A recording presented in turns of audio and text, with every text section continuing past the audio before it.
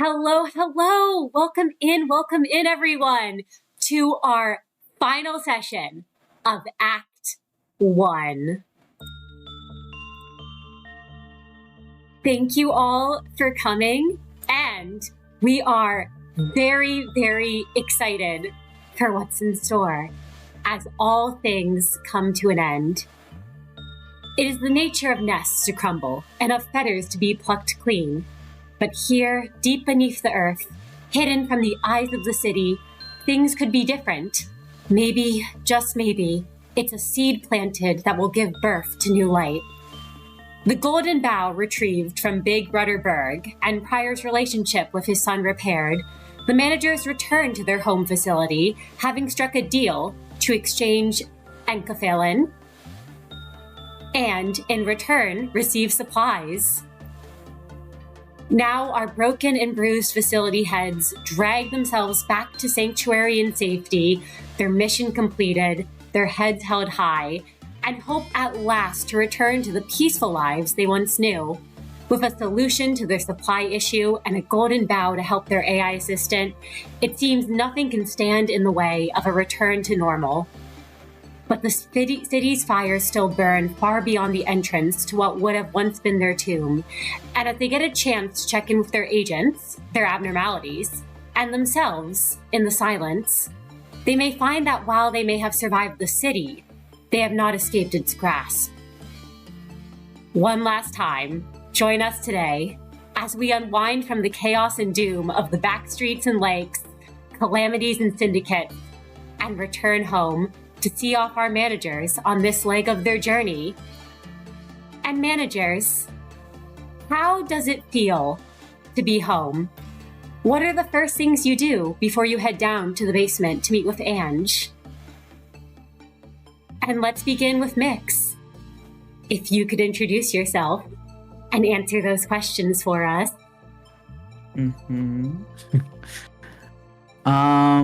Well, gosh. I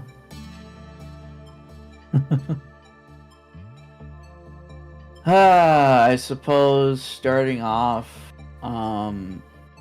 Miix feels a sense of, I suppose,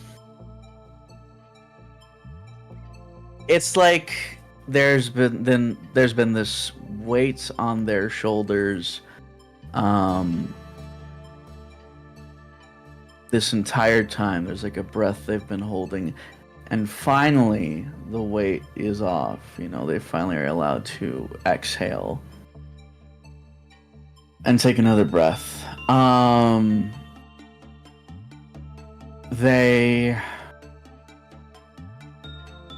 It's not that they feel like they're home, but it's a familiar place, To them, it's not home, but it is a haven.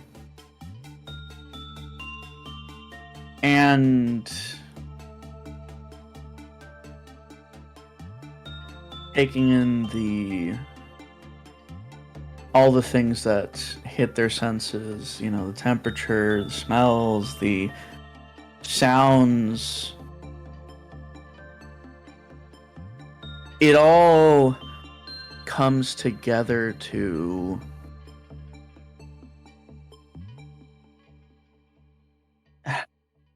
it's a reminder of where they were. And the Miix from all those days, weeks ago, is a very different person from the Miix now. Their posture's different. The way they look at things is different, and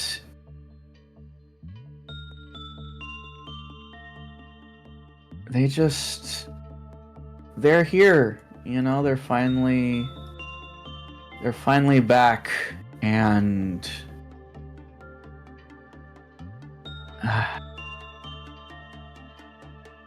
it's the sort of melancholy, that they return to.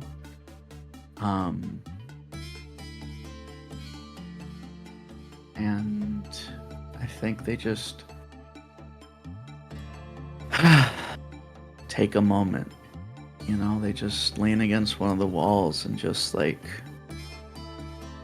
stare into nothing. And Miix, as you stare into nothing for a moment,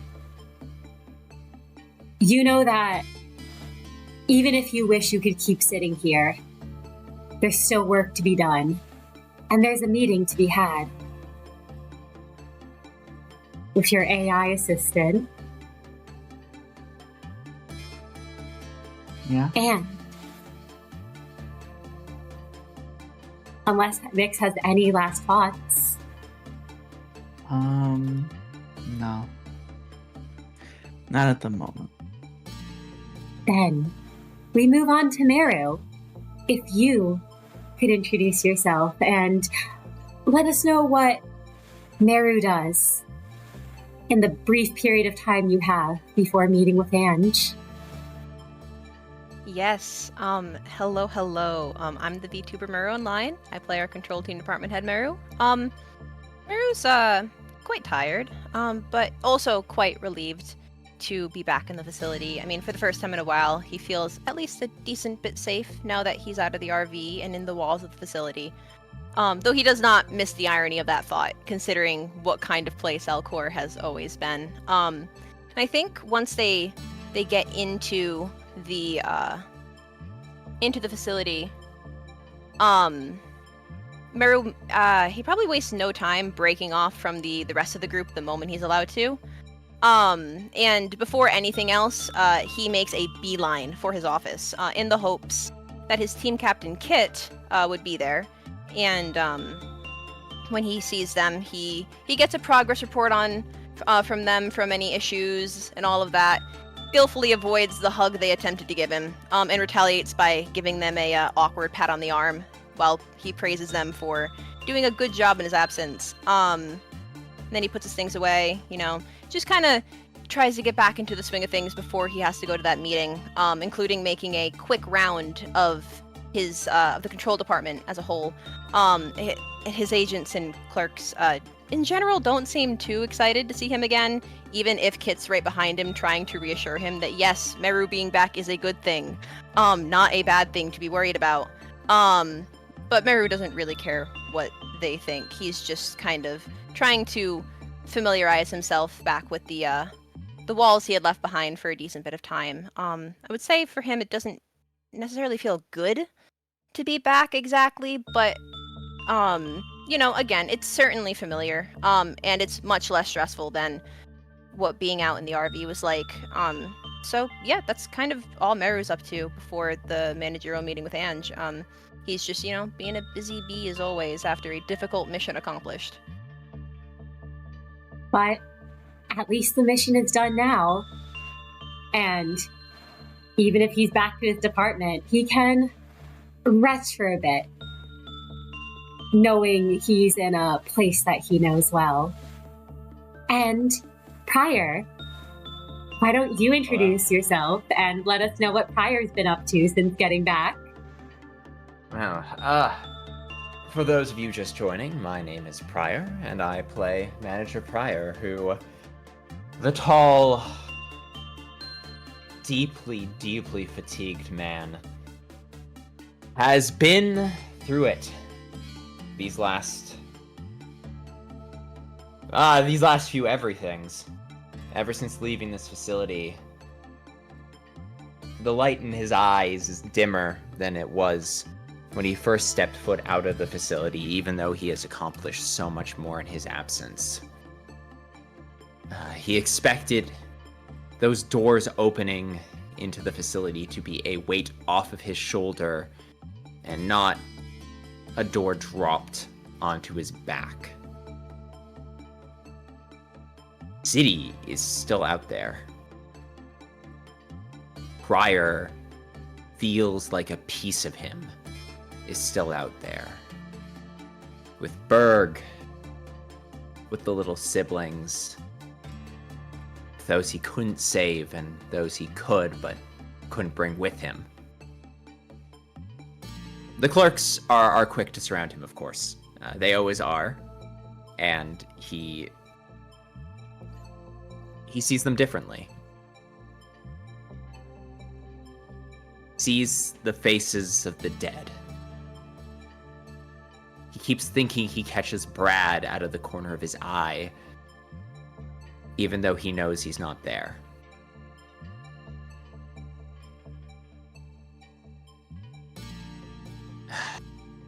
Pryor tries to remember that these people are why he suffered so much.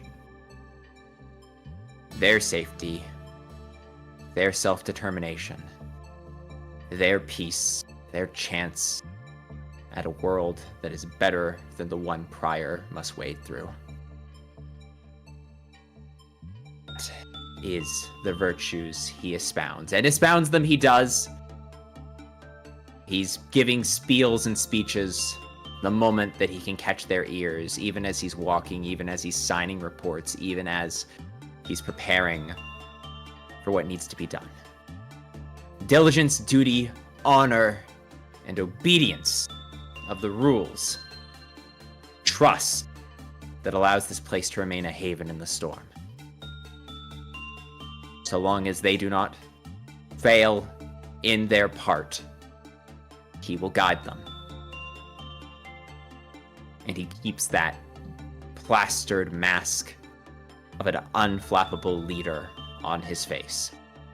Not because it is what he feels, but because it is what he must feel to protect these people who deserve no less than a leader, a great leader, who will bring them all to safety.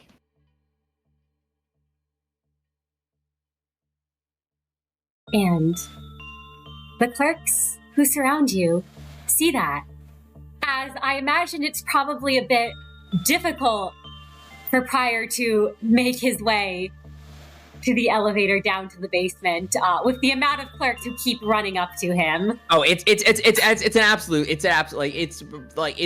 like watching rats swarm like a scratching post. Like it's just like Pryor is like wading through them like they're molasses.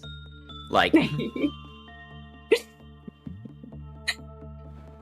Thankfully, you are able to assure them that you will return and that you have some business to take care of, which, well, I imagine one clerk might try to make a rush for the elevator. Another one's able to stop them. Yes. And this leads us to Kai. Kai, why don't you introduce yourself, and why don't you also let us know what Kai has gotten up to since getting back to the facility? Hi, I'm Kai Calypso, Sea Bunny VTuber, and I play Manager Kai of the safety team, who is like so relieved to be back. He was running on autopilot for God knows how long, and the moment that he saw the fluorescent lights of the facility halls and, you know, felt the cool rush of AC, I think that it's almost like the guard that he had put on for all that time, you know, the constant need to be ready for a fight, the survival instinct, it's like all of it was zapped out of him at once, and he became far more reclusive and introverted for the very short amount of time that he has before he knows that he has to regroup with the managers. I imagine that the first thing that Kai does,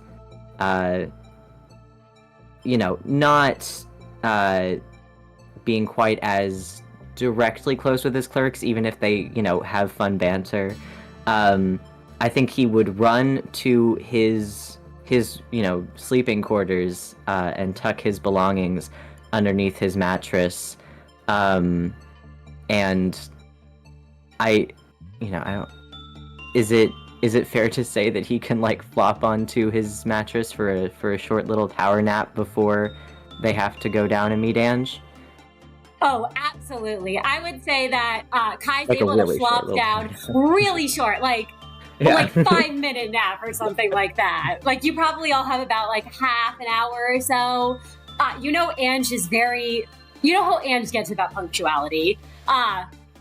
It's a 5-minute lay down and loud groan into his pillow.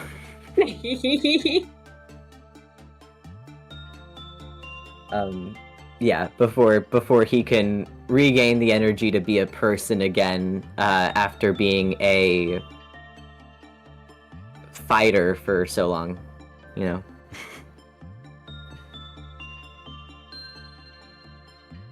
Absolutely. He has that moment to do so. And then, managers, I believe, are you all ready to head down to the basement? And Ange,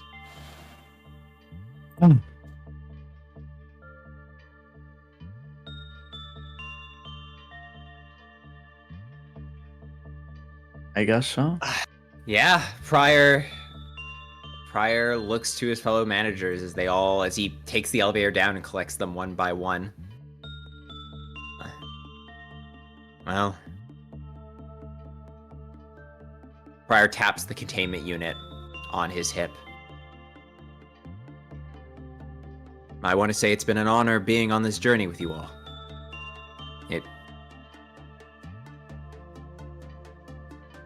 It's strange to say that it's over, but we accomplished what many would think was impossible. And I'm proud we were able to do it together.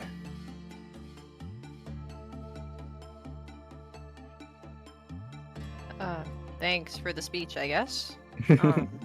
Yeah. Why don't we Kai get smiles at the finished? sentiment. Pryor slams the now only active to them basement button. and as you do so,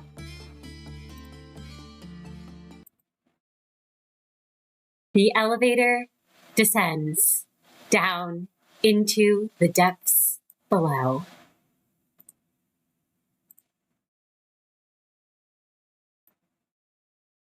And when it opens, you find yourselves greeted with Ange. She's been waiting for all of you down below in the basement, and you see her body continue to flicker in and out of existence. The heart of aspiration continued to be worn on her chest, situated where humans would be, but on the outside.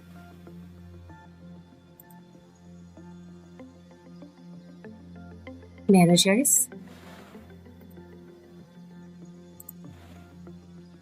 Ange, good to see you again. I'm trusting you got my report I sent ahead of our arrival. I did indeed, Pryor. She collects herself and says, Manager Pryor, I have read over the entire report. I have recalled all of our conversations along your journey, and I am well up to date with all that you have provided me with. It's a group effort. He looks between the rest of the managers and smiles and says, Now then, I'm sure you've been waiting to get your hands on this ever since we introduced it. Hold on, I have to open the containment. He pops the top of the containment and, reaching inside, very carefully, He withdraws a brilliant golden branch very carefully. Ange's eyes open, and you can see those cracks of gold peering at the branch. And she waits to be presented with it, but you can tell there's a curious look in her eyes as she's studying it.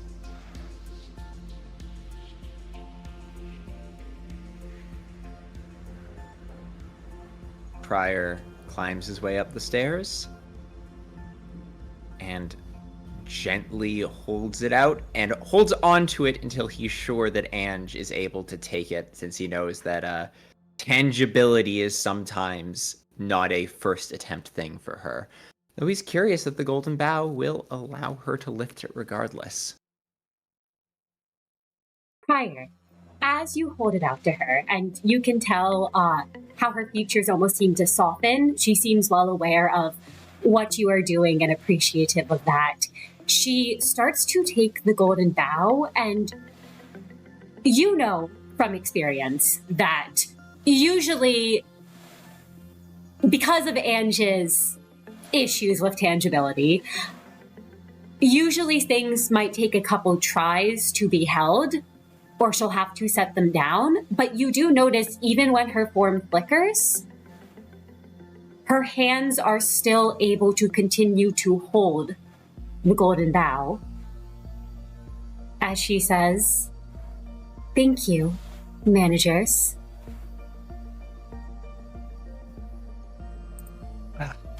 Prior hops down and smiles. That's already a good sign, isn't it? Yes, I believe so. I confess that I was not certain of whether I would be able to hold this object or not for a prolonged period of time. I do believe, however, I still need time to make use of this. Well, we have all the time in the world now, don't we, everyone? Better.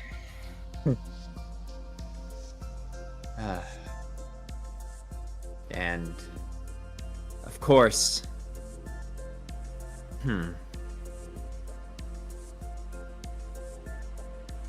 while we're waiting, everything's still going to be happening up there. I mean, I'm sure we weren't tailed by anyone, but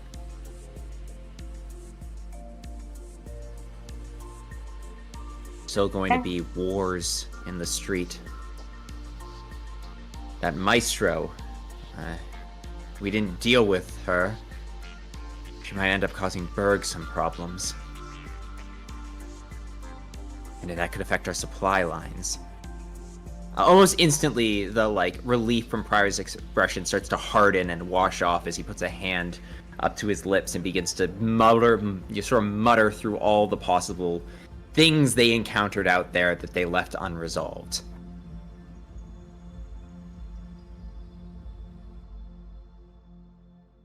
Ange picks up on this, and her eyes slowly shut again as her smile drops back to that neutral expression, and she says, "There is much I have yet to collect in my database about the surface, but from what you have recounted to me, it sounds like Berg should be capable of handling himself. And at least in the facility, I can assure you all that I have had things under control. I have a report of all the breaches that have occurred. There have been no casualties, under my guidance, of course. I would not allow for such loss of resources.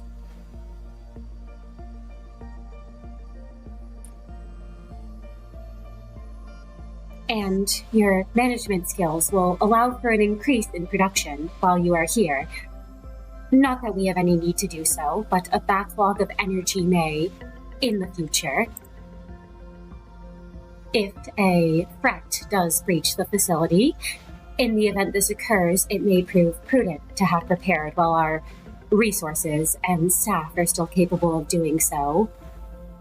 You can tell, I imagine. I won't ask any of you to make a wits insight roll unless any of you would like to.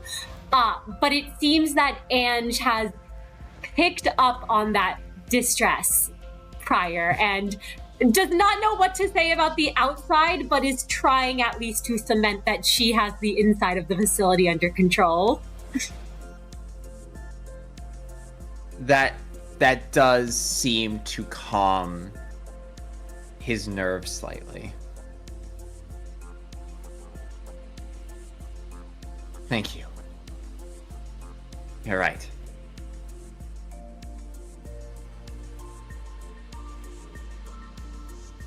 As always.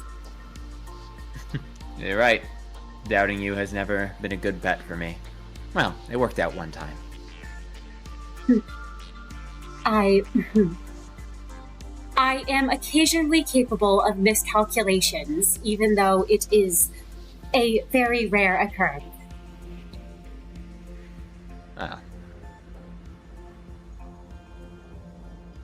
Prior just smiles for a minute, and for just a second, he seems just a little bit less exhausted. However, he does sort of draw his lips into a thin line and say, "We'll have to get back to our management tasks. Not that you need me to tell you all that. You know how to run your departments better than I could tell you how to do it. We'll get back to our regular management meetings. Business as normal. L Corp's back functioning again. For the time being."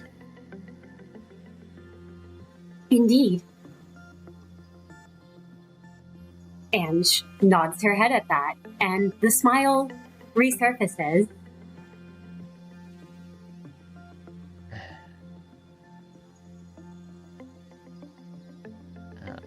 So we're done. Prior- That's what we're saying. Almost done here.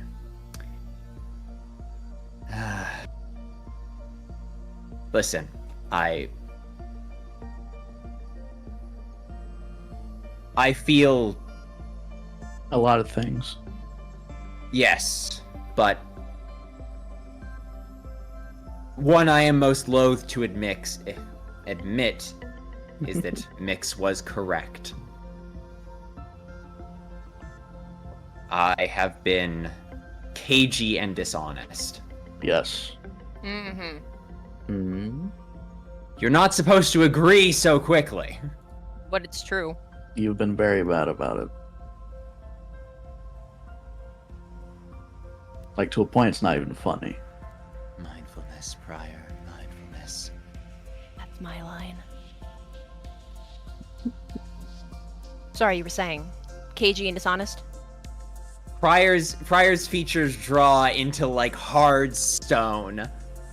And as he looks down and clears his throat, I feel it is necessary to mention what occurred on the vessel with Berg. My capacity to survive what I shouldn't. I don't want any misunderstandings or further confusion.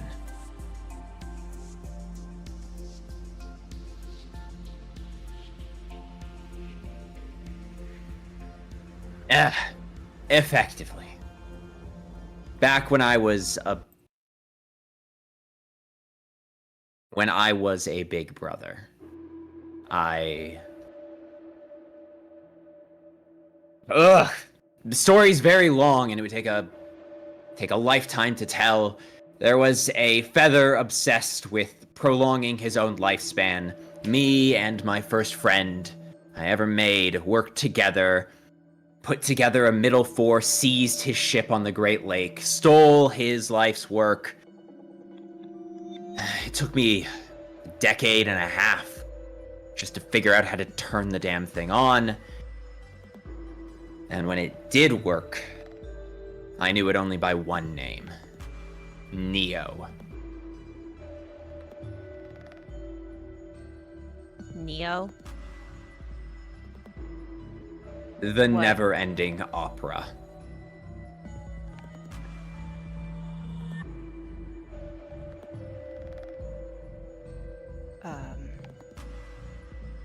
Yeah, I know. I didn't name it. But it's appropriate when you take a look at it. You ever see the inside of a piano, Manager Merru? Can't say I have. Beautiful music it makes. But it's through sheer violence. Hammers striking keys with enough force to cause reverberations that echo through the earth and the air. Thousands of hammer churning a melody onto meat. That is Neo. Hungry for sheet music, written on the inside of human flesh, deposited into its maw, it turns them into a melody, and that melody becomes an act that will never end. It burrows deep into the earth, into the air. I admit it's not what the device was made to do, but it's what I made it to do.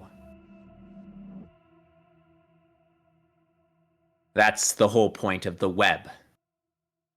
The club in our district. It was a vault to protect Neo, and an endless source of food for my immortality.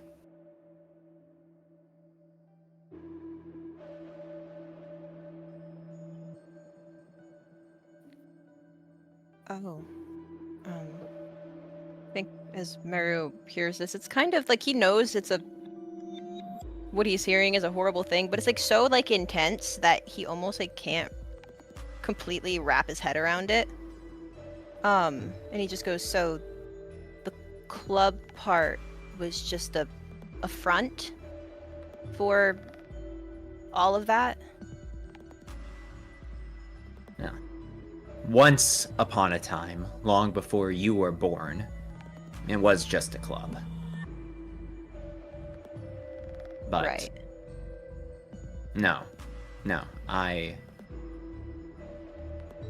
made it into fertile soil for roots to be put down.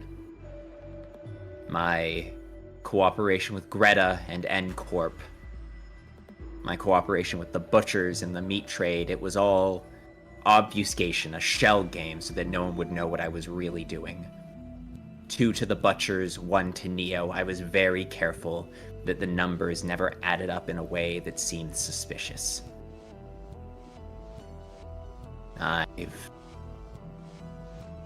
have fed far too many people into that machine.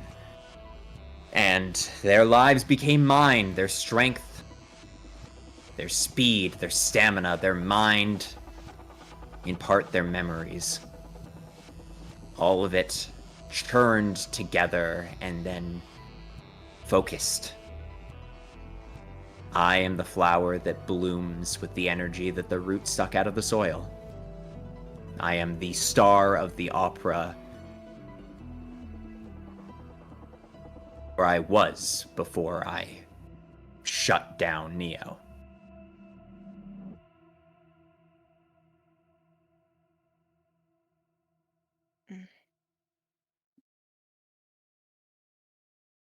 Ange has been silent up to this point. Even with her eyes closed, you can feel that gaze on you. But you hear her ask now, why shut it down? What led to such a change?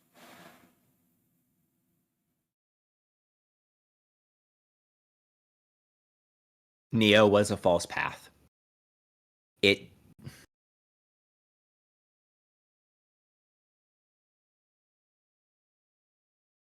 It was poison.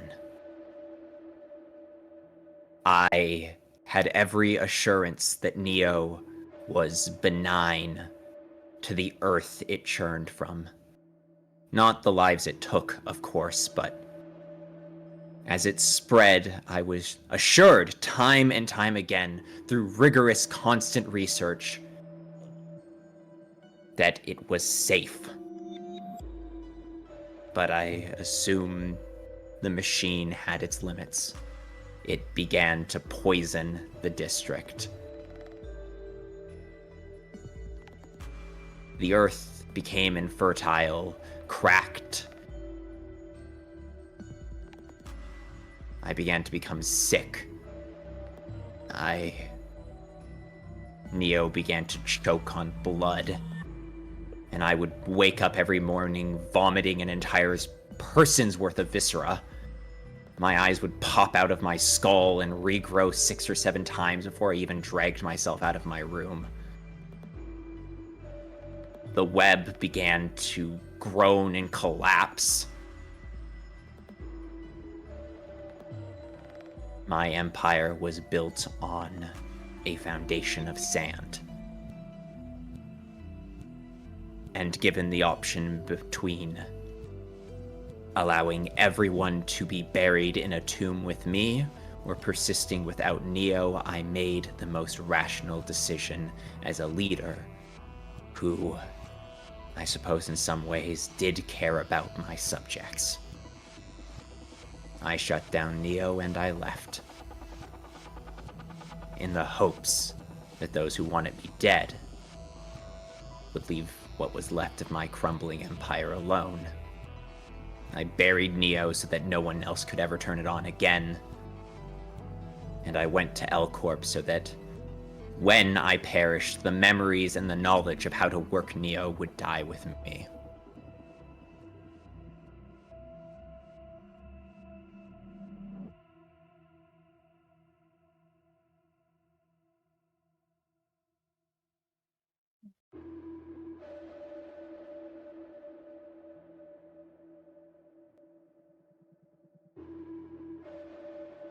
So, what happened back on the boat? Is that something that could happen again? Or I don't get it. When Neo's roots were spread out, I was truly unkillable within its area of influence. Even beyond it, my strength was unparalleled. I was, without a shadow of a doubt, a star of the city, ready to crash down upon anyone who opposed me. And now I am but a shadow of that man. I have not aged a day since I left the facility, the web, nor do I have my strength and speed, but I do still hear its echo, the faint, lingering dredges of music that play within me. I imagine I can pull myself together time and time and time again. My body is human only in that I am constructed of human parts in a human arrangement. And my brain is thankfully mostly the same gray matter it started with. I don't think I can survive that happening to me again and again and again and again, but so long as it's not too frequent, yes. If I am obliterated, I can pull myself back together through sheer force of will. Okay, so... But not invincible. Not... Okay. If Berg had hit me with another attack like that, I would have stayed a smear on the deck. Or at least I think so. Right.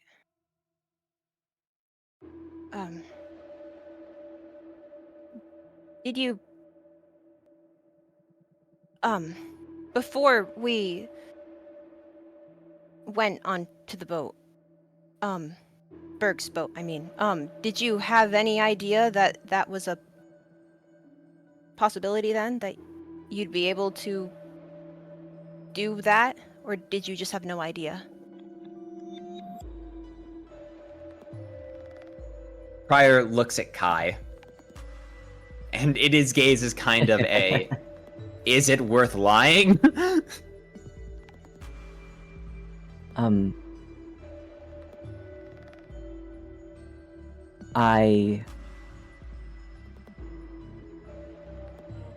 I will not speak on behalf of Prior, but I was aware that that was likely to happen. Hence my not freaking out as much as I should have been upon seeing him in such a state. Prior smiles at Kai for just a half a moment. It's a sad, somber gesture. And he turns back to Merru. I had not pulled myself back together in a very, very long time. I imagined it was a possibility I still could, a very highly likely, very plausible possibility, hence why I specified so much that if Berg was going to unleash his wrath on anyone, it should be me. I will also admit that there was a chance it might not have worked. I gambled, I suppose. But with a very, very, very loaded set of dice. Upon hearing that, Merru, he kind of visibly tenses a bit, and the one eye you can see narrows, and he goes, so you both had an idea that that would likely work, and you decided to not let us know, to not be concerned if something like that were to happen? Instead, you just let Miix and I go into that thinking that if Prior died, then he was dead. That doesn't seem very fair. It's not fair, and I ask thought that you you were direct dead. your anger. You're right, it's not fair. Please do not direct your anger towards Kai. He was only acting because I asked him in every form of confidence between us that he not reveal the nature of my condition. To do so to you would have been a deep betrayal of me, and I ask that you forgive me for asking him to do that. I would have preferred to live my entire life never having to go through that again. And I would have preferred the rest of you not to be aware of the fact that I am capable of such things.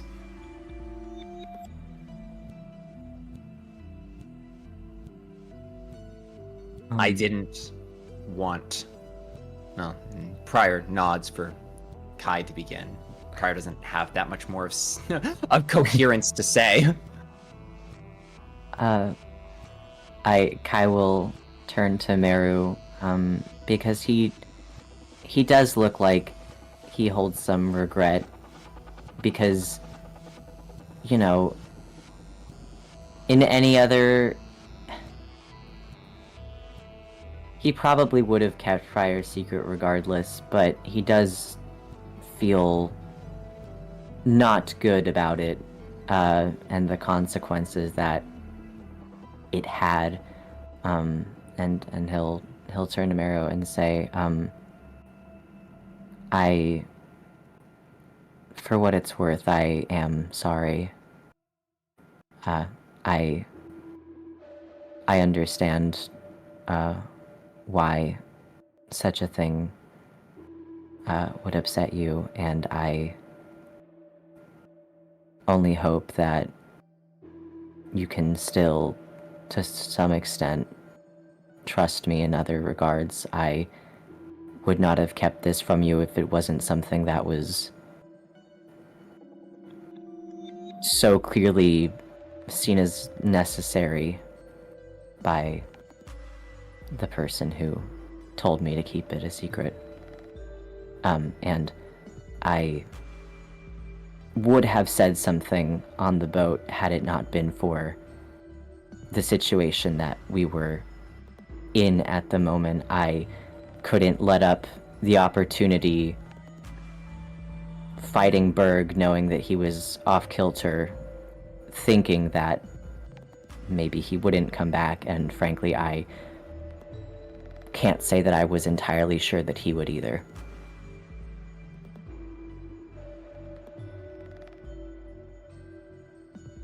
Right.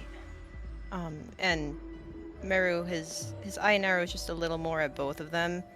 He doesn't say anything more, but he does just look away from everyone.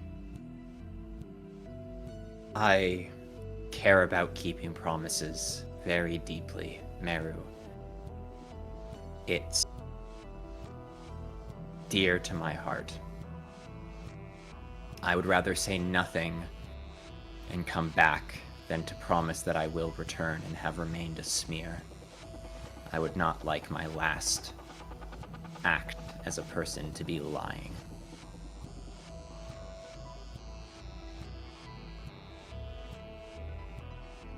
Fine. It's fine. Well, I do apologize, Miss Ange, that we don't have any footage of that incident, but I can promise you didn't miss much.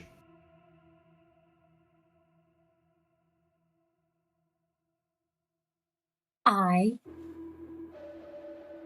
am simply satisfied that you followed my order to you of staying alive. And you can see her form start to flicker a bit, particularly when you had mentioned that gamble you took. Those eyes pressed closed. And she simply nods and says, Lobotomy Corporation, and as a result, I did not have any of this in our records. Are there further properties or cause for concern I should be made aware of? Neo is gone. Its roots are tainted. What echoes of the machine are left are not anything we need to concern ourselves about. I am no longer connected to it, and I am no longer near it. I will not... I will not age until the machine churns through all the years of all the lives of those I threw into it, minus the strength I used as a big brother to exert my will. Until that day comes, my form will not change, my flesh will not wrinkle, and at least aesthetically I will knit myself up perfectly. No scars, no rashes, no bruises. No signs of age or wear or tear on this form. That is the extent of what is left of Neo. I will suffer the consequences of my failed actions for a very long time. I see. She slowly nods at that and says, It would appear that your state of being is not so dissimilar to mine, when it comes to the passage of time, at least. I hope you're not sick of my face, Ange. You'll be seeing it for a very long time unless something else happens. A smile does crack for a moment on her face as she says, I can assure you, Manager Pryor, that it is welcome to see yours and your fellow managers' faces again.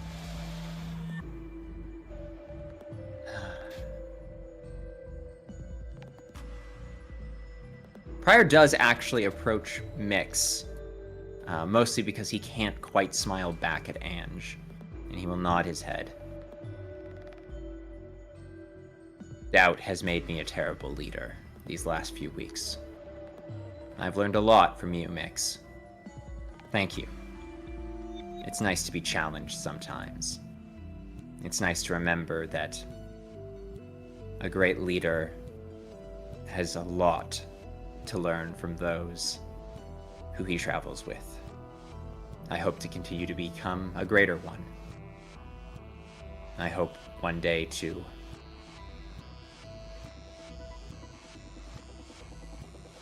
I'll be able to match all of the expectations of those who I am honored to serve.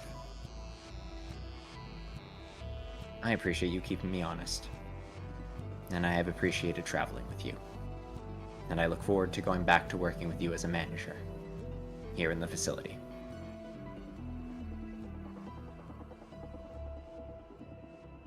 Miix looks conflicted. They aren't. I mean, it's like with Merru, they're not very happy with Pryor right now. They've just kind of held their cards more to their chest. I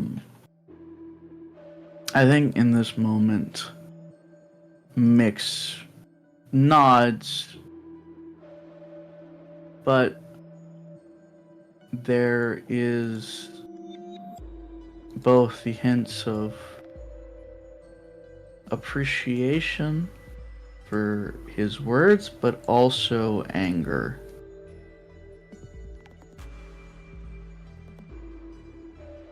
Beyond that, they say nothing. Pryor will nod his head, turn back to Kai, give Kai an appreciative nod of his head. I am sorry to have put another burden on you, Kai, but I thank you for that. I hope in the future I will stop asking you to do such things for me. This is, I promise you all, the last of my secrets worth telling. I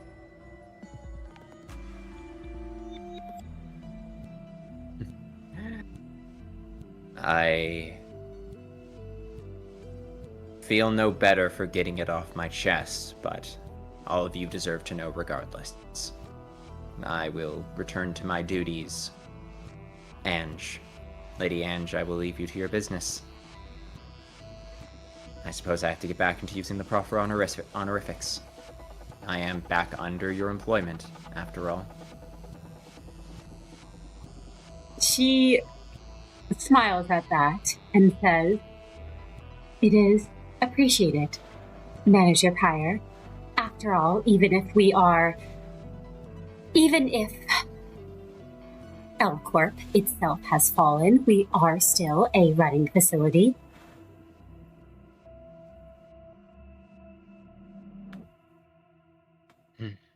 And that means we have a lot of work to do, and a quota to meet now so we can get the supplies we need to survive. I'm going to go rally the clerks and start the workday. I bid you all whatever time it is, a good one of it. Pryor. Ange calls out to you as you begin to go.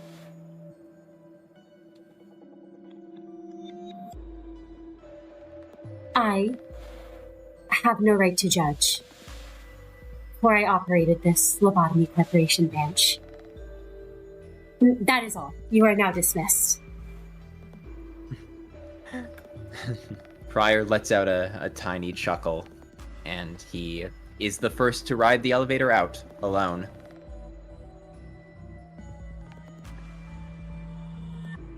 The rest of you are left down here with Ange. Do any of you say anything to her, or do you all decide to head back up and continue your duties? As soon as Merru is able to, he is leaving this room. He does not want to be down here longer than possible. He's not exactly in the best mood at the moment. So without saying anything to the others, he will simply leave. Miix. Kai. Oh, Kai, were you about to say something? I was gonna say that Kai feels a decent amount of guilt for the whole not telling Miix and Merru about Neo thing. And unless Miix demands a more direct apology or an explanation, he will probably quietly skirt over to the elevator and make his way up separate from Merru, so as to give him space to process. Absolutely. Do you say anything to Kai, Miix, or do you let him go past? No. Miix will nod at Kai, though, but... Kai will nod back as he heads to the elevator. And, Miix, you're down here alone with Ange.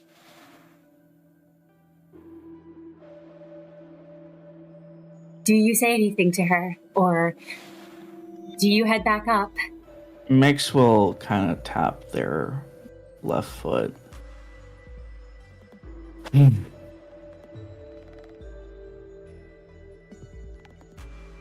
Manager Miix, can I provide assistance? You're not still mad, are you? Ange, for a moment, those eyes crack open, and there is the slightest hint of confusion before she quickly covers it, and she goes, "Oh, regarding the RV comment." Yeah.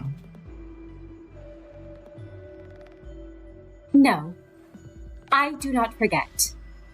But I have come to understand that you humans can be very peculiar in your method of speech and attempts at compliments.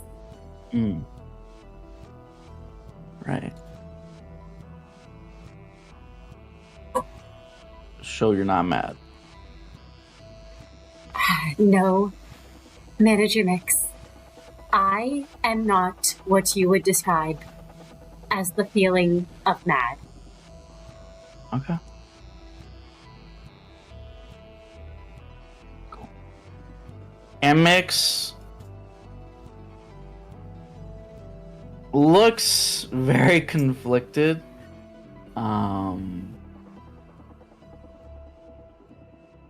They look quite guilty. But they put one of their hands in their pocket and the other one they just sort of run through their hair and say, "You know, you said that you and Pryor had a similarity, you know, with the whole long-lived thing, among other things, right?" That is correct. I would consider the fact that I am not designed to age. Even as time passes on, my appearance has always been this.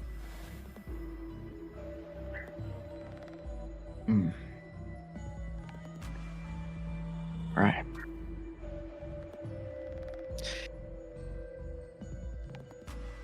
Right. Gotcha.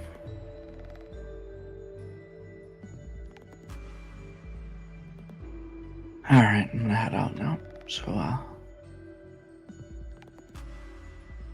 Please ya. do take care, Manager Miix, and Manager Miix, for what it's worth, in the way you think of me as a machine, I think of you as a sack of meat, puppeteered by a brain. And if you look, do you look over at Ange when you hear Miix this? will look a little. They're caught off guard. She is smiling. There is not malice on her face. I will also not ask you to make a wits insight now. It is a genuine one. And she simply goes, now I believe in our game. We are even.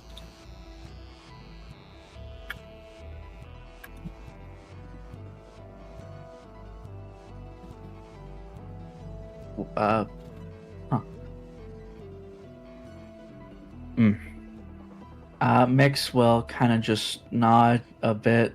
They look very taken aback.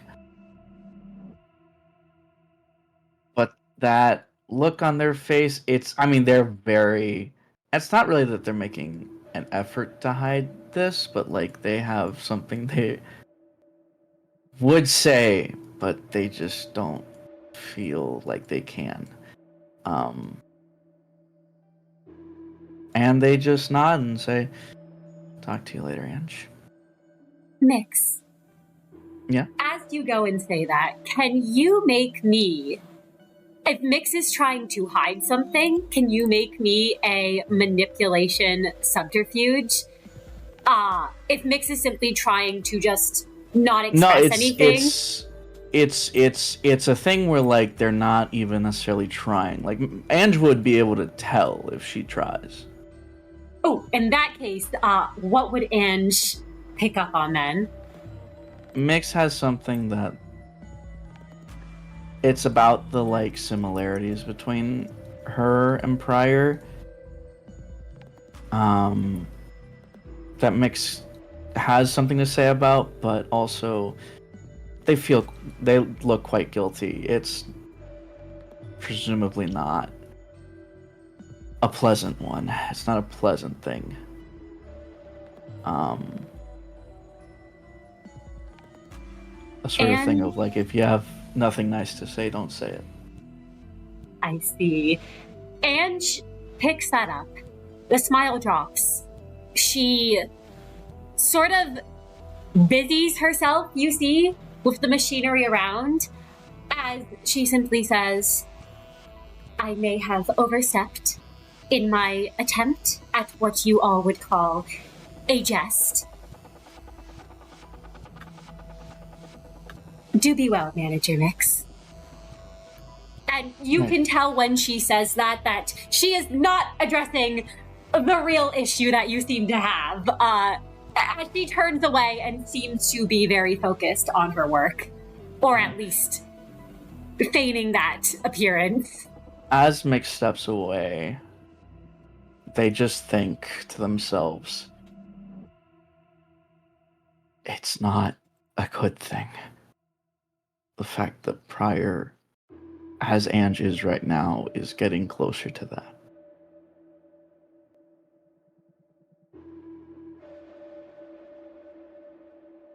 It's not good for him. And they're worried.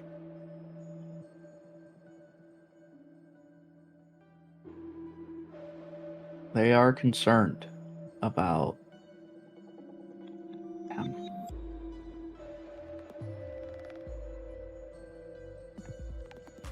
And they just step away and go to the elevator. Absolutely. Ange watches you all go. And as you all head back up the elevator, and reunite in the control team. I believe there is a certain L Corp employee that you all have to introduce to the facility.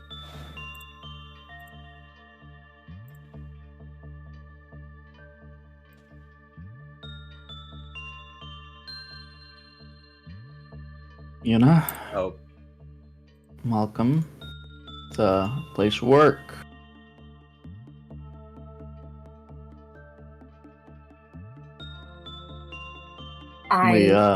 We do work here. That's about all we do. I imagine you would. You all notice that Yuna's been looking around the whole time, very nervous. They haven't left the department you all dropped them off in. They've just been kind of like nervously sitting there, staying very far away from any containment units in the area.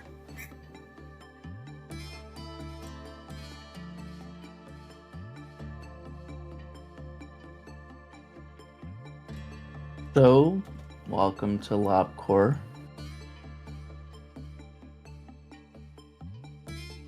Prior is silent. He is aware that he and Miix are perhaps not on the best terms at the moment, so he's not even going to playfully interrupt. However, he does have a couple clerks nearby. He does walk up to Miix and say, "Hey, if you'd like me to assign some of my clerks to keep an eye on Yuna and make sure that they feel supported, I'd be happy to lend some of my staff." Yeah, it's fine. Do what you want. Yeah, alright. Yo, holy shit. And Prior points up at the sky. Did you guys see that?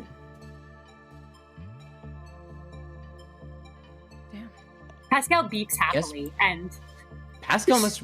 I imagine this place probably reminds Pascal of the, of L Corp in some ways. Aww. Long, open hallways, plenty of room to fly around, lots of obstacles to land on and navigate.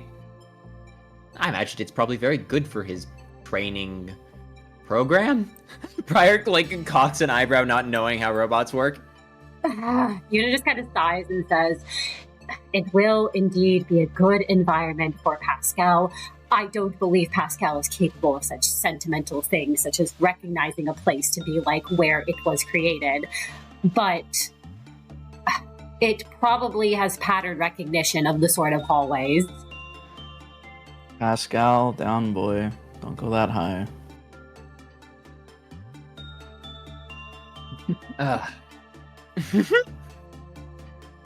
Well, he's the most obedient pet I've ever seen in this hallway. We should have Pascal teach Poda a few tricks. I don't want to. If you put my Pascal near any thing that resembles Poda, I will not be happy. What the fuck is a Poda? Do You've got a lot not to be learn. fooled. Yeah, do not be... Okay. The Rule worst number 1, dog. Yuna. That's actually very important. You see those giant metal doors that separate the containment unit facilities? Don't look into them. Don't go near them unless you're assigned work on them and you've read the entire safety briefing. Some of them can even make you see things that aren't there to make you try and open the door and go into the room. I see. And you're sure this place is... You're sure that AI assistant has this place under control? As much control as it can ever be. Yep. The good news is, the deterrent system does have a built-in warning, so when the deterrence drops and the creature risks breaking physical containment, we normally get at least a few moments of warning before it's able to breach the room so that we can evacuate the area and send in the agents. Thankfully, because we don't need our most skilled agent to be doing work. A lot of them can just be on suppression. We have much more competent fighters than... Pryor is almost going to say all of us, and then he says most of us, looking at Merru.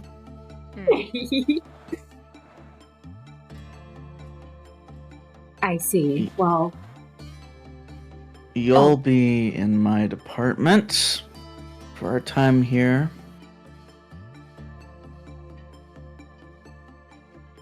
Yuna... Go ahead. Oh, no, you continue. Yeah, I think Miix says, I am the department head of the information team. We do things similar to what you did back at K-Corp. We analyze the abnormalities, we write up a profile on them, we think of solutions to the issues that these creatures cause. We collect, analyze, archive all the observation data, any interview logs. We basically are responsible for the vast library of information that that contains all of the information that we have here. So, shouldn't be too different from your old job. You'll just be working with a different kind of subject. I see. Well, that shouldn't be too difficult. Energy production, right? Exactly. And the info team also no longer Reich's info. So there you go. We used to conceal things, but at this point, you don't have to worry about censorship or anything like that. Yes. All the Abno data is now compiled into the safety logs, which you will be given a full stack of to read through at your pleasure. All the information we have on all of our abnormalities. Don't worry, you won't be sent to work with any until we can do a full virtue write-up, get you through mandatory training, and put you on some safer work, I imagine. But the actual duties, of course, will be Miix's prerogative. Manager Miix. Apologies. I forgot we're at work. I can give you the grand tour if you'd like. Yeah, that works for me, boss. Thank you. Boss, manager, Pryor, both. I'm not excited about what these things are capable of, but I do admit I am curious to see what's in those information logs. I've heard a lot about abnormalities, but never actually gone to study any myself. You can tell Yuna's starting to there's this light that's come back to their eyes that you all haven't really seen since you first met them in K-Corp, where they seem almost they seem a little too excited, but it looks like the idea of information, the idea of gaining new knowledge seems to have almost roused their spirits again. Although you also have a feeling, Yuna, learning information and actually having to interact with the abnormalities are two very different things, as you all know very well. Yeah. All right. Well then, I will actually bid you all a farewell. I'm going to go with our surface extraction team and offload everything from the RV, make sure that it's all brought underground and moved to the appropriate locations. Yuna, welcome again to Lobotomy Corporation. Thank you for putting your trust in us, and I hope that you will find a long and prosperous I'd say career, but future here in the facility. Well, Manager Pryor, I guess we really are. You know, before I was working for Boss and all of you, but it feels much more official now. But no, I do appreciate it. I might not be here by choice, but I confess this isn't the worst place to have ended up. And you can see there's starting to be a flush on Yuna's face saying this stuff.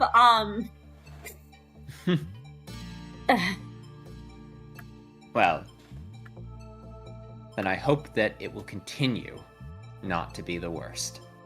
That's what we strive for here at Lobotomy Corporation. Slightly above hell. In the city?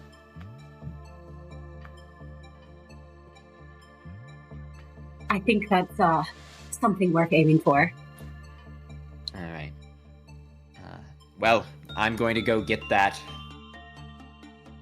surface team ready. Good luck, everyone. And I suppose I'll see you at work. Or tomorrow at... Pryor checks his notes. What the hell. We'll sleep in a little bit. 6 a.m. for the manager meeting? Sure. See you then. And Pryor will go to bring all the things they've recovered from the RV down, and including the tearful thing and their remaining civilians they've rescued, now that he's sure that they've been secured. Absolutely.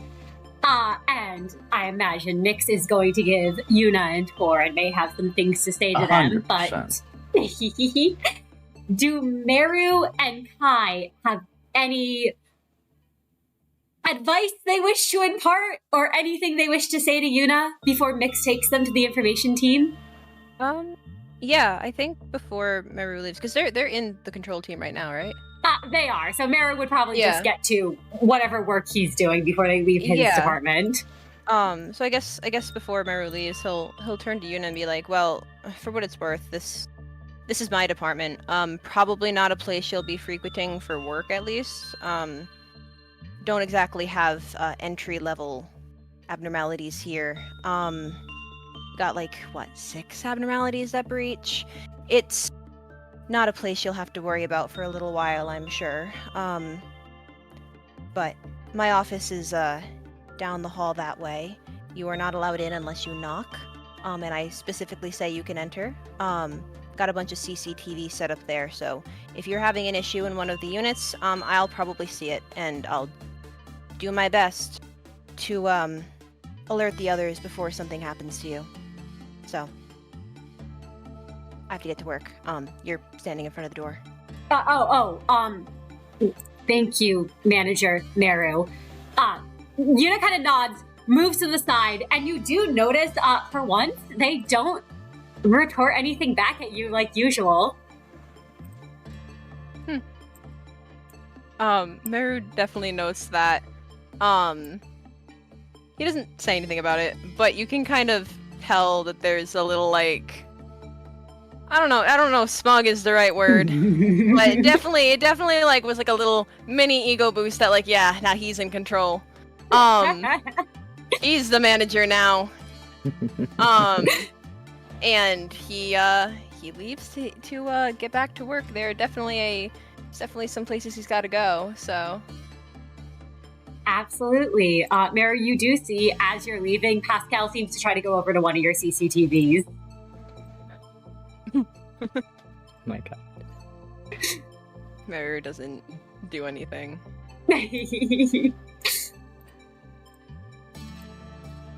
And Kai, do you have any final words or bits of advice for Yuna?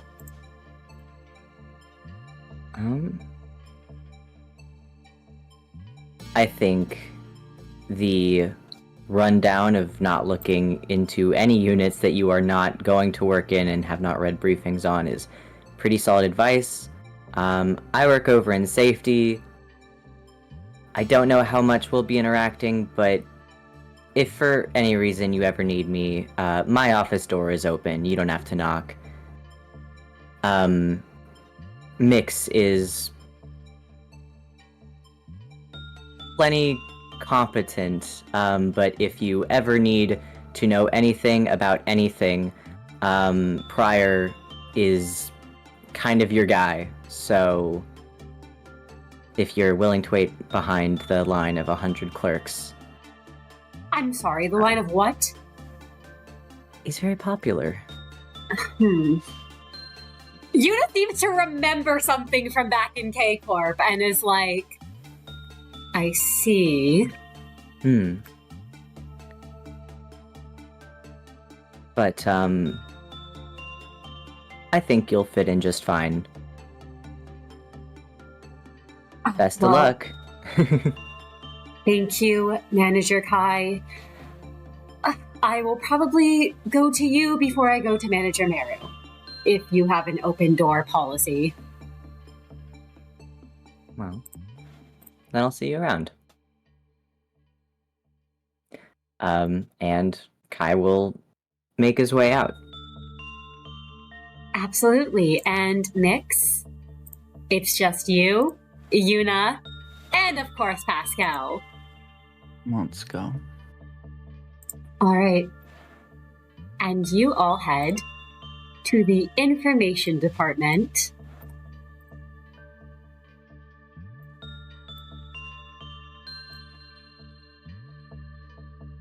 You can tell that Yuna's looking around, seems incredibly interested in everything. It's staying far away from any doors as you walk down the halls to the info team, sticking very close to you. I don't know if there is anything in particular you point out to them on the tour. I think Miix, sort of as they're all going, they sort of point around and sort of just introduce the different abnormalities. Sort of like, that's Yang, that's Yin, don't let them connect. That's Big Bird, be careful. Child of the Galaxy, don't get too close. Night of Despair, Scarecrow, don't touch me. It looks like just a button. Just, if you touch it, we all die. Oh, Yuna moves away from the door that they were starting to walk towards. Bloodbath, don't really, you gotta be careful with that one. Snow Queen, don't approach, nothing there, don't approach. Sort of like very nonchalantly kind of just like explaining like, oh yeah, there's this, like the horrors. Miix sort of continuing and saying, I'm going to be blunt with you, Yuna. Yes. Our department, by far, is the one with the highest death rate. I see. That being said, it's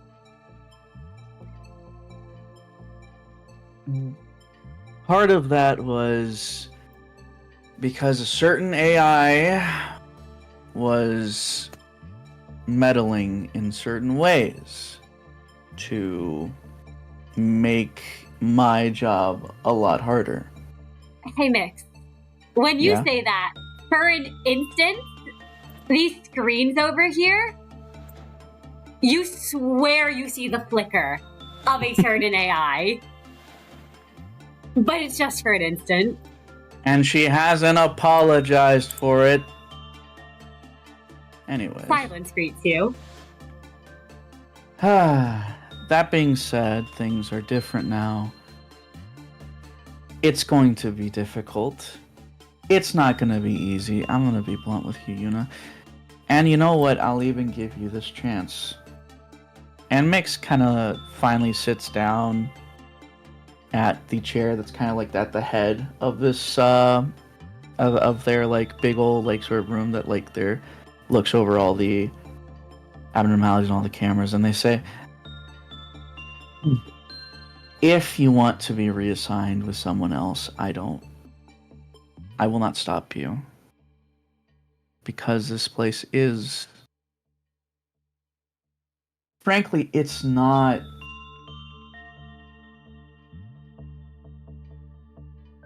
Like I said, it's not going to be easy. It's not.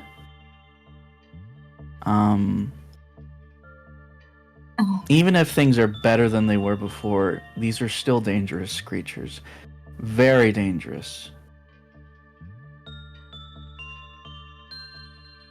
And if you Boss. want to choose to go somewhere else, if you want to work with Pryor, or with Kai, or with Merru even, I'm not going to stop you.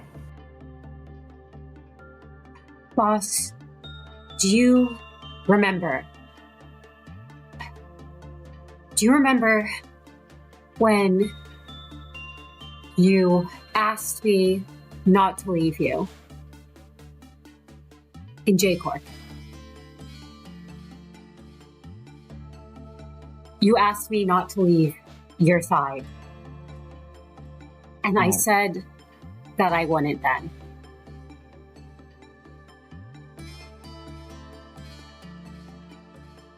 I am under your employment, and Yuna starts to say something, goes red, looks away, and says, we have a promise, a contract obligation of sorts to one another. I have no intentions of leaving your department. Now, I will ask that you not assign me with any of the abnormalities that are above what I can handle. I would also hope you trust me to figure out what I can and cannot handle. And you can kind of tell by that. You just start sweating a little, in the sense where you tell they're a little worried about the abnormalities. But they say, the point I am trying to say is that I wish to work for your department, boss. I don't have any intentions of going elsewhere.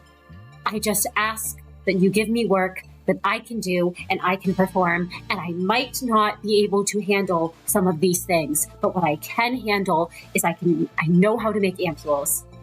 I know how to take care of the tearful thing. And I know information. I can retain information.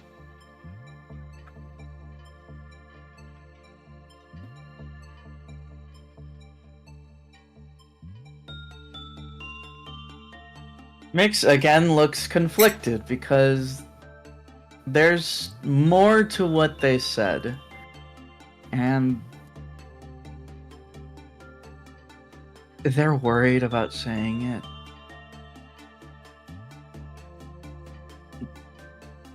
They hesitate.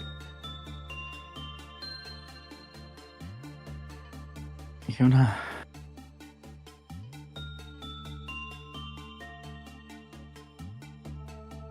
Yes. Yuna goes to say yes, boss, remembers her in private, and says, yes, Miix.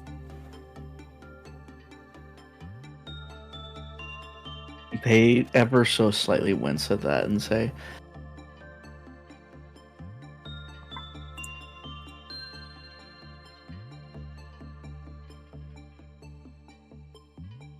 there's still more to it.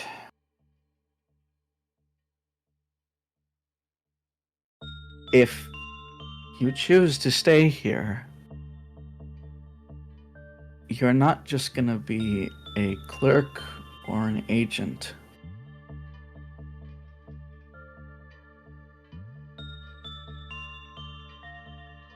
For all intents and purposes, if you choose to stay in the information team, I want you as my team captain. My right hand. Yuna's eye that you can see lights up a bit, and Yuna says, well, I was the branch manager before. I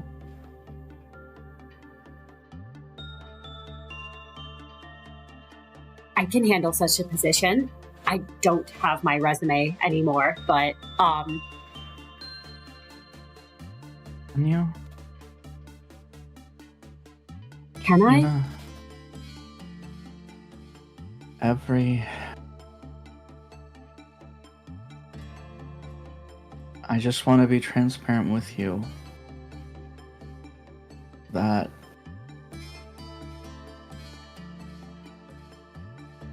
every single one I've had, they die. And it's not...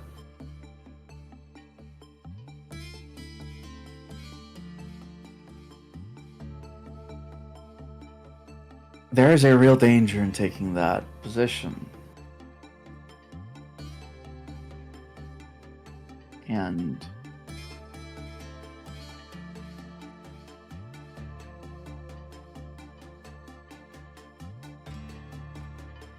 it is dangerous, and I wouldn't put this on you, but if you stay, you're my best choice.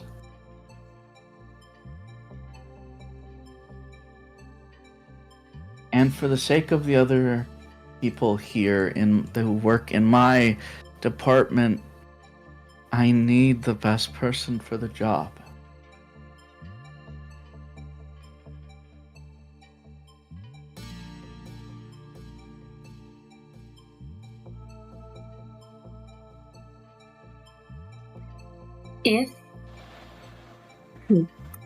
If you believe me to be the best person for the job, then, Miix, I am willing to undertake that responsibility. I can't speak on the team captains you have had in the past. I don't know what fates might have befallen them, and I can't know unless you tell me. But what I do know is that so long as you are assigning me work I am capable of doing, and I assure you, I might not have seemed it. I know I likely did not seem it while we were out there, but I know how to manage things. I know how to do research.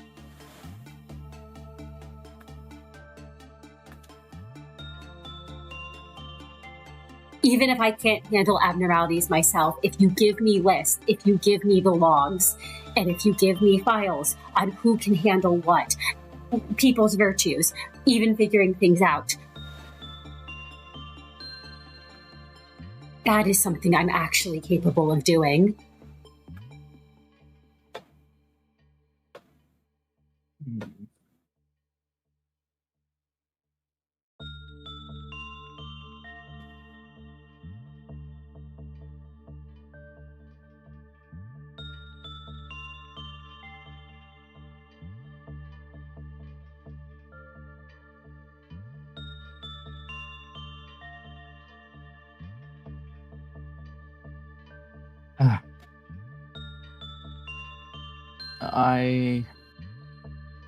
I see.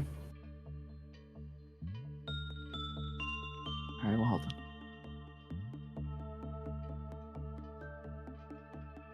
then. You'll get used to the people here pretty quickly. They're good people. They won't... You won't hear very nice things about me, if I'm being honest. I'm not... My clerks and agents aren't as fond of me as Priors or Kais. So forgive them if they...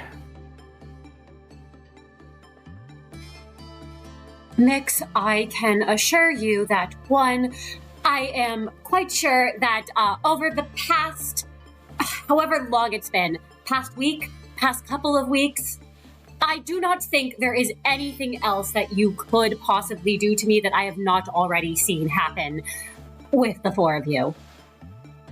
But unrelated to that, I am used to people not saying the greatest things about one.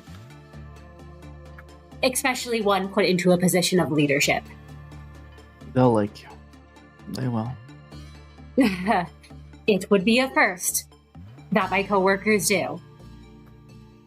They're good people. You'll go through thick and thin, and knowing you,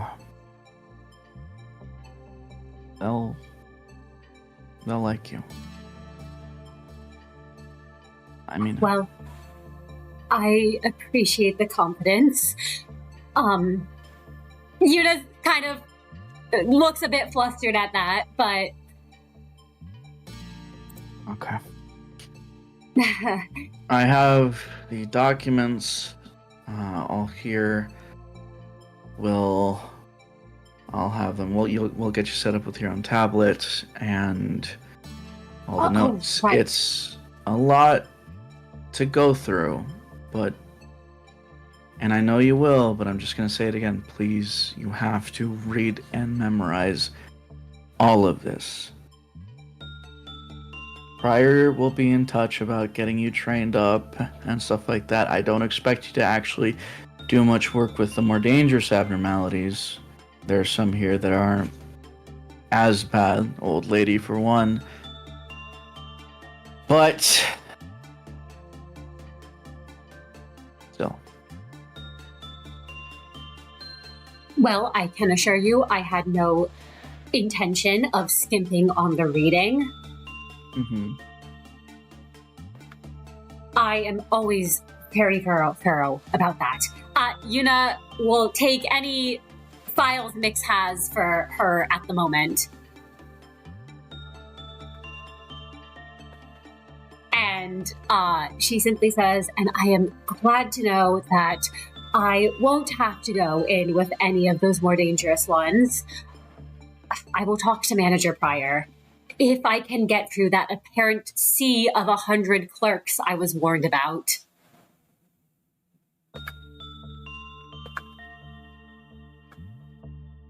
Yeah.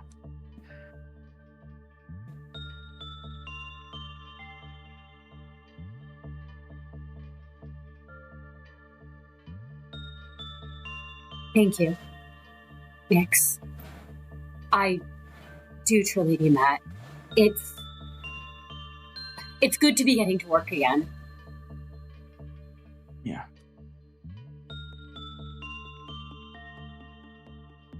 Miix nods, and they say,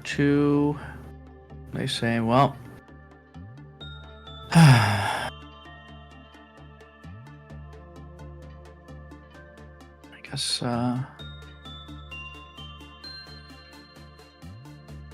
guess I can get you introduced to the others. We can start that process now, at least. All right. Yuna nods at that and then says, oh, first, the relocation of the tearful thing. I don't suppose there's an empty containment unit. I know that Manager Pryor is retrieving that right now, but we're going to need to bring it somewhere. We have one, and Miix's face darkens a bit, but they say, we have one place. There was an abnormality here. Honestly, I don't know the details. But there was an abnormality here that we used to have and don't, but it's empty now. It's an empty containment unit. we can put it there. Understood. Well, then I suppose we should go make those rounds. Yeah.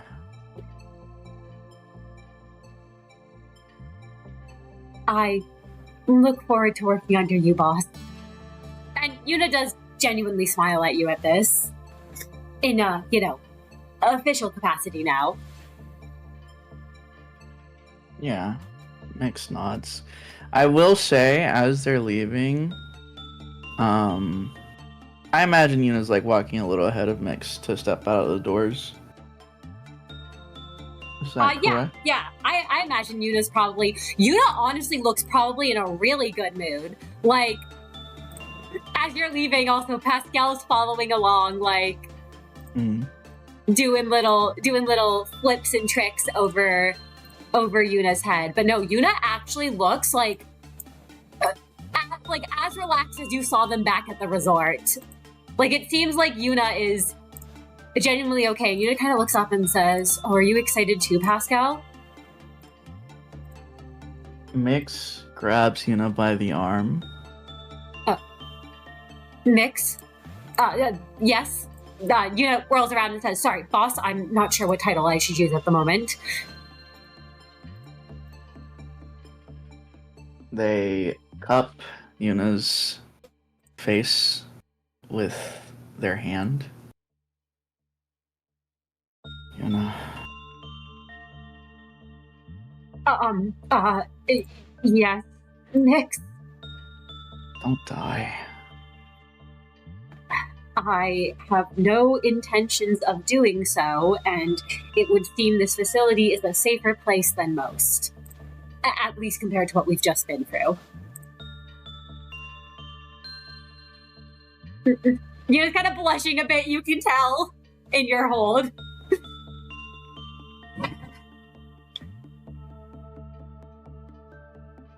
Miix thinks about something for a moment, and then they decide to stop thinking, and they peck Yuna on the cheek.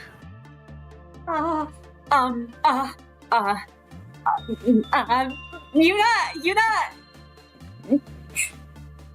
is not looking at you, but kind of moves a little bit closer to you at that. You can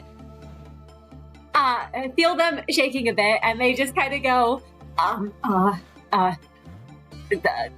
thank you, Miix.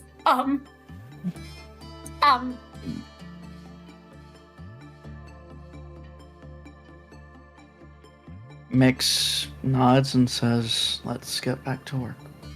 Yes, back to work. At once. Correct. and just kind of whirls around.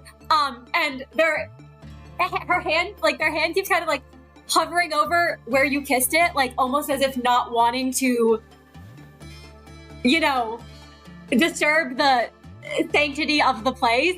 And Pascal just beeps. Pascal just starts beeping.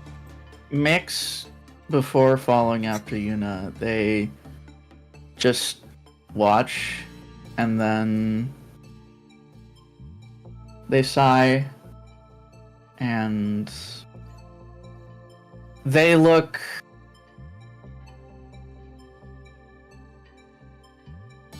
conflicted again.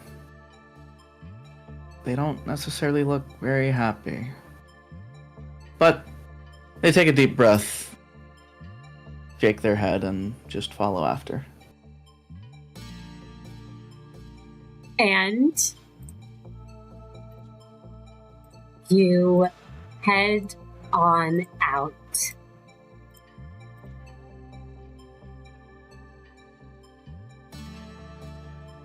And Miix, while you handle that, I imagine all of you are able to rejoin with Prior, get the tearful thing situated in the empty containment unit. And we'll switch over and see, once that is all done, how you are handling things. Pryor successfully does his duties.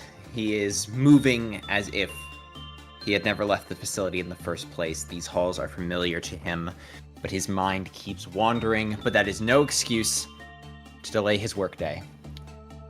People are counting on him. He has obligations. He has work to be done. And one of his duties as the head of the training department is to make sure that new staff is being situated, taken care of, and looking after each other, which is why he's going to track down 2 individuals who a long time ago he brought into the facility, and so he has not had a chance to properly induct into their rankings and had to leave it to his team leader instead. Yes, and I believe these are the individuals from back in episode 1 you saved from the Kurokuma clan. Pryor has their chart before him. As he's flipping through, he's going to approach and say, well, I didn't get much of a chance to say it back then, and I apologize for it being many weeks before I did, but allow me to formally welcome you to Lobotomy Corporation and the training team. My name is Pryor. I know, I'm reading off the script, but, well, tradition is tradition. But welcome to where we build the future and face the fear. You two are an invaluable part of our team, and I'm here to make sure that all your questions are answered, that you're not getting too much issues with the other staff, and that you feel safe, secure, and able to do your job and your duty for the duration of your time here. And now that I've given the spiel, and I'm sure someone else gave it before me, I can speak as a person. How are you two doing? The 2 of them, first when you walked in the room and approached them, you noticed both of them, more specifically, they had both been talking, but the smaller girl among them, that woman had been doing most of the talking as the man listened. And when you enter, both of their faces lit up with excitement. You could almost see them bouncing on their feet as they waited for you to finish, hanging on to every word. And she goes, oh my gosh, you're back. She kind of gives like a sort of bow of sorts and says, oh, that's not your name. I'm Fleur, and this is, C's right here. And she kind of gestures to the larger man beside her.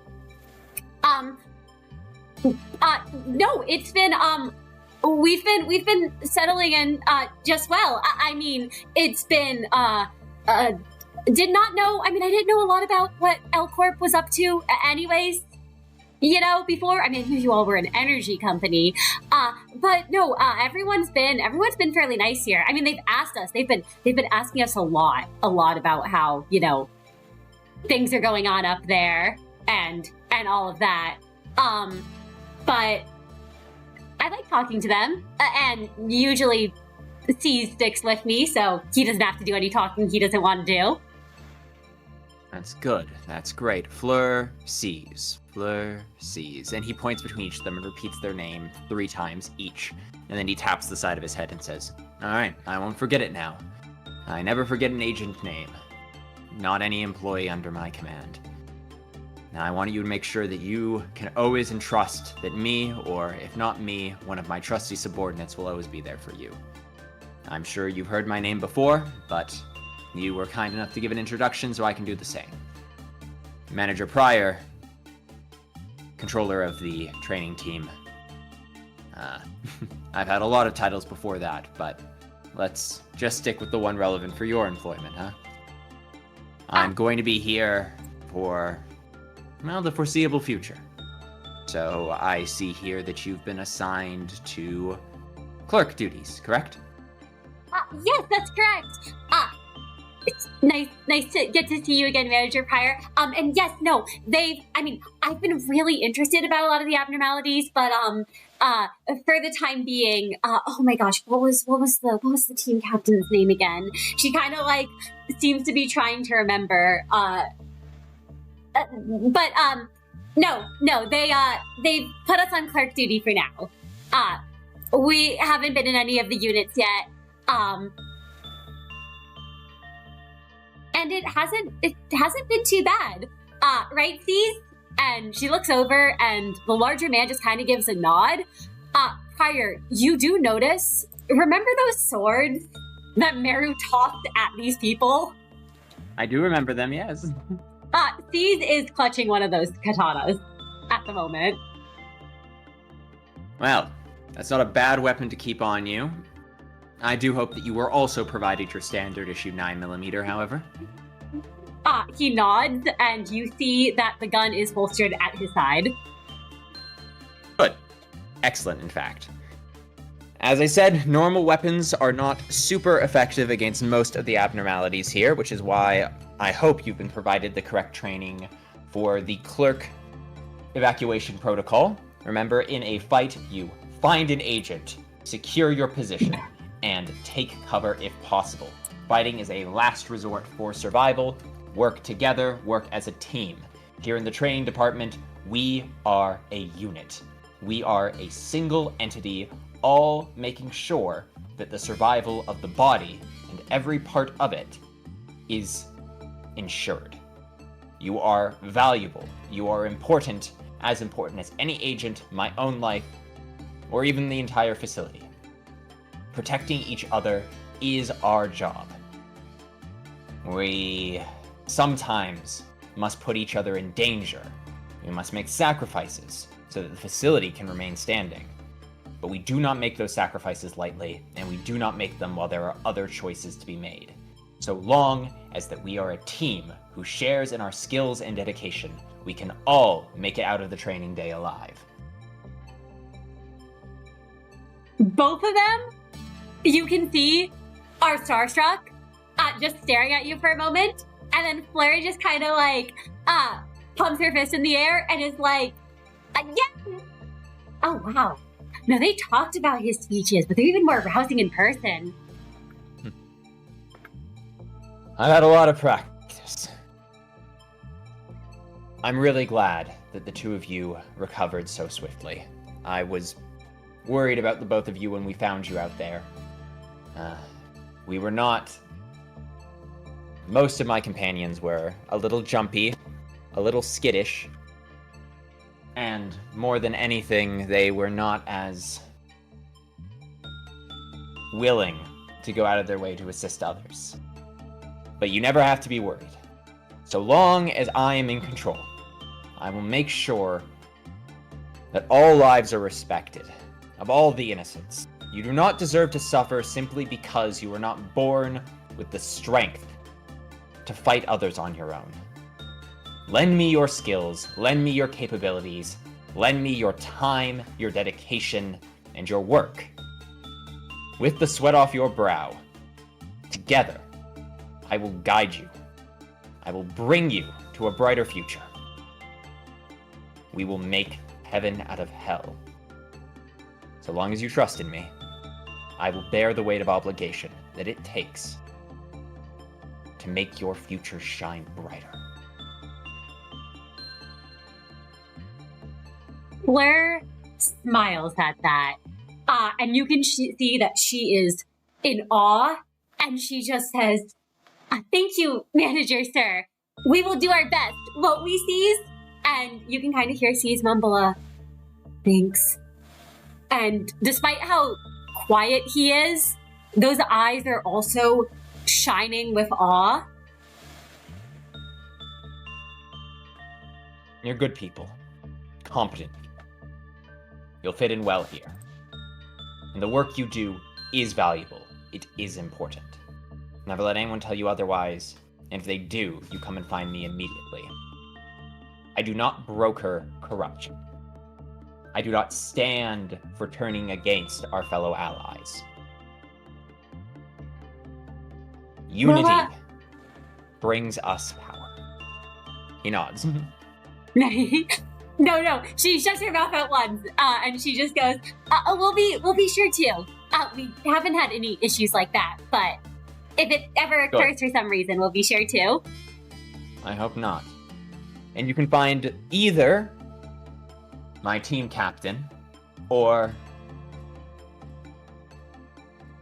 the other level 5 agent in my facility who believes that they are the team captain. Feel free to ask them which one it is. I'm sure they'll give you the same answer. And Pryor smiles to himself. Fleur looked a little too excited at being told that. You have a feeling she might do so. Be safe. Be careful. Be alert. And be honest. This is your home now. For as long as you'd like it to be. I bid you both a good day. I have other tasks I must get to, and he flips through his notebook. Unfortunately, as much as I would love to sit and chat all day, I am on a very tight schedule, and I brokered exactly 10, 9, 8 more seconds to speak with you both, so I will be on my way. Goodbye to the both of you. Yes, goodbye to you. And Fleur seems to realize you're on a very tight schedule, so as you leave, she kind of rushes out. And this is our home now. We lost it after the collapse of District 12, so we have no intentions of going anywhere. Pryor is already walking away, and 3 clerks are coming to give him his next schedule, but he does still turn over his shoulder and mouth a very quick, then welcome, back to them, as he turns away with a smile, and knows for a fact that he made the right decision back then. Regardless of what the other managers said, what they would have had him do, their complaints about efficiency, or scale, or scope, Pryor understood that innocence must be protected. And he cannot let other people turn him away from that belief. He did know better in this case. As long as he is assured of that righteousness, he can save more lives. Even if he is weaker than he used to be.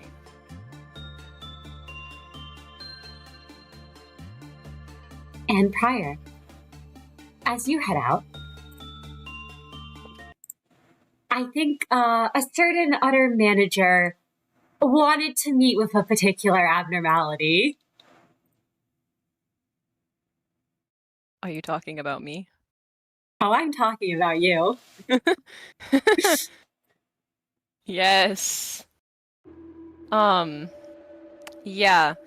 So, naturally, if Merru's going to now make proper rounds of his department, he has certain places he needs to stop at. He's already talked with Kit about, the reports, all of that stuff. His agents don't really seem like they want to talk to him, so he naturally goes to the place he normally frequents first, when he's not in his office, which is Der Freischütz's unit. And when he steps into the unit, he refuses to fully acknowledge the strange feeling of comfort and familiarity that being actually physically in front of Der Freischütz is, even despite his normally negative feelings towards this particular abnormality. So, instead of saying anything about that, he just acts like everything is normal as he goes about checking the unit, and he'll say, Freischütz, I'm back. Merru, when you enter the unit, you see Der Freischütz, as you always do in there. He is silent when you greet him, which isn't uncommon.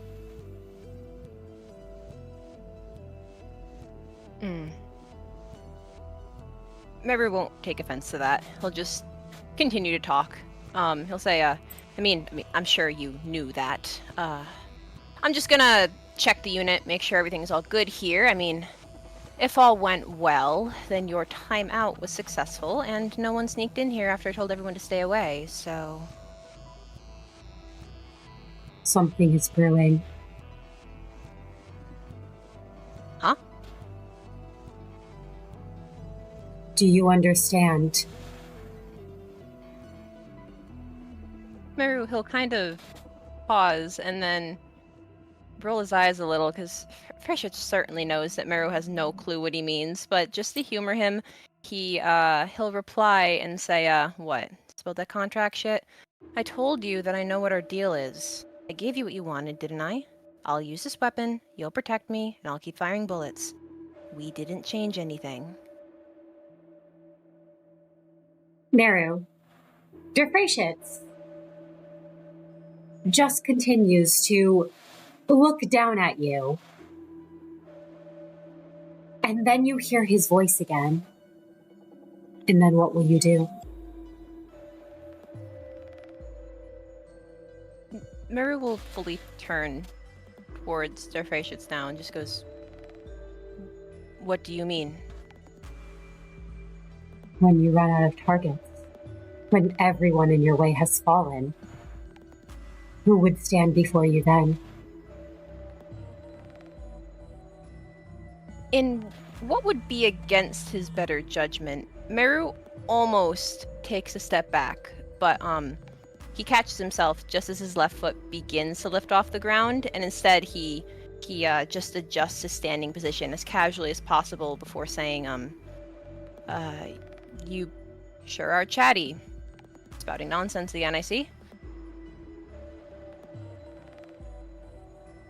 I can tell you exactly how you would pull that trigger. No, I don't. I don't need to see that.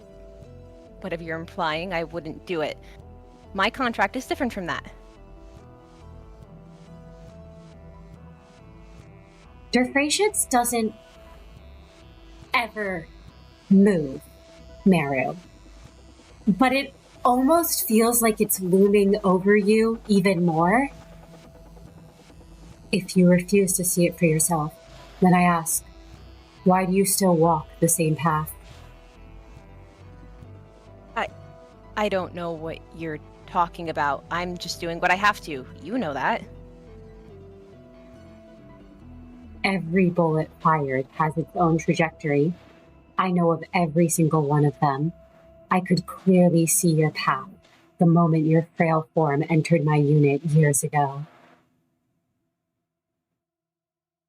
For a brief moment, Merru glances away, but then forces himself to look back at Der Freischütz, and he says, I know that. That was why you agreed to our deal in the first place. Our deal? Yes. And Merru, you see, as Der Freischütz holds out a hand from underneath his cloak, and a contract materializes. It looks identical to the one you had been presented with back when you were an agent, weak and kneeling on the floor of this very same unit, desperate to do anything to survive another day. This contract, if you willingly follow your own trajectory, I will be there to ensure that your path stays true. As you stray from it, you will be forced back into line, whether by me or another force entirely. That is our deal, as it has been from the beginning. And when you are able to face your own reflection, to truly see with eyes unblinded, then you will know where your final bullet will fall. Merru's, his eyebrow twitches at that against his will. I mean, he's beginning to get a bit frustrated now, and potentially maybe a bit antsy, but he does his best to keep cool. He goes, do you ever shut up? You know, I liked you better when you kept your trap shut and let me talk. If that bothers Der Freischütz, you can't tell. As the hand slips back beneath the cloak. Well, until then, your targets have become limited. I do wonder what you'll do. And that tone, it's of someone who already knows the answer to their own question. I'll do as I've always done. That's what I said. It's simple. Even when you're backed into a corner?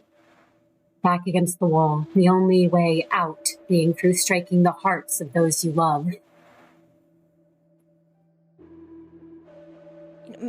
Merru doesn't mean to do this, but that is what makes him snap just a bit.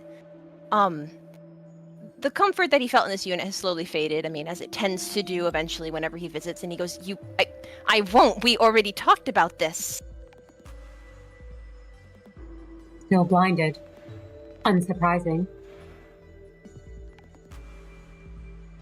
Merru's not sure when it happened, but one moment Der Freischütz was speaking, and the next, Merru had raised magic bullet and pulled the trigger, aimed right for the abnormality's chest.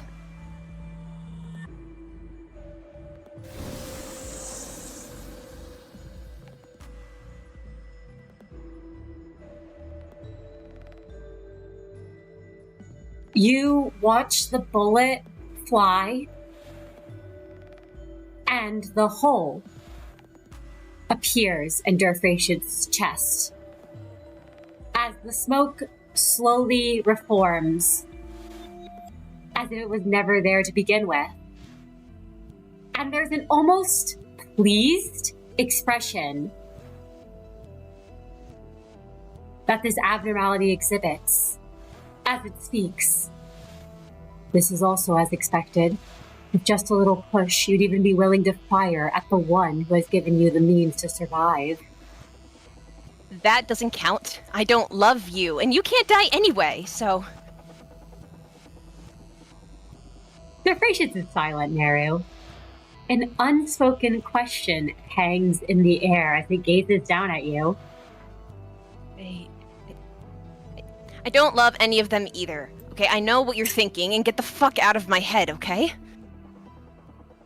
As you deny that, Merru, the room begins to feel oppressive, and Der Freischütz looms over you, and you can almost feel the ground start to burn beneath you. There will come a moment of time when you realize where you have headed. The flames burn hot beneath your feet. Merru, it won't be much longer. Stop it. And how I await that day. I wonder just how many grains of sand are left to slip through your fingers. I said stop it. Just how many you can drag down with you. This time, when Merru fires his rifle at Der Freischütz, he does it with... Yes. He does it with a purpose. With a mix of anger and a slight fear in his visible eye, and he goes, I said to get out of my head. I said... Now do you understand? It doesn't matter. Just keep doing what I say. You told me you would. I'm not here to play around. All will be as it must, in due time. And you can see the smoke reform at once, undoing any and all damage you have done. Well, Merru will... He shakily keeps Magic Bullet pointed in Der Freischutz's direction for a few moments. I mean, his eyes are wide now, but he eventually lowers the rifle and glares up at the abnormality, and he hates that he still doesn't know what Der Freischütz is talking about, and he hates that he let himself feel at all scared, so he sucks in a breath and turns on his heel to leave without another word. All he can tell himself is that this meant nothing. I mean, it was just Der Freischütz trying to get under his skin, and he can't let it work any more than it already has. He has a job to get back to. He's back as a manager. And whatever just happened here didn't matter. And he will leave. You leave, Merru. As you leave, you can feel that gaze on you. And, Merru, you take a point of health damage and a point of sanity damage upon leaving this unit. Yeah, I saw that coming. And Der Freischütz simply waits, pulls a single magic bullet from beneath the cloak, and holds it in silence.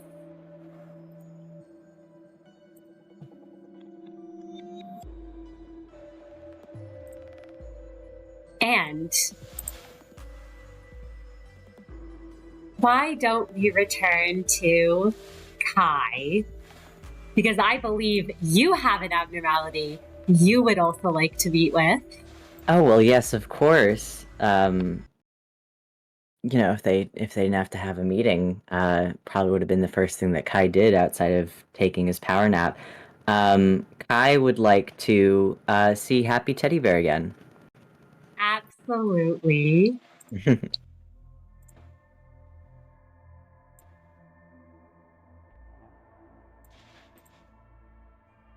Kai, you enter the unit and you can see the old, worn, stuffed bear in the unit. It sits by the back of the wall. It doesn't move. You can see the one eye missing, the stuffing falling out of it. Do you approach the teddy bear?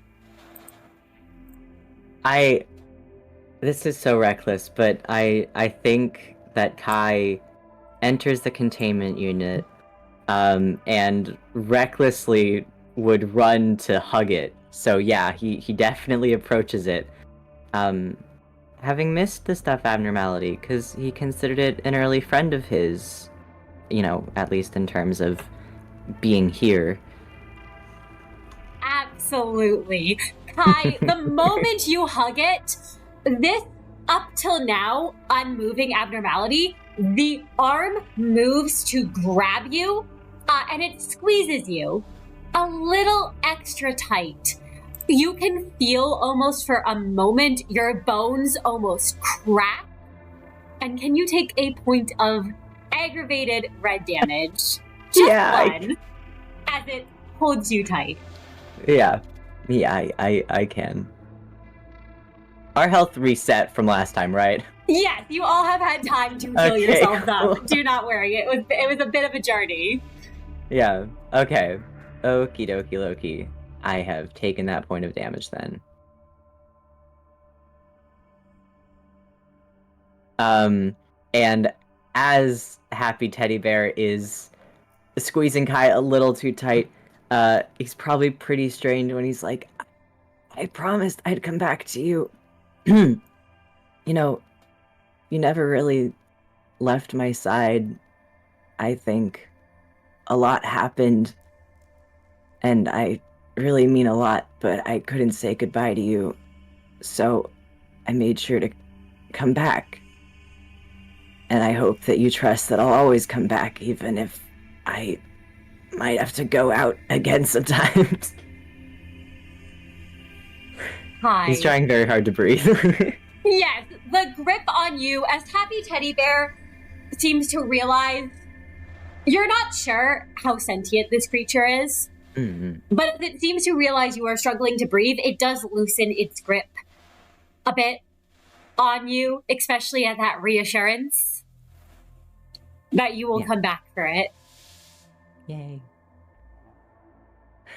And as he's let go, I imagine that Kai does not break contact with Happy Teddy Bear entirely. He might put his paw on Happy Teddy Bear's, and I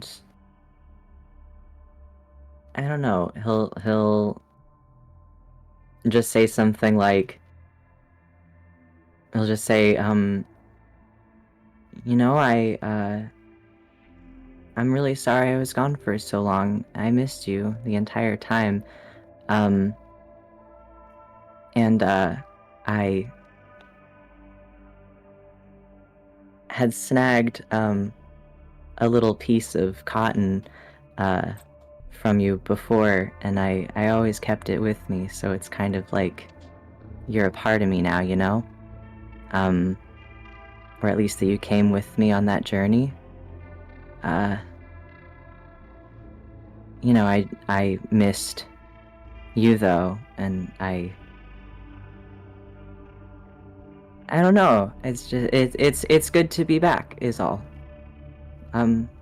Thank you for waiting for me and trusting me. It doesn't speak Kai, Yeah. but you can see the energy being produced in the corner, and you can see the fact that it looks like this abnormality is content. Aw.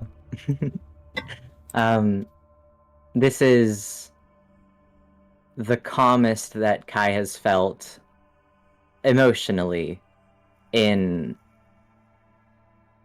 Well, no, he did have that really nice reunion with Precious, actually. That was pretty cool. But, like, it's been a bit. Because he's finally back home, and he's finally with someone that he trusts, even though if he thinks about that a little bit too deeply, he understands that someone that he trusts is a stuffed bear that could break his neck at any time. But, you know, it's one of his best friends, in the same way that someone trusts their stuffy that they've talked to for forever. And, you know, it's kind of the reason that Kai might keep his actual teddy bear a bit distanced from Happy Teddy Bear and keeping his name out of his mouth. Probably for the best. Mm-hmm.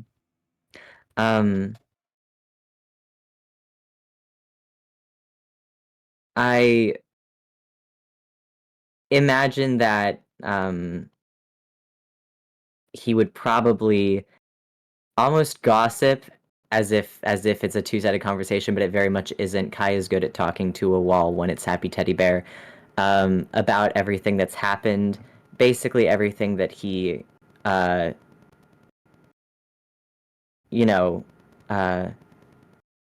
would be telling Merru if he wasn't there. Well, I guess if he wasn't there, he wouldn't be telling Merru about this stuff, because they wouldn't have bonded as much. Basically, Kai stumbles to a very long-winded explanation of everything that happened in the way that you would talk to a friend who's just standing there going, okay, and then what? No, absolutely. So Kai, you catch Happy Teddy Bear up on your journey and all that has happened. Am I correct in that? Just wanted to... Yes, absolutely. I was gonna say, Mr. DM, Yes. There's something that I wanted to do with Happy Teddy Bear, because he is for sure the abnormality that Kai has felt the strongest connection to for the longest time. I honestly think that he has the gear that he switched to, he kept having like a paw, even if it wasn't Happy Teddy Bears, that it was because of that, if that makes sense. Like, I think that he's drawn to animal type gear at this point, and it kind of does tie back to having some sort of tie into Happy Teddy Bear. Absolutely, that connection there between the two of them. Yeah. But if Kai were to want to have more of Happy Teddy Bear around all the time than just a piece of stuffing, or a bit of stuffing, I was wondering if, like, ego resonance, like, would Kai just tell Happy Teddy Bear that, I'm sorry to kind of ask you how to navigate No, talking you're to good. the bear. Kai, Yes. with Happy Teddy Bear, you've always had a very close connection to this abnormality since the beginning. And you have a feeling with, when it comes to this abnormality, you know that it has always been very hesitant to let you leave, that it has always struggled with that fear of being abandoned, a fear that I know resonates greatly with Kai, given his own past, that connection with prior, what's happened to him before. Yeah.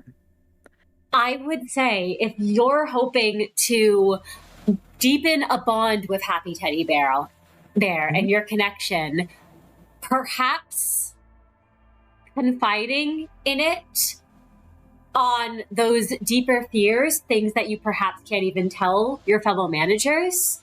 Okay. I got you. Might help bridge that relationship. And of course, Happy Teddy Bear is not one of those abnormalities that responds back to you, but you have a feeling you might incite something. Okay. If you confide that. Thank you, Mr. DM. No problem.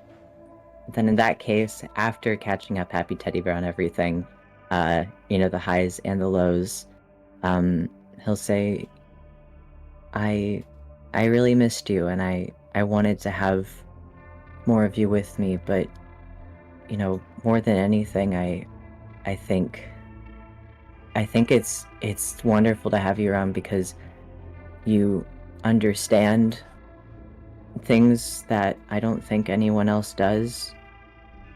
I just wish that I could connect to and understand people in the way that it seems like some of the others can.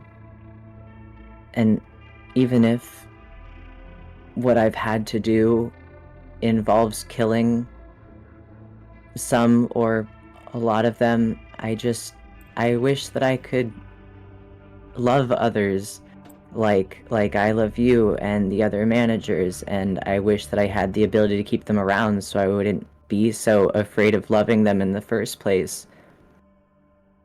And sometimes that involves doing things that person that I love might not like. And I don't think anyone else can understand that, but maybe you can? Kai. Happy Teddy Bear. The arm reaches out, pulls you in close again.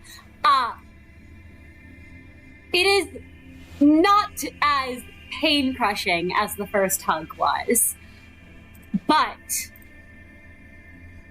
you can feel, it's almost as if the abnormalities feelings are flooding into and mixing with yours. You see a teddy bear, one that almost reminds you of your own yellow bear, abandoned by its first owner. You see it being shoveled with affection, showed all this love, pampered, before the owner is just gone, leaving it tossed to the side, as if they never had a connection to begin with, as if it was never even in their life. And it understands. It understands loving them, wanting them to stay, and not wanting to let them leave.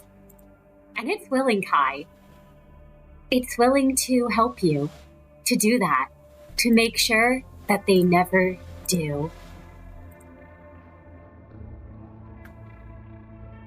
Congratulations, Kai. You now have an ego resonance with Happy Teddy Bear. What this entails, however, is yet to be seen. We're gonna be together forever. This is so cute. Merru, you did really good on the art. Okay, back in character. Thank you. But, Kai, going into Act 2, whatever might come, you can now call upon Happy Teddy Bear's help. And we'll see what form that manifest and what that does to you. Nothing could ever go wrong, not with the help of my best friend, Happy Teddy Bear.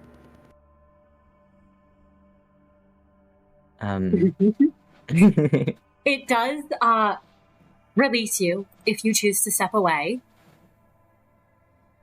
Yeah. If he were to step out of the hug, he might hold on to his paw just for a second, just for a little bit, just to say thank you for listening always, and thank you even more for understanding and deciding to stay with me. And then he'll slowly let go of his paw and step away. The paw holds tight for a Oh. moment and then lets you go. And Kai, as you leave, for a moment you hear almost another voice in your head. You're not sure if it's yours, you're not sure what it is, but it's worming around in there. This idea of you can't let the other managers go. But it's okay, because you're here with them now, and you're all back in the facility, and you're back home where you belong.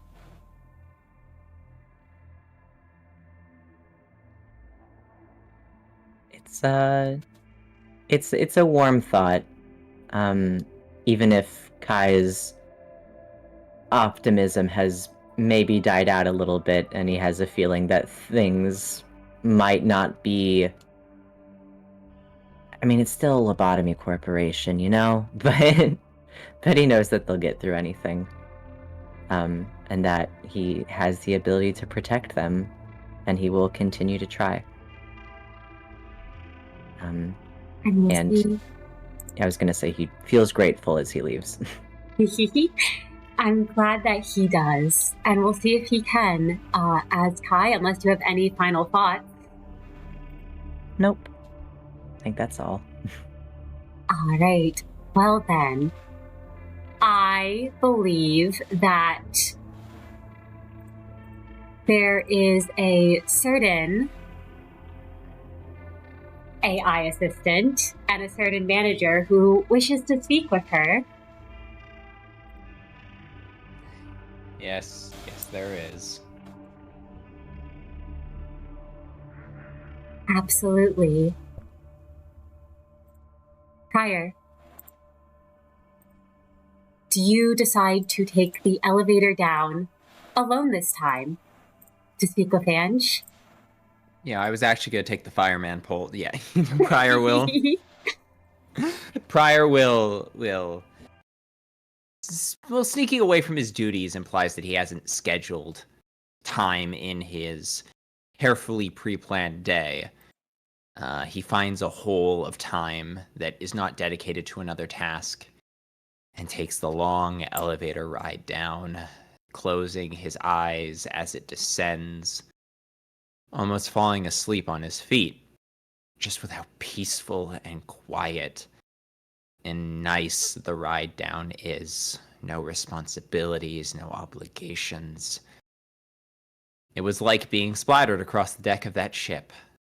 A blissful break from the weight of the world before it is pulled back onto his shoulders with a ding and the door opening. The door opens. And you see Ange there.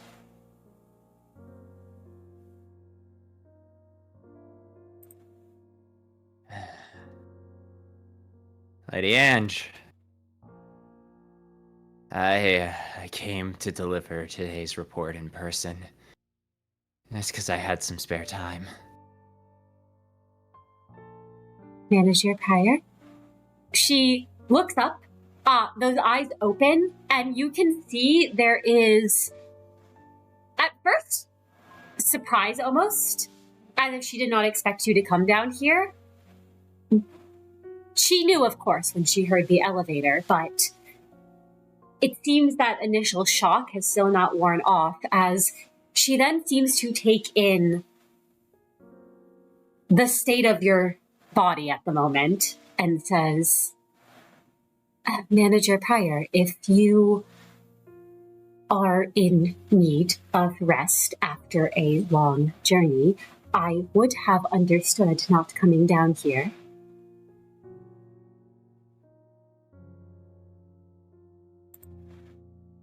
Lying is not a good look on me, Ange.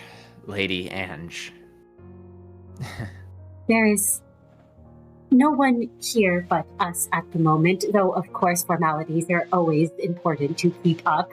You can see immediately, like, her whole body flickered for a moment, and she just says, but thank you for coming down here, Manager.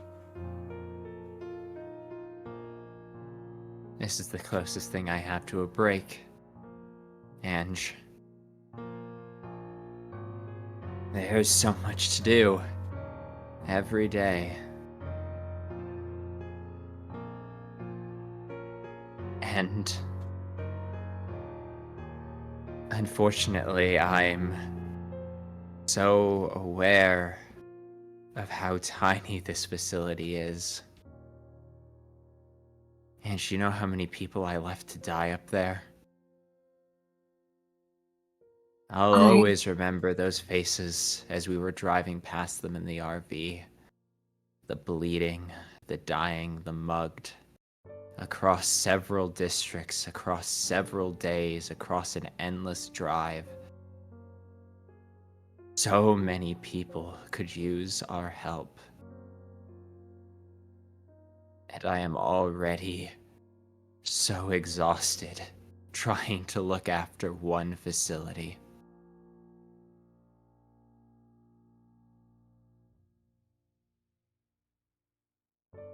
Pryor. Ange starts to move to the edge of where she stands and holds out a hand to you that is not at the moment flickering, that is present and able to be held.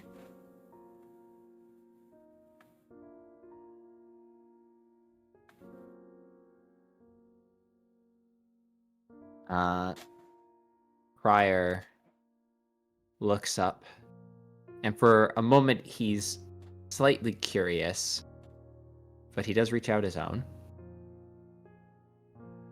She moves to pull you up here, if you choose to allow her to do so. Pryor stabilizes one foot on the ground, the other on the edge, and trusts Ange. He takes her hand and leans on her weight. Even if she let him fall, it wouldn't be her fault. And he has absolute faith that she knows what she's doing.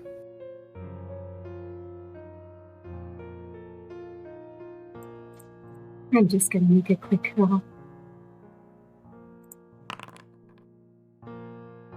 Ange pulls you up beside her.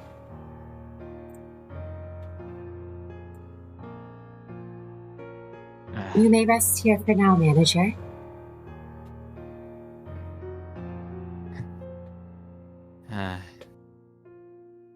Thank you for the help.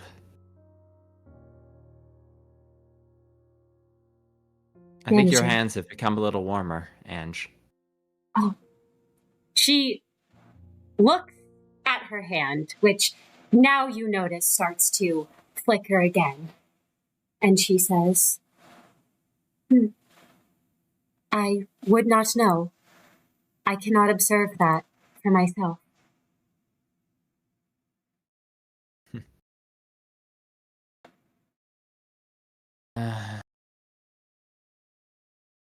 Manager. Yes, You Ange. mentioned those you had left behind out there. I admit that my perspective is limited to the facility itself.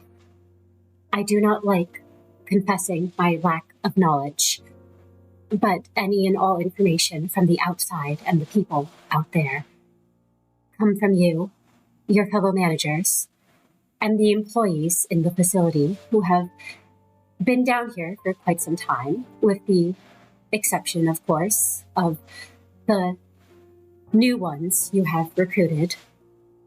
I believe our number is at 4 now. Who's counting? I am. But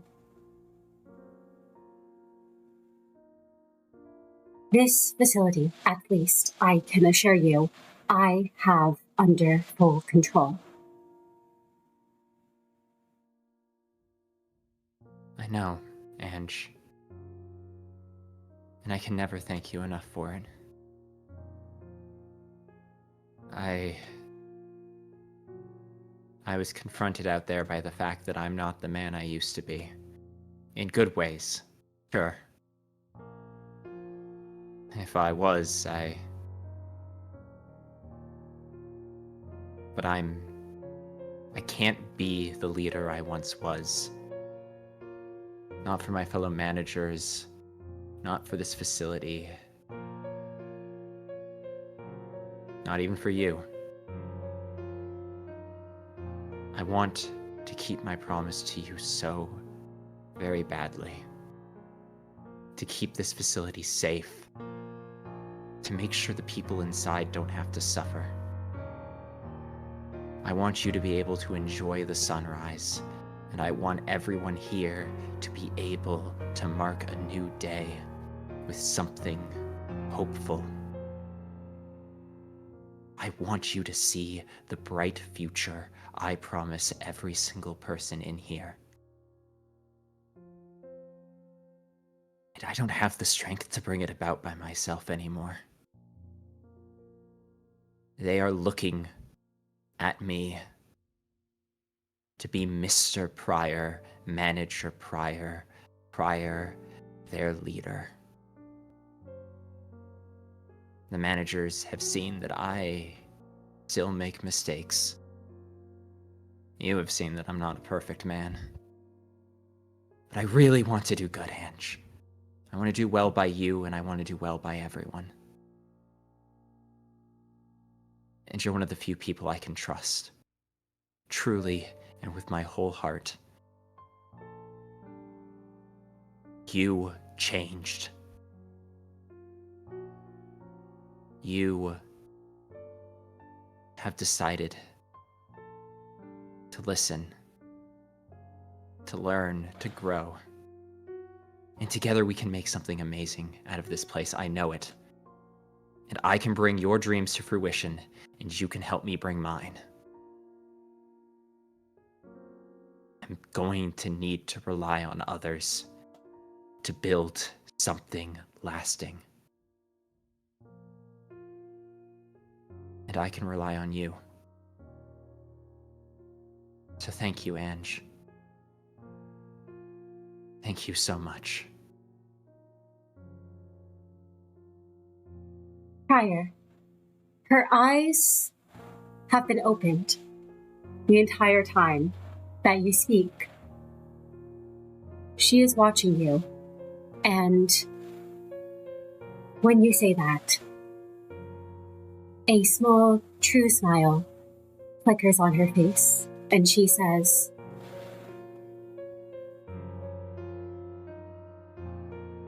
"There is no need to thank me, Pryor. In this place, at least down here, when you are not on work duties, there's no need to be Manager Pryor or Mr. Pryor. I am quite capable of relying on things myself, and well, I know you have made that promise to me, and I cannot pretend like I do not wish to see it come to fruition, as I very much do. I can assure, at least, in this facility and in this place." I have full control of the cameras and the locks. I process the world at a speed 10 times that of yours. I have no need for such things as rest, like you do, nor am I constrained in the way a human would be. No suffering shall befall those entrusted in my care that are in this facility. I would not tell you to not protect those who look up to you, even if I cannot compute the method to your madness at all times. I am also well aware that this facility was never enough to contain you, and that before you had always fought against me, which at the time quite bothered me. But for now, is something I am thankful for.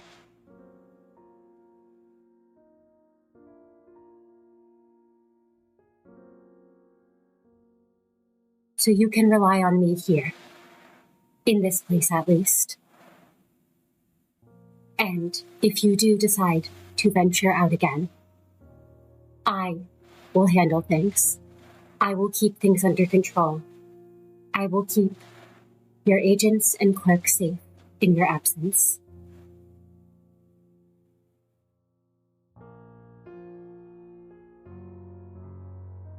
And while we might both be timeless beings,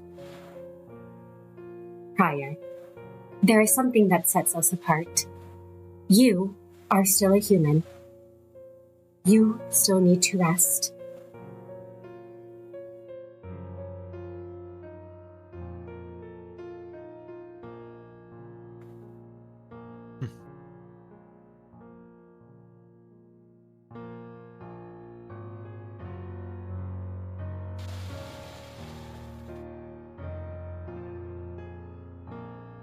And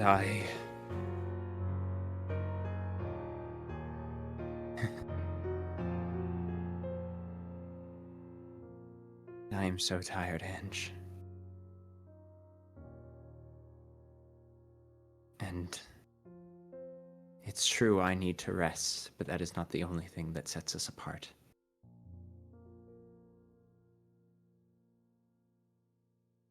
Prior gently takes both of Ange's hands in his own. Because there is kindness in your heart.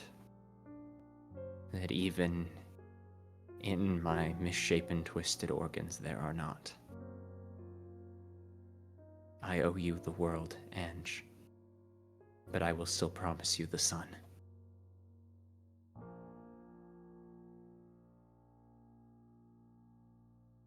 Her hands close tight around yours, and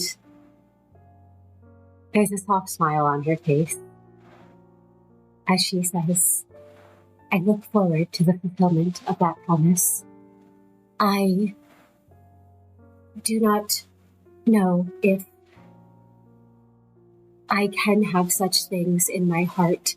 And you see her eyes fall for a moment to the heart of aspiration still beating against her chest.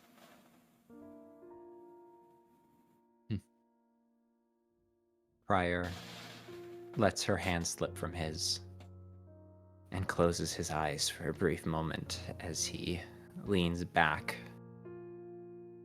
I have somewhere to be in 15 minutes. Could you wake me up then? I can. And she does sit for a moment and says, if you need to rest, please lie down. I will keep an eye on things. I will ensure nothing goes wrong while you close your eyes and rest. And I will ensure you get to where you need to be 15 minutes from now.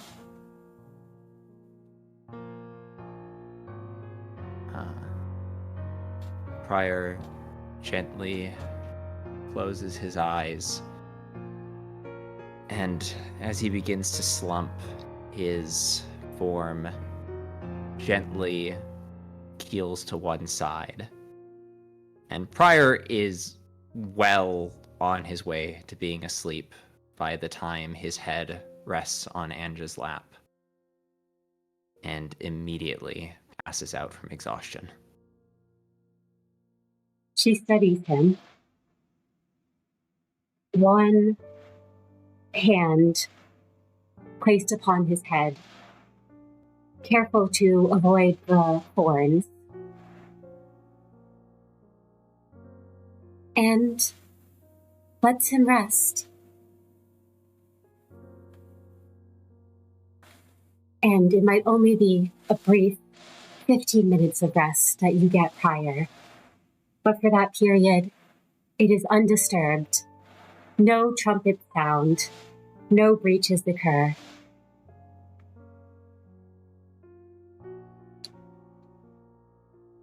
And you are given a brief respite.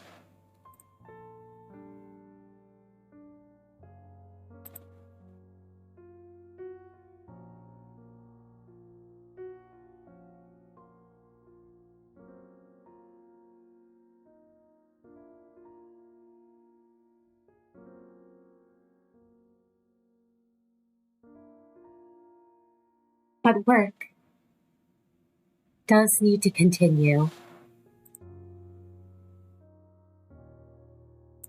And time passes in the facility. All of you continue your daily duties that you need to handle. There's the occasional breach, of course, that occurs, but given Ange's protection over the facility and the fact that all of you are now back, all of you are on board, all agents are at the ready, business carries on as usual. And I believe there's a certain bit of business, in particular, as managers, about, I'd say, a week or two from your return, two certain agents, or I call them agents, though you probably have them on clerk duties, if I had to guess, two certain fetters that you rescued back in U Corp.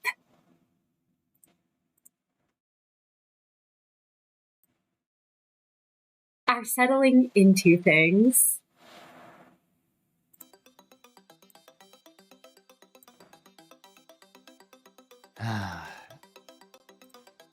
All right, everyone, please settle down. Clerks, bring in the kiddie pool. I need it right here in front of me. It needs to be filled just before the brim. We have a very limited time slot. Pascal, my book. Pascal beeps and flies over, carrying the book, drops it in front of Pryor.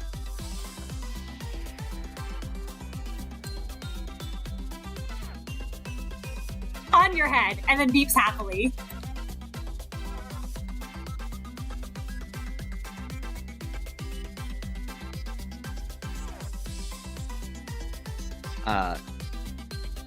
He picks up the book, clears his throat. Pryor is getting ready to do his business, but I think if anyone else has anything they would like to say in the chaotic scene before them, they should probably speak now before Pryor begins.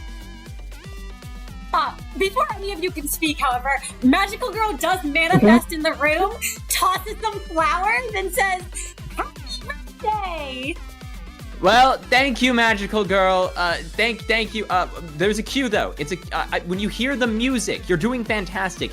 The evil will be defeated when you go and you throw the magic ingredients to banish the evil when the music starts, Magical Girl. Just 2 more minutes. 2 more minutes. You're doing fantastic. Got it. She does like a peace sign and says, "I will come in on the cue," and vanishes.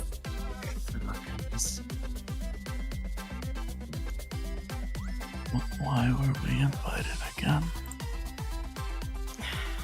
Because we saved their lives. Yeah, but like... I don't give a shit about a wedding. Now do I'm I. here because Kit made me. Yeah, I'm also here because Kit made me. Did you talk to Kit? Yeah, I did. I can hear you both, Kit turns around and they kind of just look at you two. And you see the rest of the level 5 agents in the facility sort of all like lined up for protection at the back of the wedding.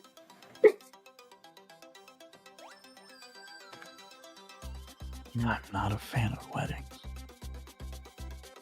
I've never seen a happy married couple before. Yeah, This will be a fun first. my dad I don't think it'll tried be fun, to but it'll be a set first. me up with a fiance. It was really weird. I don't like these things. Okay, stop talking, you guys. I want this to get done. All right. Settle down, everyone.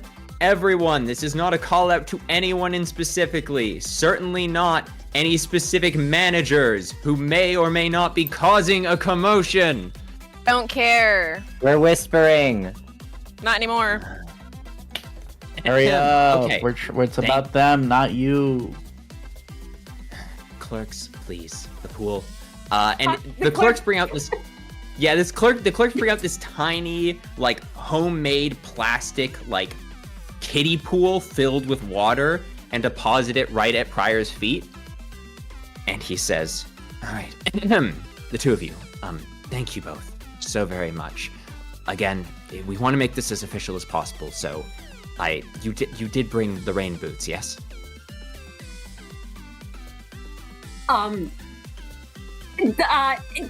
holds up the rain boots. He looks kind of confused. In this time, I imagine you've learned prior that neither of them were from U Corp to begin with, ending up where they did on that ship. So It's fine. I am technically, by the laws and traditions of U Corp, only qualified as a captain to marry people on the water. So we need to do this ceremony in a body of water. I brought a cup of water from the Great Lakes with me. Technically, by adding it to this pool is now technically the waters of the Great Lake. We're doing this a little improvised style, but when are we not? Just get ready, all right? We're about to begin. all right. Aiden kind of like takes a deep breath, seems to start to try to like steady himself, and Alice looks very nervous, especially with all the eyes like on her in this room. You can kind of see how she moves a bit closer to Pryor and Aiden both, very nervous, and Aiden just kind of goes, you're doing great. You're doing great. It's gonna be all good. Don't worry. Don't look at them. Just look at me. And she just kind of smiles at him and nods. And they both look to you, Pryor. Both of you in the water. He steps into the water, holds her hand, and helps her in too. Yeah, Pryor also steps into the pool, and the second he does, he signals and the clerk begins playing some music from the speaker, which he then loudly says, "Magical girl!" Magical Girl appears over them and throws flowers that rain down. You magical girl. And then throws some more and keeps throwing them. Okay, Pryor we're pushing forward. Good day, ladies and gentlemen, and our assorted friends. We are gathered here today on the high seas to witness the sacred union of Alice and Aiden. We are honored to be here and share in this joyous occasion. We will celebrate and welcome everyone here ready to witness this embarking of a new journey. As the captain of a vessel here in U Corp's water, I oversee and officiate this ceremony. Normally, this would be the part where I would invite Alice and Aiden to exchange their vows, but we have a busy workday with a very, very long schedule ahead of us, and we have only enough time for this ceremony to last a very short period of time if we want the reception to happen, so I have pre-written vows for both the bride and groom, and will therefore have them repeat after me. He nods to Alice first. Repeat after me. Alice nods to him. I, Alice, take you. I, Alice, take you. Aiden, to be my husband. Aiden, to be my husband. I promise to love you, honor you, and cherish you. I promise to love you, honor you, and cherish you. In all that life may bring until the day we part. In all that life may bring until the day we part. And there is a brightness in her eyes that when you first returned to the facility, and at first it was clear she was very nervous, she was very clingy, but in this moment, she's looking into Aiden's eyes, and you can see the sparkle, the excitement there, as if for once she doesn't feel all those other eyes on her and only sees his. Excellent. He turns to Aiden. I, Aiden, I, Aiden, take you, Alice, take you, Alice, to be my wife. to be my wife. I promise to love you, honor you, and cherish you. I promise to love you, honor you, and cherish you. In all that life may bring until the day we part. In all that life may bring until the day we part. And Aiden speaks, and there's that fire and passion in his eyes as he looks to Alice. And when he first came back, you remember Prior in particular as the one helping them settle in, how cautious he was, how almost possessive he was, getting nervous of whenever someone would come nearby, getting worried about people touching or going near Alice or being away from her. But in this moment, he actually looks relaxed with her here, with you here. And they wait for the next part.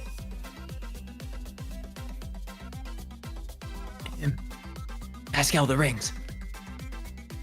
Pascal beeps and flies backward and drops the rings on Prior's head. He recovers and fumbles and grabs them, and then opens them without missing a beat. He is not going to ruin this moment. Now, Alice and Aiden, please exchange these rings, symbols of your eternal love and commitment to each other. And when you do, speak each other's names and say, as a symbol of my love and commitment, I give you this ring. Aiden takes the ring, holds it to Alice, and says, Alice, as a symbol of my love and commitment, I give you this ring. And Alice holds out her hand as he slips the ring onto her finger. And she smiles and says, Aiden, as a symbol of my love and commitment, I give you this ring.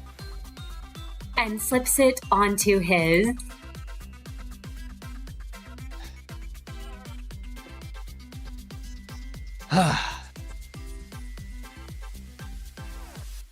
If anyone has any objection to this marriage, let them speak now or forever hold their peace. Right at that moment, Magical Girl appears again and starts throwing more flowers in the air.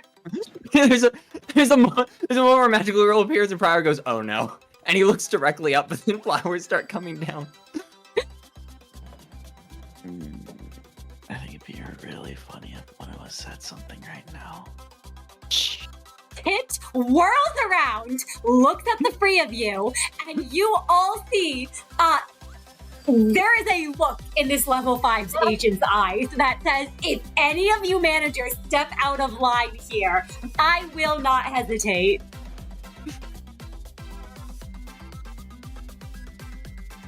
There is a long moment. Prior waits. And as Kit turns back around, Pryor was waiting for that. He was waiting to see if he was going to have to join a throwdown on Kit's side. And as Kit turns back around, Pryor goes, "Then by the power vested in me, I now pronounce you husband and wife. May your voyage together be filled with joy, love, and adventure as you face the fear and build a future together. You may now kiss the bride."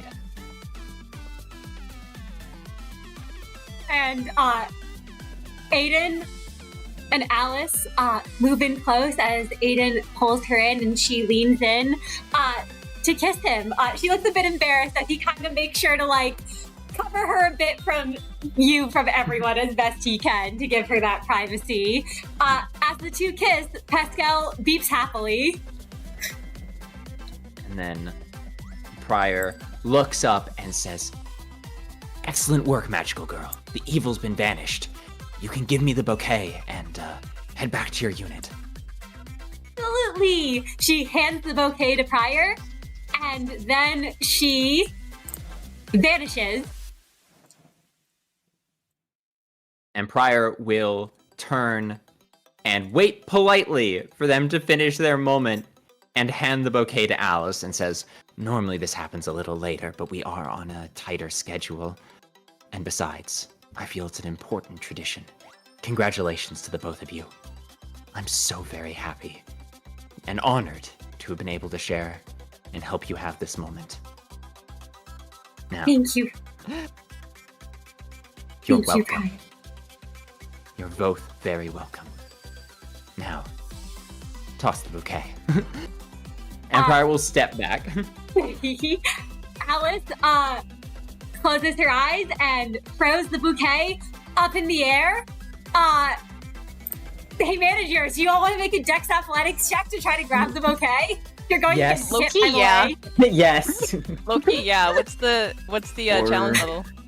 Dex Athletics is against your fellow managers and Kit. Oh, so we're just Or- rolling to see who gets the highest? Yeah, you're rolling to see who gets the highest. All right, let's just roll. Can I use my desperation? No, let's you no, can do let's let it be vanilla. No, Let's- no, let's- I was no, gonna that's ask if I allowed. could That's like create allowed. gear. That's fine. All right. Oh, Wow, okay, well, Kit's got I it. can't Damn beat it. Kit. There's no way. Well, wait. Well, wait. If I I kind of did willpower? pretty good for what I could. Wait, can I willpower and see if I get a crit? You can willpower, Yeah, yeah. you can no, it's- willpower. You can all willpower. Oh, absolutely. Please, You know, I will. love the why idea not? that Oh, Pascal Okay. succeeding and the bouquet just being shredded by the blades is Wait. the funniest. We're not Yuna too. Kit got 7 successes. Kai got 4. Merru got 4. Miix got 3. With the willpower reroll, it looks like Miix got 5. Pascal got 4. And Yuna got 1. Wait, did Kai's It's willpower too good. calculate? It says 4, but then it says 3 more successes. Did No, Kai I think I think the 4 is because I originally got 1 success, so now I got 2. I got 3. Oh, Yeah, okay, it's- okay. Yeah. No, It's too you know, good. Kai, because for Kai that's 1, 2, 3, 4, but no, and then he re-rolled willpower and it didn't calculate. That's 5, 6. I think Kai actually made it. I think Kai It made it with the willpower. 'cause it's should've. 1, 2. It should have. I 'Cause it- don't see why. Because like, I got 4 successes the first time. I re-rolled. I that was all the success I possibly could have gotten, except for critting. So I just re-rolled 3 of those same die. oh no, Oh, that's, so- I don't know why it. Huh, And that's I don't know why it one. didn't Hold on, then show. that's 1, 2, 3, 4, 5, 6, 7, 8, 9. Kai rolled 9 success critical. Oh my God, you grabbed the bouquet. You just I would like highlight to describe how Kai just fucking shadow swiped Kit's bouquet. Have to grab it.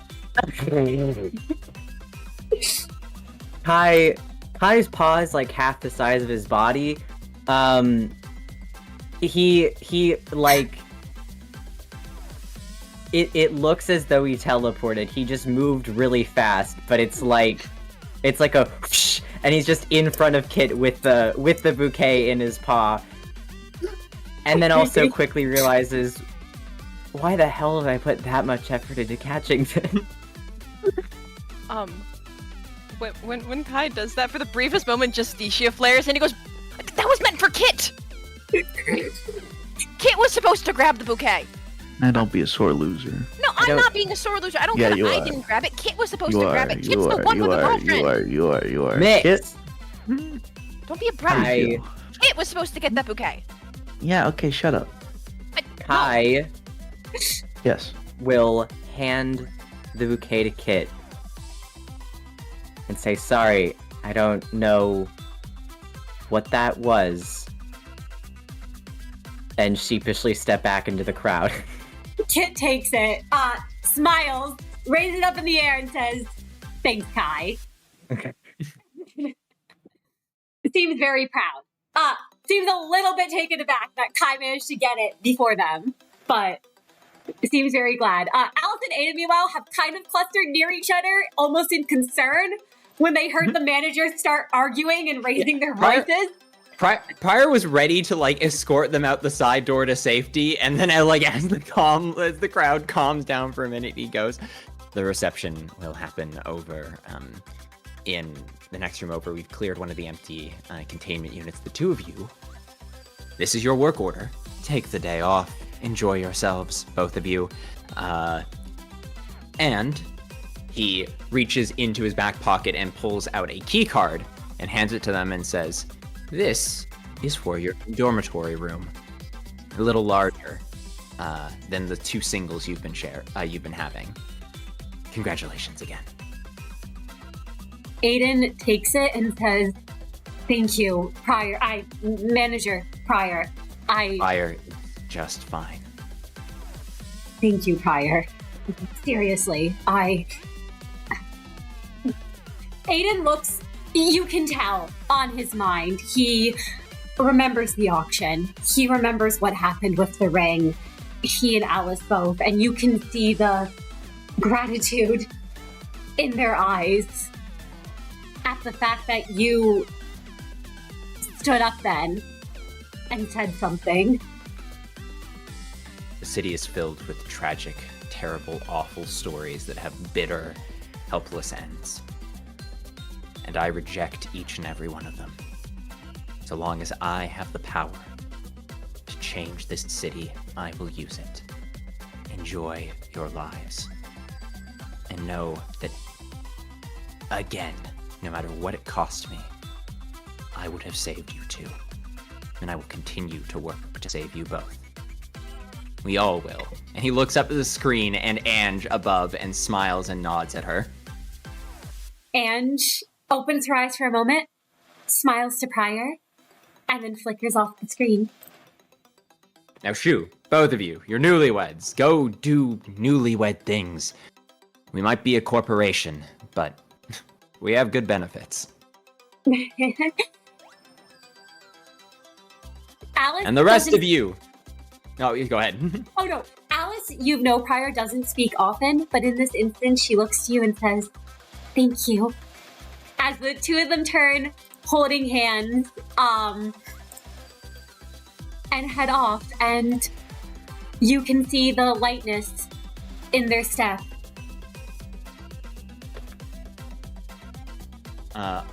Pryor claps his hands, looks out at the crowd and says, "Okay, all our top agents, thank you all for coming. Thank you for security. Thank you for the delays. I will handle cleanup. The rest of you get to your assigned stations, work with your assigned abnormalities, and enjoy your assigned day. We have energy to produce if we want to continue to eat and get supplies from the outside. Everyone, you know your jobs. Get to it. We're all counting on you." As you say that, Pryor, Magical Girl manifests one more time, throws the flowers into the air. Where is she even getting these? And then she flies off over. Hold on. Magical Girl, Yes? please tell me you weren't picking these off Porcubus. She kind of blinks and she's like, "Nope. What's that?" And you remember, Pryor, Porcubus is no longer in your facility. Wait, no. Is it still in your facility? I think it's still in your facility. I think it is. My bad, I forgot for a moment. But no, she just goes, I don't think so, at least. Oh, it is. It is. I'm a fool. Yeah. Prior picks up the flowers, and you know what? Is not going to question where Magical Girl is getting them. So we'll just turn back and say, "You are invaluable as always." You are invaluable as always, Magical Girl. You can head back to your facility, and he's going to reach into his radio and say, I'm going to need 3 agents to go check on Porcubus's containment unit. I'm going to need 3 agents to Porcubus's unit immediately. I'm sending level 5 agents en route to your position. And he's going to signal 2 of the level 5 agents to get to Porcubus's unit. Kit just kind of sighs and rushes out of the room. All right, gang, let's get out of here. Honestly, I think as Prior was given his little, let's get to work, everyone, speech, Merru just started walking out of the room. He's already gone. Real. Yeah, Miix is, out.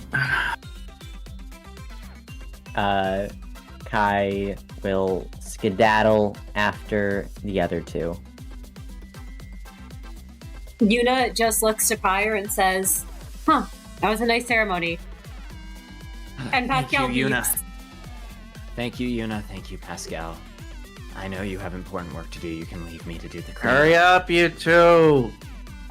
I should not keep boss waiting. Good luck with your tasks. Thank you, Manager Prior.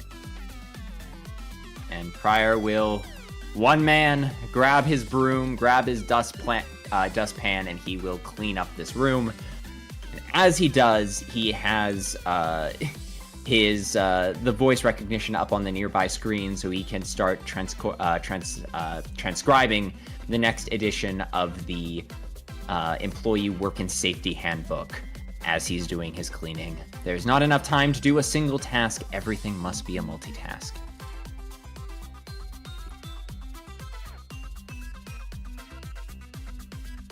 You can see in the corner the screen flicker back on. And Ange says, I would assist with the cleaning if I were capable. I know I can always count on you, Ange. Don't you worry. I will be fine. It's nothing I can't handle. And he gives a smile and a nod. I'll see you for perhaps another meeting later. I might have to deliver some more working documents. I anticipate it. And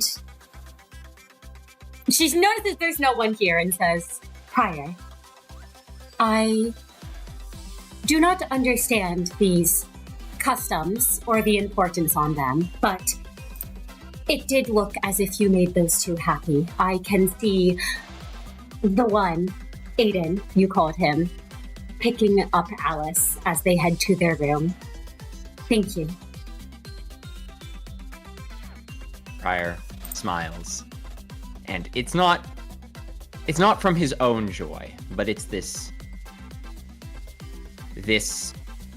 sense of accomplishment, which is the closest Prior smiles really ever tend to get. And he works his face back into a thin, careful line as he looks up at Ange and says,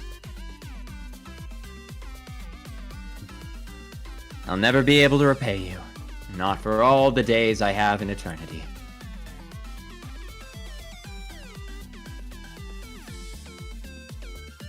I do not believe I would be able to repay you either. And we both have many, many days ahead.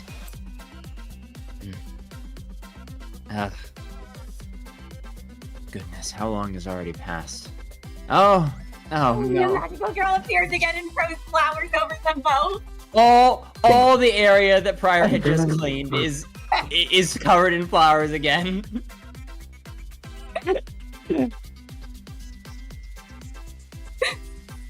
Thank you, magical girl. Yet again, the day is saved by your intervention. Feel free to go take a rest now. Yay! She does like a little happy pose. And then just quickly appears to just say, glad I could save the day.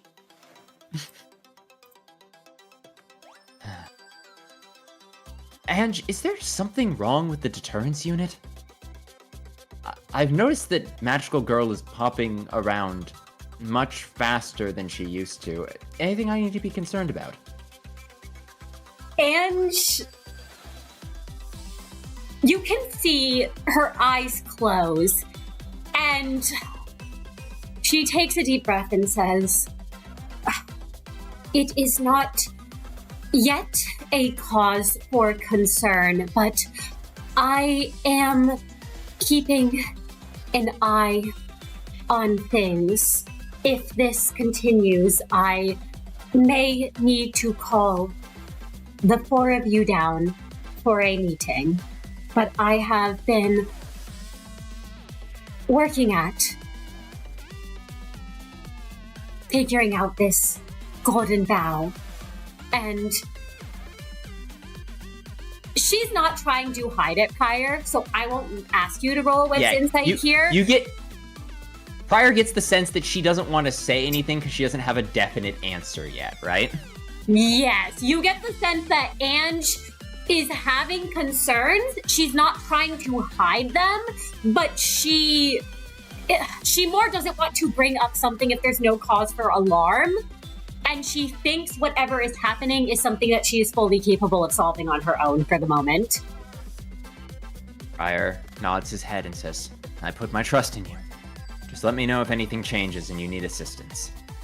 For now, I'll hold down the fort and I will double the watch on the containment units. Just let me know if anything happens and I'll mobilize my agents immediately." Thank you. It is greatly appreciated, and I shall do so.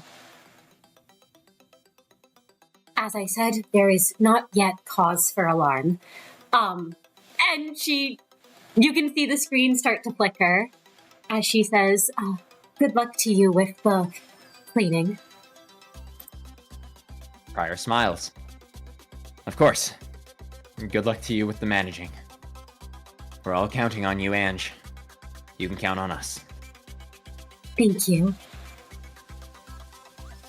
And Prior will go back to sweeping, turning his back to the monitors as he hums a familiar tune that has played from Neo time and time again, nervously muttering to himself that striking sound of hammers on flesh. And a couple of days. More time passes, I feel. Yep. A couple of days pass, managers. Fairly uneventful. Nothing that the four of you and Ange can't handle, especially now with, everyone here. Aiden and Alice are settling in just fine. The clerks that you saved from the Kurokuma clan are settling in just fine. And it seems that Yuna is getting used to their new position. Pascal has also continued to, as the days go by, do little tricks in the halls for employees who pass it. A couple of them from K Corp, it seems, recognize the drone. I'm sort of curious what it's doing here, but Pascal's kind of become a welcome sight in the halls. But managers, you do receive a summons from Ange. She does not say why, but at one of your meetings, as all of you tend to meet in the mornings, you receive a summons to come down to the basement at the end of that meeting, as Ange says that, "I believe, managers, there is something that we need to discuss, and I do not know if this is something that..." She pauses for a moment, and you can all tell Ange is a bit off her game, as she simply says, a meeting is in order.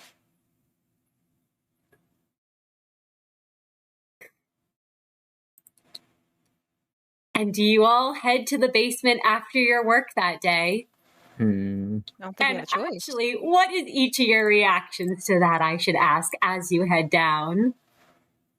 I mean, Merru is concerned, but he tries to not let that get to him as he begrudgingly agrees to go down. He's not gonna try to jump to any conclusions, but he is not feeling super great. Prior has the mind that he has a sneaking suspicion that this is related to their last conversation. It's fine. Ange, as a hyper-intelligent AI, is going to be able to come up with a solution to the problem better than they could come up with anyone themselves. Their aid will, of course, be rendered. There is no situation yet that has proven unsustainable. They'll have to perhaps put their heads together, but a solution is possible. And Pryor clings to that hope as he descends into the basement. Kai? Oh, Kai, sorry. please go right ahead. Kai is aware that something is up, as I believe all of the managers are. It was pretty obvious. And, I think he thinks to himself, like, I mean, at least we had a good couple weeks before whatever this might be. As he kind of resigns himself to whatever his fate is. And Miix Miix. is not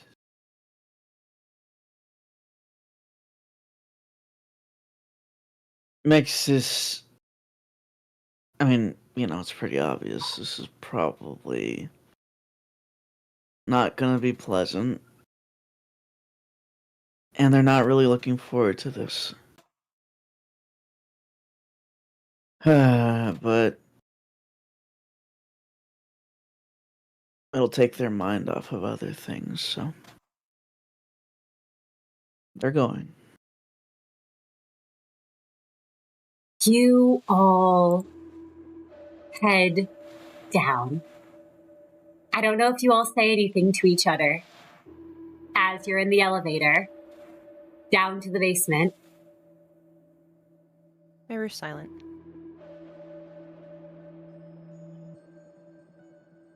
Pryor doesn't want to ruin the mood any more than it already is soured, but he does manage to cross his arms over his chest and give everyone a firm nod and says, "It's just another problem that requires a solution."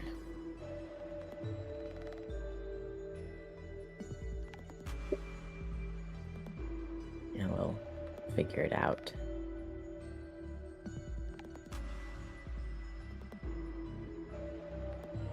The elevator doors open, and you're all greeted with Ange, who, despite it being about a couple weeks now, you all notice that her form is as shaky as ever, still flickering in and out of existence, even with the Golden Bough delivered to her.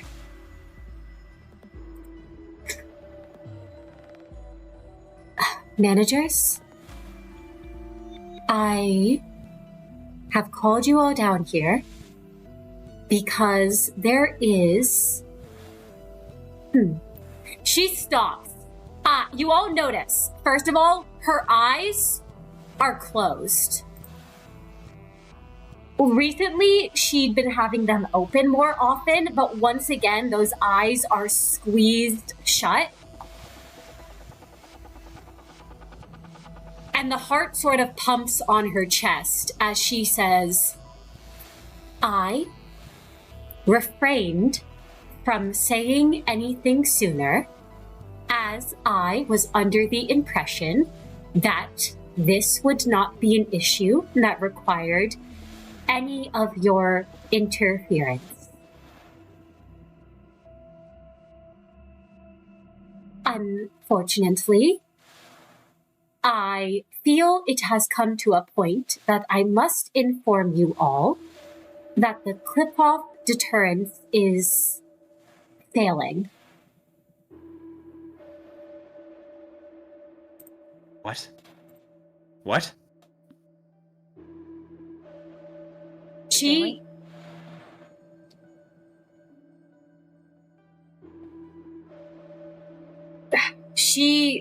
can't look at any of you.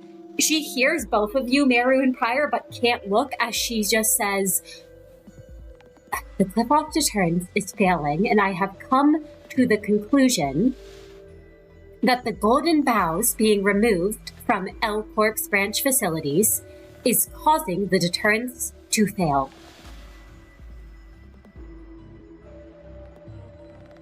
I have noticed the past weeks you have been gone that there have been a couple incidents, nothing that I could not handle. But after learning that the Golden Boughs are from L Corp facilities, and given that you all connected me to the one in Cowl, it was not long after you all left that another group came through. I have been made aware by all of you that these boughs are in high demand, and it is my working hypothesis that as these boughs continue to be removed, the deterrence counter, the clip-off deterrence and the clip-off counter will continue to fail.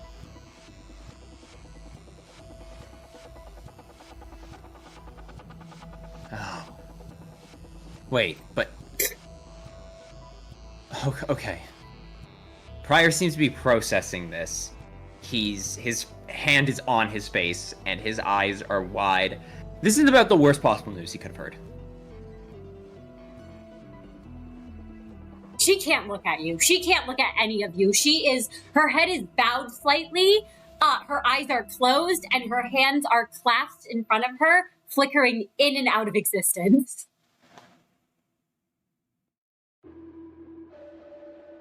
I do not come with only bad news. I can use the bough, and have been using the bough you have given me to prevent this facility from crumbling. However, she waits for you to speak. Okay, wait, that's good. If the bough can power the deterrent system, then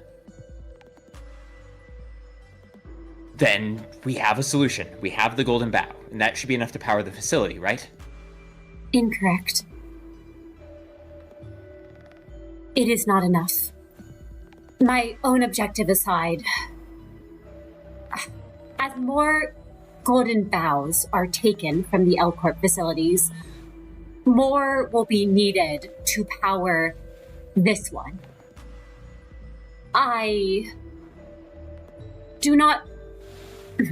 There's no simple way for me to explain it to all of you, so think of it like this. I will use a metaphor so you can all understand.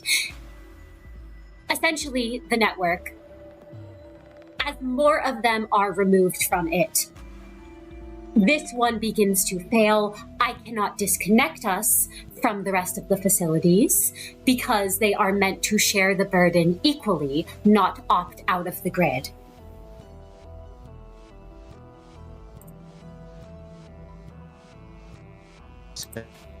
So, essentially, we are trapped, splitting our facility's power with every other facility that has lost a Golden Bough. And as more of them lose Golden Boughs, the weight on our facility gets even harder to keep track of until we are barely able to power our own facility because we are trying to keep the counters on in every single facility in the grid. And at that point, we just don't have deterrence. That would be an apt explanation of the situation we are in. I cannot... Essentially, yes. You can all tell she is very much struggling right now. Her eyes are shut tight. Her hands are almost clenched together as they keep flickering. And she says, that is a simple way to put it. Yes.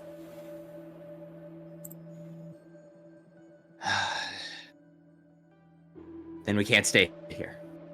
We can't stay here. I mean, we're going to need more Golden Boughs. And you're connected to the network. Maybe you can find some facilities that are still on. We can go take their Golden Boughs, bring them here. We'll eventually have to figure out a way to disconnect us from the network. But until then, we'll just need to keep the lights on.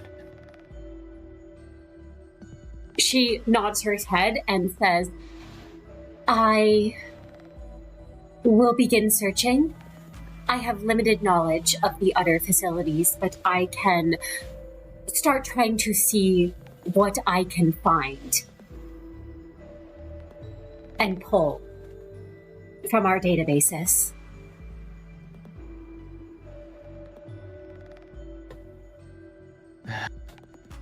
Prior, for once, actually completely loses his cool. He completely hides his face in his hands, and he just lets out this deep breath.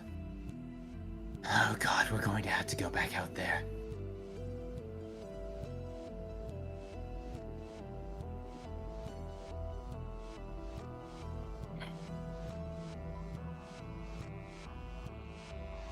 It was nice for a bit.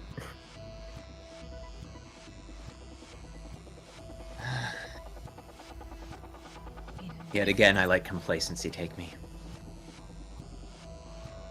So if this is what we have to do, then it's simply what we have to do. I don't want to die. I don't want this facility to crumble either, so if we have to go back out there, then it's simply our job. Nothing that can be done about it, right? No.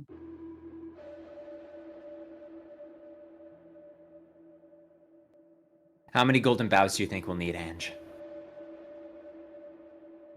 Prior, you can see she's trying to calculate a number, opens her mouth as if she's about to give one, then shuts it and says, I cannot give an exact number. The amount needed depends on how quickly they are being removed from the other facilities. I cannot predict the actions of anyone up on the surface unless I have information on groups searching for Golden Boughs. I cannot calculate how long it may take them to find these boughs or how fast they will be removing them. So all I can confirm is that the more removed, the more we will need. Right. And we know there are at least one company going after the Boughs. Prior quiets as Miix begins to speak.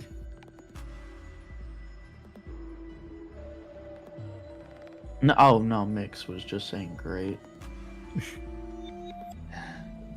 Prior has never agreed more with anything Miix has ever said. As he bites at his thumb hard enough to draw blood, and curls his fingers into a fist. Well, Ange, thank you for bringing this to our attention. Thank you for your diligence. Without you, we would have never realized that this was a problem in the first place. No more rest for us, then. We'll have to gather our things, get out there. No more coming back to the facility to rest. We need to go, get the Boughs, get back here, deliver them, beef up the deterrence, get back out there, find another facility, raid it. There can be no further delays. We have to leave as soon as possible. I'll begin prepping the training team. Tell the agents to double preparations. We're going to have to take some risks and get our agents' virtues up faster.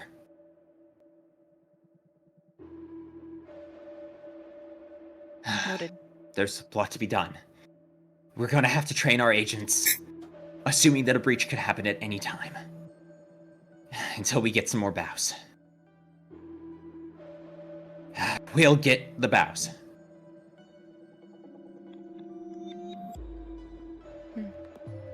I will.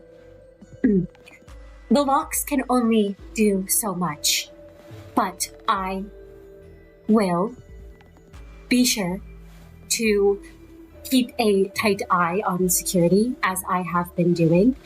I will find a facility at once so that you can all set off. Hopefully within the... She looks like she's calculating and says, I could probably find one by this time tomorrow. If that is too soon for you all to leave. We're probably going to need a couple days. And we want your calculations to be as specific as possible. Understood. In that case, I will take a couple of days to calculate, to find facilities that still have bows, and to ensure that you are all set on the path of one that has a unclaimed one. Good. I cannot guarantee, however, that there aren't other groups headed for that facility. Understood. We'll have to be faster. Miix, do I have permission to go fiddle around with the RV? I know it's your love and joy, but I think I might be able to make some improvements to the engines over the next couple days while I still have parts here in the facility. Yeah. Alright, that'll be my project. Kai. You're going to need to beef up safety before we leave. Can I leave it in your capable hands? Yes, sir. Excellent. Merru, I don't need to tell you how to do your job, and Miix, you certainly don't need me to tell you how to do yours. Kai doesn't either, but old habits die hard. Ange. Yes, Thank you. Manager. We're counting on you. You can count on us. I will go prepare my agents immediately. Thank you, Managers. And I haven't forgotten my promise. Just have to find more bows. I'll find you as many as we need. We'll have as many as we need. I will not let this facility crumble. Nor will I. Alright. Prior marches like he's on a procession of the damned. And Managers, do you have any last words or thoughts for Ange before we take our intermission? I think Merru, he doesn't really have much to say. He probably turns to leave with everybody else, but he can't help but take a glance back at Ange with a narrowed eye. He feels this weird feeling in his gut. He needs to take a minute to think about what that is. But he definitely... I wouldn't necessarily call it a glare. It's more just a suspicious kind of glance. Ange does not acknowledge it. Of course she doesn't.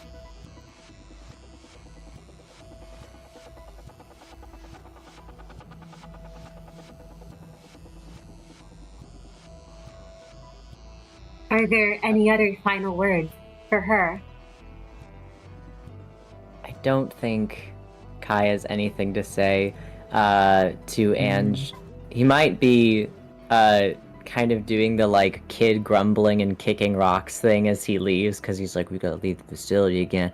Got 1 month worth of sleep back. Now we're gonna risk our lives all over again. Fucking ooh, I gotta protect Prior. I gotta protect the others because I love them or whatever. Miix kind of stares at Ange before they start to leave, they just like look at her, and it's kind of, they think about what Miix and Ange talked about way before all this. And then just seeing how she is now and how she talks to people. It's just an observation. And Miix sort of thinks about everything that she's asking them to do. And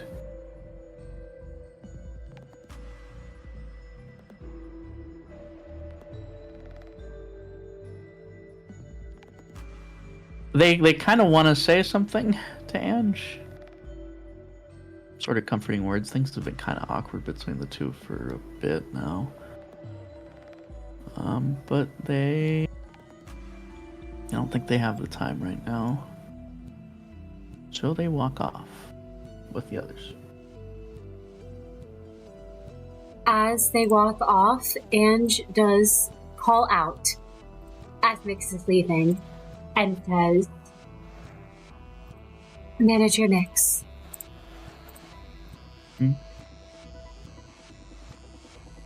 The eyes crack open for a moment. You can see the gold looking through before she shuts them tight again and simply says, I would have done more if I could. I do truly regret to send you all out again. Are you making excuses to me or to yourself? Ange actually flinches at that. You see her entire form flicker, and she simply goes, I have done all that I can do. If I could have disconnected this facility, I would have. It is not possible. You know, Ange,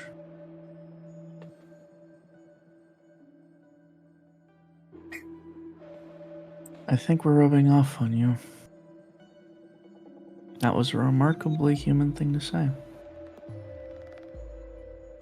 She blinks at that, and simply says,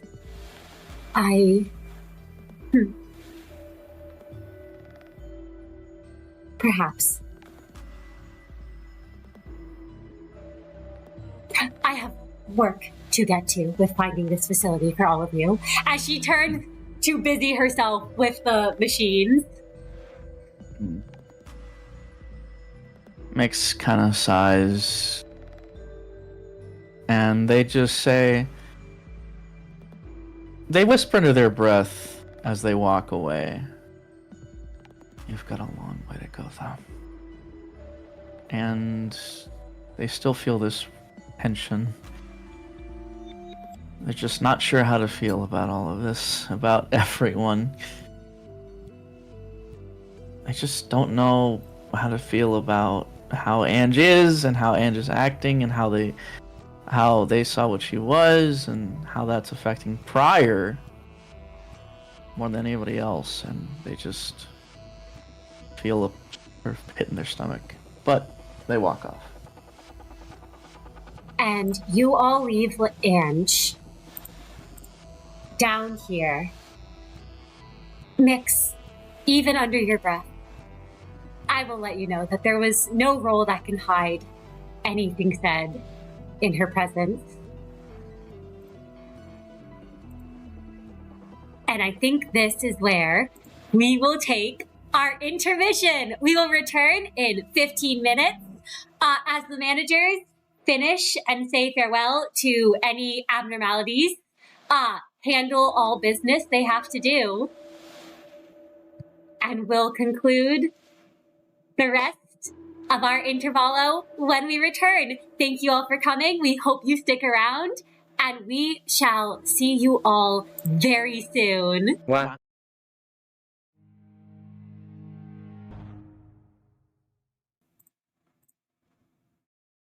Hello, hello! Welcome back, everyone, and thank you for sticking around through the intermission.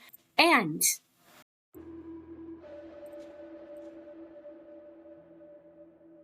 our managers have returned back to their L Corp branch facility, Golden Bough in tow. They were able to all reunite with the abnormalities they had been gone from, help get the people they saved in the city settled back into life at their L Corp branch, and brought the Golden Bough to Ange. The four did learn, however, that this Golden Bough is not going to be enough. Not only can Ange not use it to give herself a body, but she's going to need to use it to keep this facility from crumbling, and will need more, especially as more Golden Boughs continue to be taken from L Corp branch facilities. The managers have a couple of days to get themselves ready, and they're going to have to prepare to go back out. Their work is not yet done. And so, managers, would any of you like to have a word with Ange? If I may, Merru Yes. actually would. Absolutely.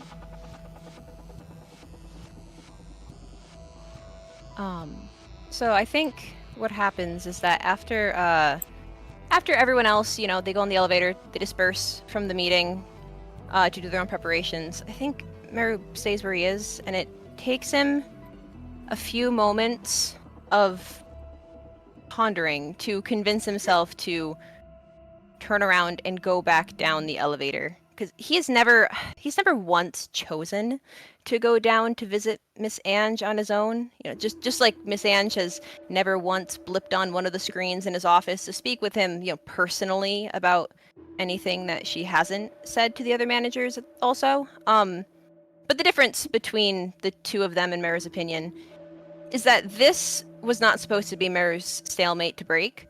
Ange, given her position in the facility, should have tried to speak with him, or tried to talk to him about anything, really, but she chose silence. She chose to ignore him this whole time. So he, going down here, will not choose kindness in return, but, at least for the moment, he will attempt to choose neutrality as the elevator stops at the floor and he exits to make his way over to her, because what he wants to talk to her about is important, and he needs answers immediately. So when he enters, he simply calls out by going, "Miss Ange." Ange hears your voice. Her entire form flickers, and she turns to you, Merru, and says, "Manager Merru, not who I expected to see. Can I be of assistance?" Much you can. And Merru he'll sigh, and after steeling himself, he says, "I know I normally avoid coming here alone, like the plague, but I wanted to talk to you. I felt a bit, unsatisfied about our little group meeting.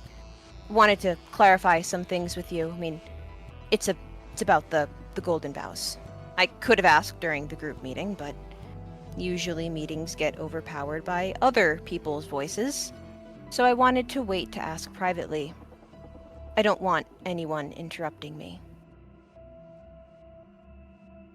Her form flickers, and you can see a crack of gold peering at you through her eyes before she shuts them and says, "Well, Manager Merru, you may speak.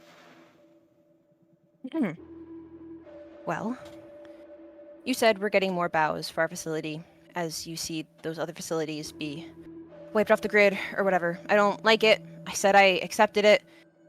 If it's what I have to do to survive, then fine. I mean, I don't want this facility to fall. I already said that, and you seemed fine with that too, but I'm just a bit confused. I mean, and he pauses before looking up at her and he says, "Are you not mad?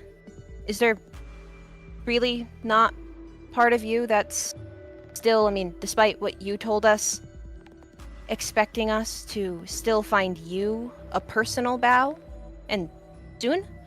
I mean, it just doesn't really make much sense to me, because when we first went out, you were told we would try to find you a way to get a body. That's all you cared about. But that's changed. I mean, I can't imagine that you're suddenly okay with that." Ange hears this. You see her form flicker, and she says, "The optimal logical choice is first using the Golden Boughs to keep the facility running. But I see no reason that one cannot be used to fulfill my objective once this is completed. I have waited a very long time, Manager Merru, and I can wait longer." Right. Merru, he briefly adjusts the collar of Magic Bullet before saying, that, I guess, I just want to know, what if you can't get it point blank? Just can't. Like, what if we can only get enough bows for this facility? I mean, I think it's obvious how lucky we were to get just one, and, I mean, like we said, we could just go raid L Corp facilities, but, I mean, apparently it's like everyone's doing that nowadays. We talked about it, the other companies. There's an Enkefelen rush we learned about. People want bows for their own personal reasons. I mean, knowing what we know, I mean, we can't guarantee that we'll end up having enough for you to use for yourself. I mean, have you thought about that? Like, what will you do if we can't get you one?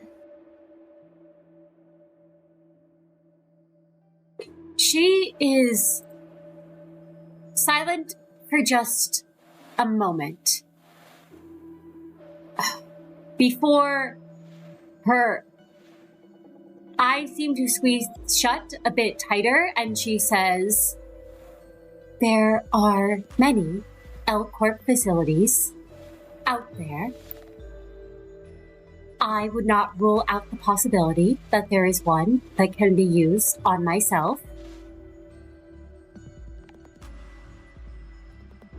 That makes Merru's eye twitch, and he harshly sighs and he goes, "You know, Miss Ange, I think I really need to express how difficult it was to just get one Golden Bough. If that bough had been in the hands of literally anyone else, we would not have survived. We would be dead meat. People, there are so many people in the city. I can only imagine more and more people are going to be wanting these bows. So, what are we supposed to do? Just run around the entire city? Left and right? Making enemies all for you? I mean, I'm not against doing that if it's for my own survival. But that's it. I don't really understand why the others would do that for any other reason either. Like, it really was a difficult task to get. So don't you think this is just thinking that is just a little unfair? I would not say so, Manager Merru. I never asked you to do any of this for me. Manager Pryor is the one who made the promise to me. I care little for your own hang-ups and reservations. I will not ask you to fight a bow for me personally, then. Only the ones to keep this facility running. There's a decently long pause as Merru considers his words. And then his eye narrows up at her and he goes, yeah, Miss Ange, I know you don't care about me or how I feel. You never have. I mean, even though I got tortured, almost killed, dragged through the ringer over and over again for your mission. I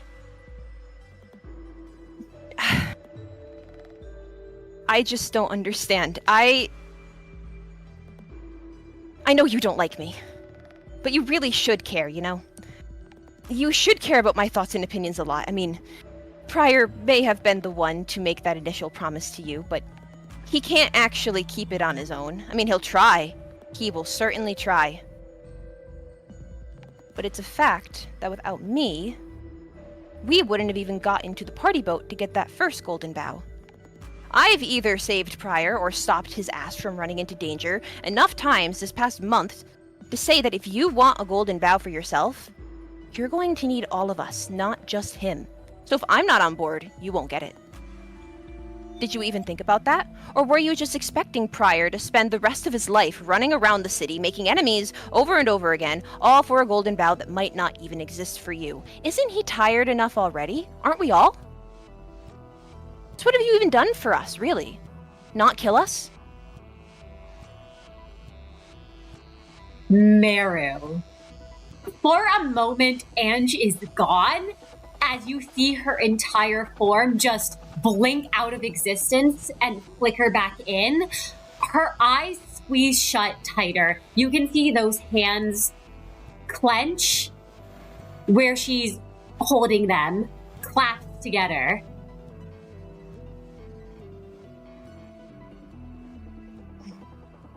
You know, he should be dead for it already despite all that. You heard him. But you didn't watch him basically die. I did. I watched him die. I watched him see people who trusted him die. I watched him distort, and I had to be the first one to break through to him. And it could all happen again. And then he pauses, glances away, and slowly looks back up and says, "What would you do if he actually died because of this promise? Or if he didn't come back? I mean, normally I wouldn't care about other people's business, and if Prior is or isn't being stupid to trust you. And I don't care, I really don't. But I've been roped into this, so I need to know. If something happens to Prior, then what? What'll you do to the rest of us? Kill us? Even though we've stuck our necks out to help you? What'll you do?" Ange hears that, Merru. She says nothing for a moment, and then speaks and says, "You are dismissed, Manager Merru." No, I'm not dismissed, actually. We're not done here, Miss Ange. You aren't allowed to ignore that and then just send me off like a pawn. Your silence, frankly, is a threat, you know? Answer my question. Manager Merru, I do not think you realize the fact, if not for Prior's intervention, one of us would not be here right now speaking to the other one. Yeah, Miss Ange, you're right. If not for Prior's intervention, you surely wouldn't be here right now. But I was still the one who chose not to fire that shot. Perhaps it didn't feel entirely like my choice. Perhaps I still feel like you would have deserved it. But you're alive, aren't you? You're welcome, by the way. You've never shown me once, personally, an ounce of gratitude for sparing you when I was in my full right to have shot you. Because I'm sure you remember just how badly you treated all of us before the Trumpet. You never even tried to talk to me about it, let alone apologize to any of us. And everyone, for some reason, just is acting like that never happened. But I am holding you accountable.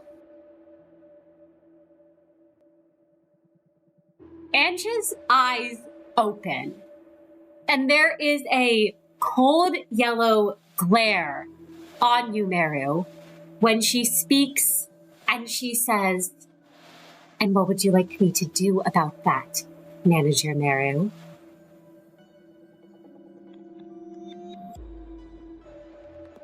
No, that's a good question. You know, I don't think there is anything you can do in this moment, Miss Ange. You're not in a place to. Wanna know why? You can take her silence as permission to keep speaking. Because I don't think you've actually changed one bit. Not in any way that matters. Makes me wonder what Prior would think if he actually knew this. If he actually heard this conversation. Because I think he thinks you've changed. I think he believes in you, and I honestly kind of feel bad for him. Do you care? I know you don't care about us. Do you care about him? Her eyes squeeze shut, and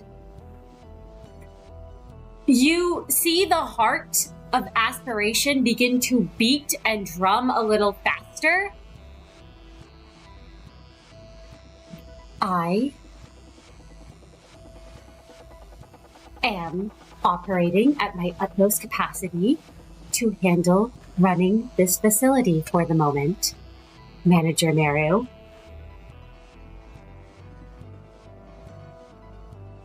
Right. You know, you've made him think that you care about him, I think. And I can't lie and say that I always do good things either. But at least I'm not so cruel as to pretend to be someone doing good by others, when in reality I just want to get what I can from them. Because you might act one way in front of him, but how you treat me in private shows your true colors. It is not an act, Manager Merru. Her eyes flare open for a moment before she seems to catch herself, takes a breath and says,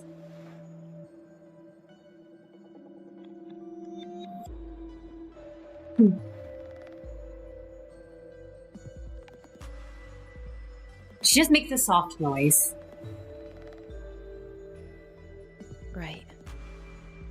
Right. Are you finished now? Or do you have more you would like to hurl at me? I could. I certainly could. I have a lot I could say about you. Because your type is the type that I hate the most. Really.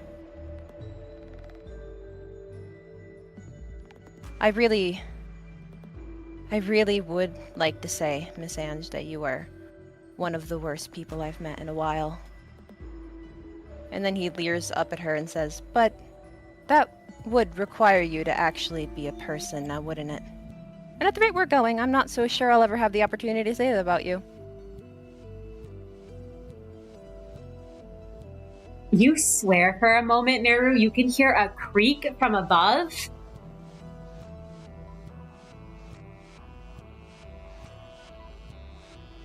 Gonna kill me? I'm sure Prior would love that. I would do no such thing, Manager Merru. Prior has asked me to refrain from doing those sorts of things. And yet when I asked you that question before, you couldn't answer. Funny, right? But don't worry. And Merru will step back and goes, I'll dismiss myself. But just know, Miss Ange, yes? Would you like to speak? I am under no obligation to answer anything you say, Manager Merru. And you are perfectly allowed to keep making excuses. Just know, Miss Ange, I really do hate you. And I hope that even if you don't care about my life, you'll at least remember this conversation whenever you talk to Prior about your fake little bond you've convinced him you have. But don't worry. I'll make sure he gets home safe again. I'm not ready to die so soon, you know. I'm committed to keeping myself alive, just like always, and I suppose, based on your non-answers, that means I'm committed to keeping him alive too. Clearly unlike you, who's very willing to send him back out to the wolves. And Merru will, he won't wait to see if Ange replies. He will try to keep his head high as he swiftly turns around and tries to head back towards the elevator. Ange has one arm raises to almost clutch at her head as her form flickers. And she says, and if Merru listens or waits to hear, that is for you to decide. But as she nearly mutters, it is not fake. I am not fake.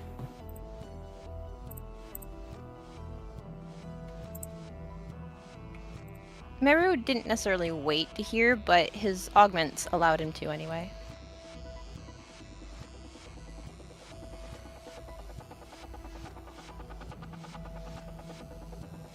And with that, Merru will go back into the elevator.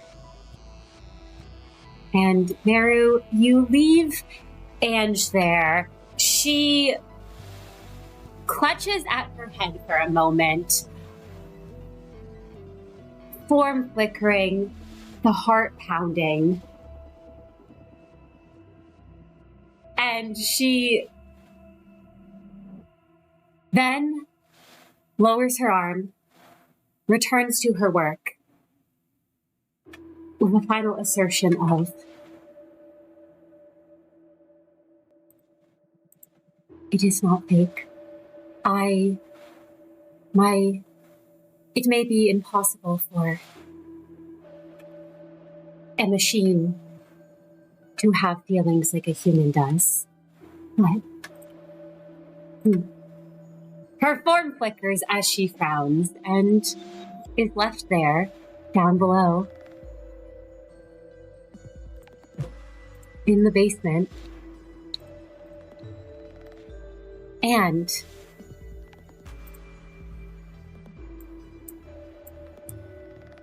Miix, I think there is, we should check on how you're doing in the information team. I believe there's a certain I think unit that Miix tends to avoid. Actually, that's true. I think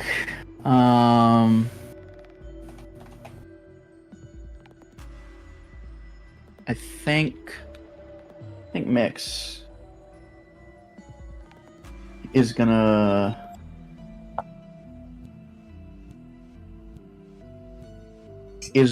go see nothing there. I think it's time.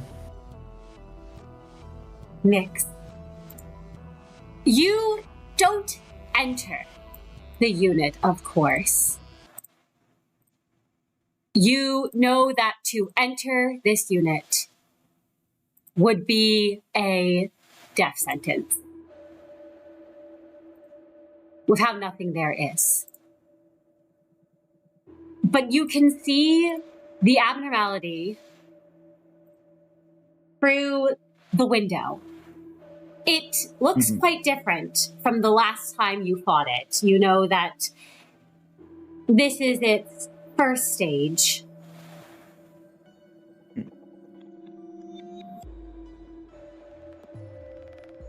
Yeah. And you remember, too, the last time you encountered it, it was, at first, wearing the skin and speaking in the voice of your old team captain.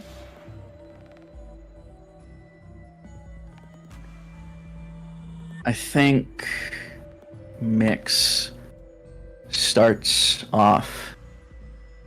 The hallway is empty. This is by design. Miix was able to convince enough people to leave them alone. Or just make up excuses like,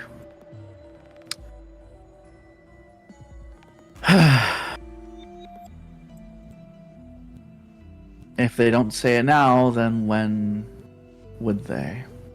You know? And so Miix stands in front.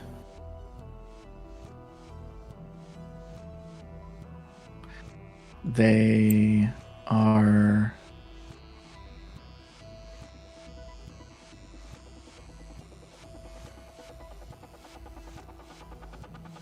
thinking to themselves of all their times with this thing.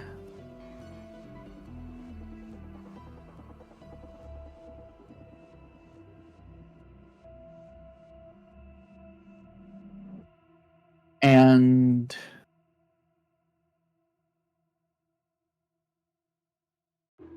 Miix begins with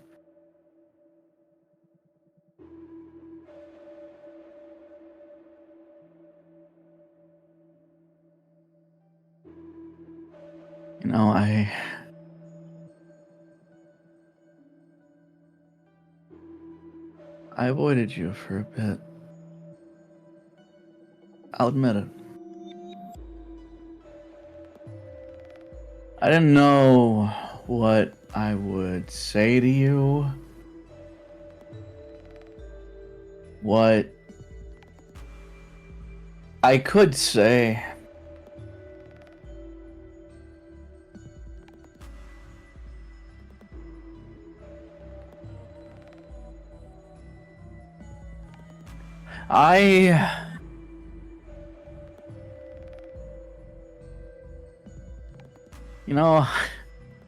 A lot of shit's happened. Ever since I went out there,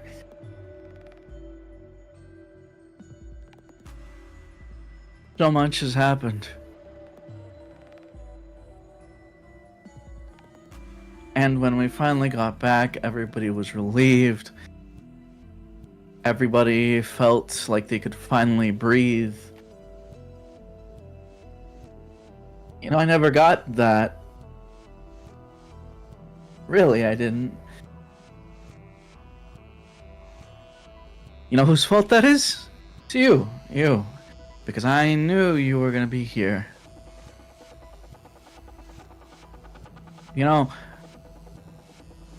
Things are different now. Things and Miix. They felt their emotions rise, but they managed to catch themselves. Things are different. They are. I have new people here. I love you. I love you. I love you. Things are different. Not gonna let you do what you want.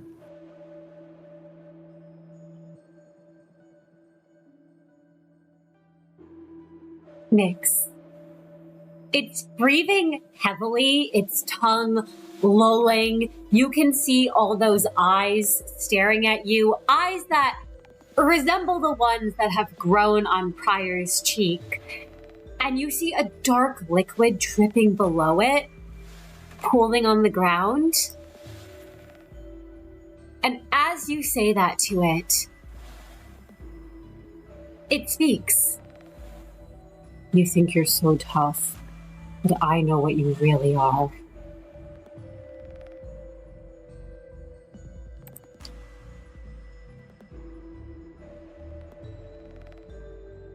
Before it starts to pant again, and you can hear more of that chorus of voices. I love you. I love you. I love you.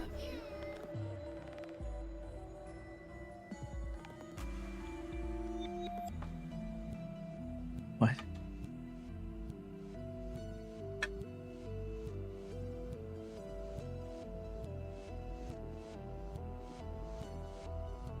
What?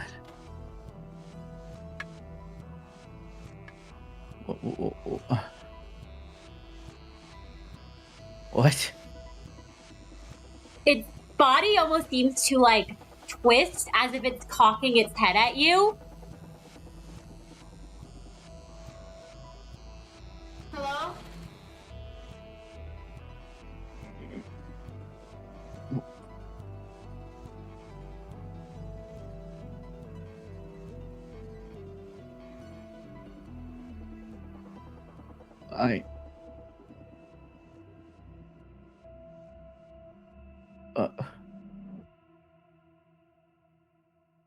What? Miix begins to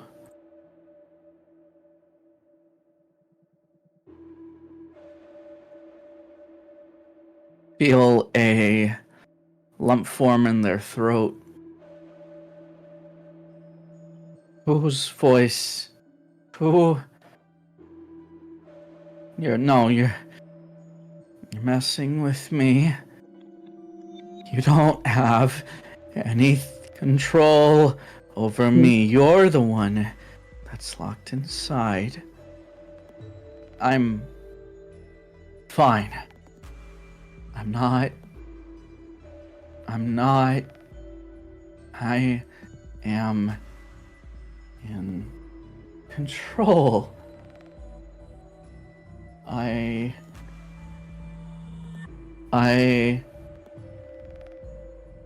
Miix takes a deep breath. Now that that's finished, how's Firebird doing? The panting stops for a moment and it speaks. Speaks is a relative term. The mouth doesn't move, but you hear that voice once more. That very familiar voice coming from this creature. Stop! Don't use his voice! I said stop! And Miix starts pounding on the door. You shut up! Shut up, no! I'm not. I love you. No. I love Shut you. up! I love you. Shut up! You don't use his voice. You don't use his voice. You I don't love use. you. You don't I use love you. his I love you. voice. I love you. You don't use his voice. You don't use his voice. You don't use his voice. You don't use it. You don't use it. You don't use his voice. You shut up. Shut You up. don't use his voice. Shut up. Shut up. It's not. Fuck. And Miix begins to reach for the manual keypad.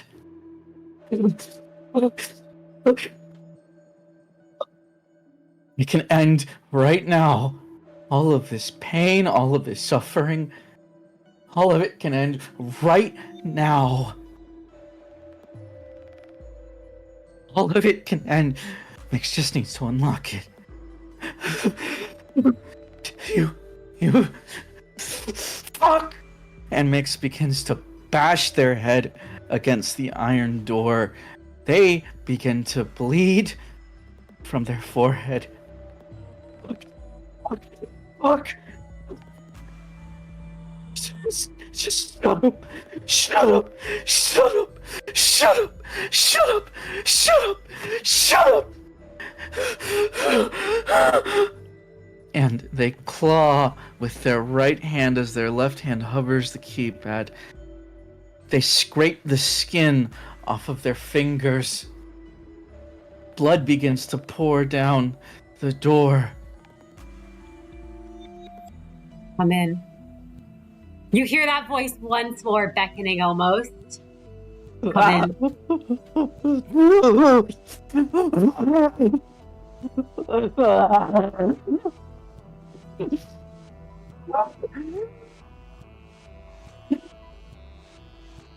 Miix wants to press the buttons, They slide down onto their knees, onto the floor. Skin scrapes off of their fingers as they slide down, and their forehead. A trail of blood.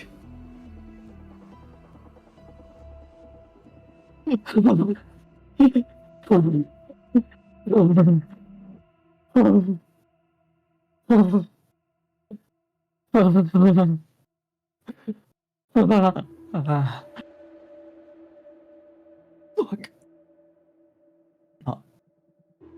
Not one. Oh.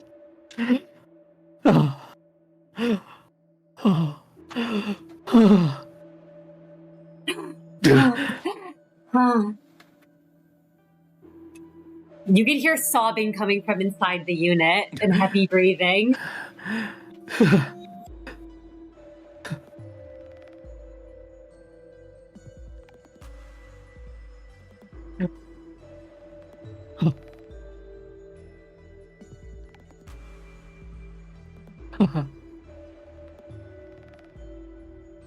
Not my fault.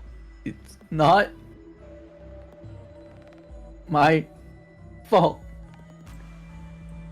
Not my fault.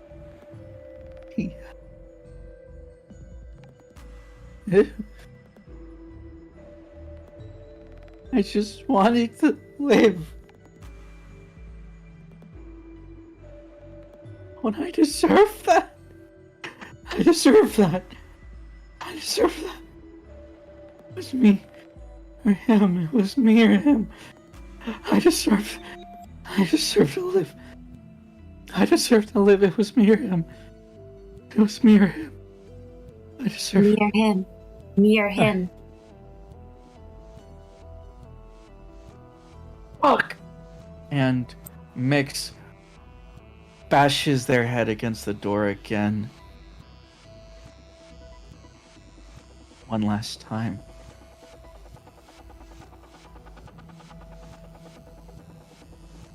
Blood just drips down their forehead.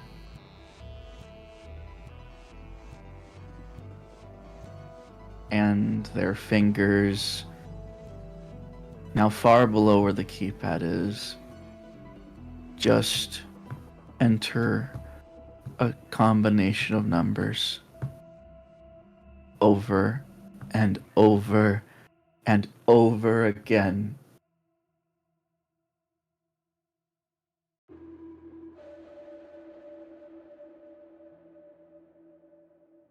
It could be quick.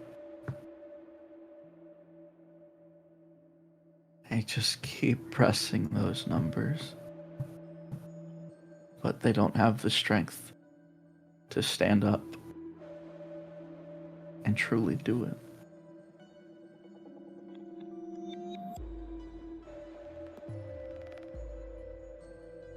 And Miix knows why. They know. And minutes pass. I think people, agents, perhaps, have reached at this point. You know? There's only so long that nothing there can be alone. Yes, I imagine Miix. Yuna, no doubt. The moment they noticed on the cameras, you see an agent approaching Pascal with them, and the drone beeps as they start to pull you away from the unit, clearly realizing something's off, and the agent pulling you says, Manager Miix, we should check you for mental containment.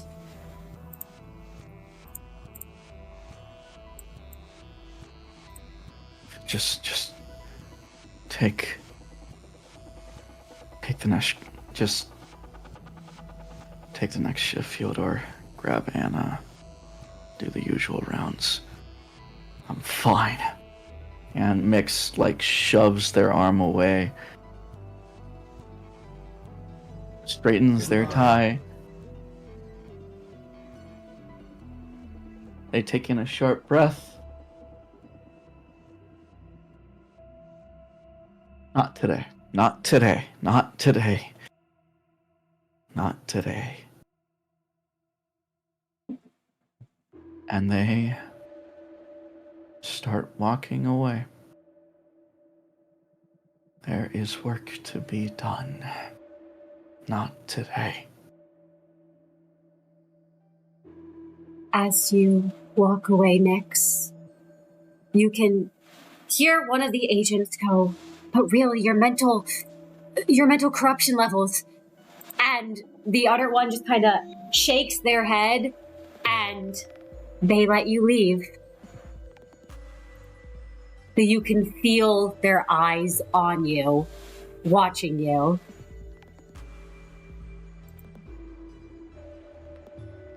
Not today. Not today.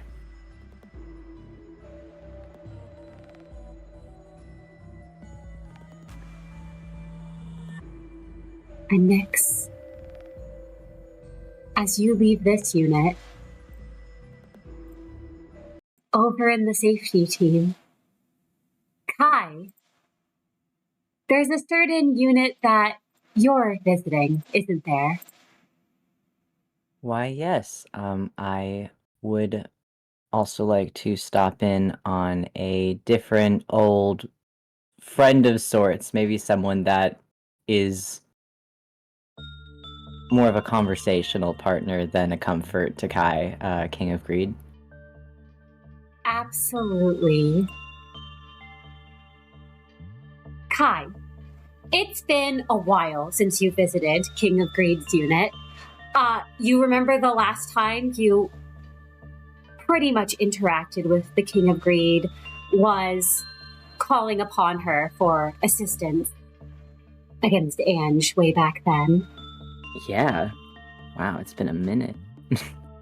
It has. You have her gift on your hand. Mm-hmm.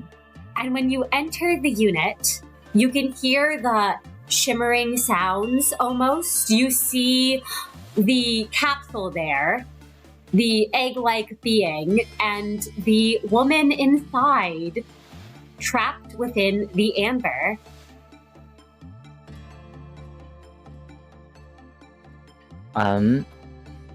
With her being a more vocal abnormality, Kai will greet her, and while he also will give her the same rundown of everything, it's been a while, is if there's anything that she would want to say before anything else.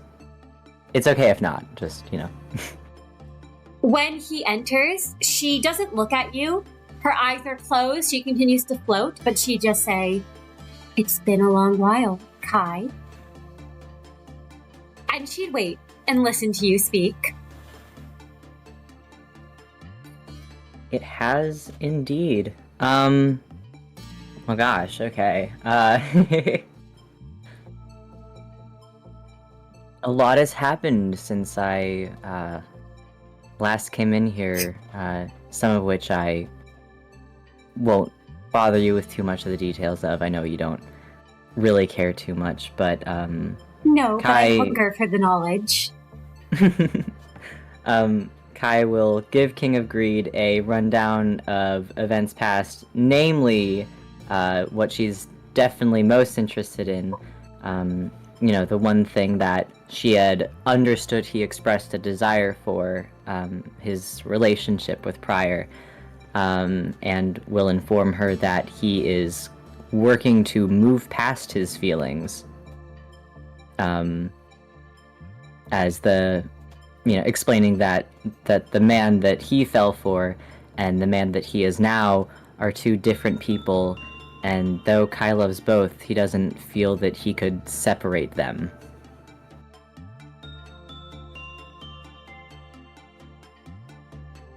The King of Greed listens, Kai, as you speak. And she, again, does not look to you, but you can hear her voice, even as her mouth does not move, almost penetrating into your head and into your mind.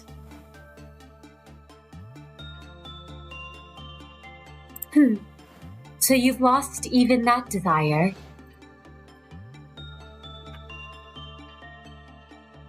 Well, I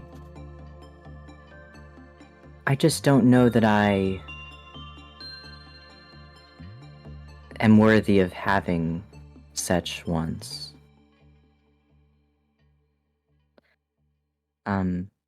Worthy. Why would you need to be worthy, Kai, when you can take it for yourself?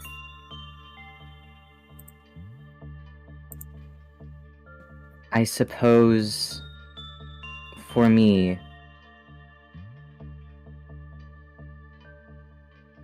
I might have those wants to own or to be owned, but it felt empty, and there was this passive,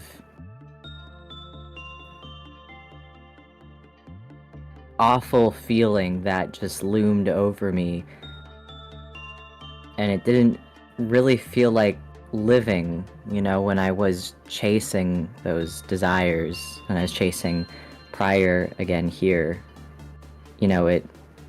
It felt, I started to feel this, I don't know, guilt? I think that was what guilt might be. It's gross and foreign, and I don't feel good wanting something, wanting someone that doesn't want me. It doesn't feel good to claim that. And so until I am worth being wanted, I don't know that I should be wanting. Your lack of desire has always stumped but intrigued me, Kai. Where is your need for earthly possessions? Is it not mankind's desire to claim and conquer? Are you even a person?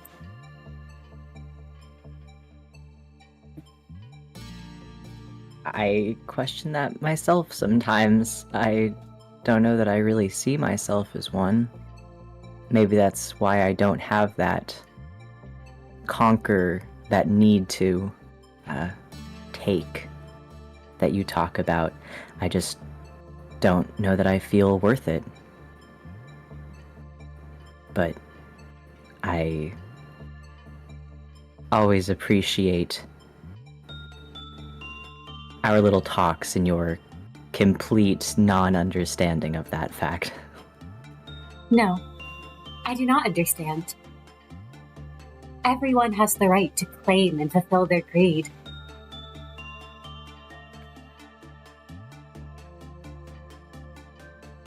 It just wouldn't feel like fulfillment if I got what I wanted at this point.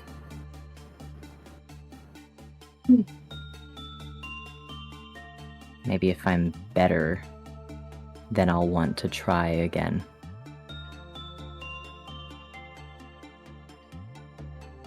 Fascinating.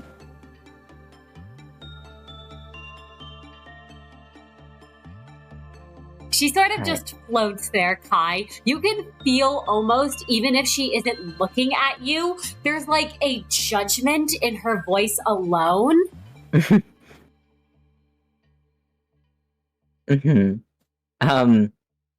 And Kai does very much feel that, like it definitely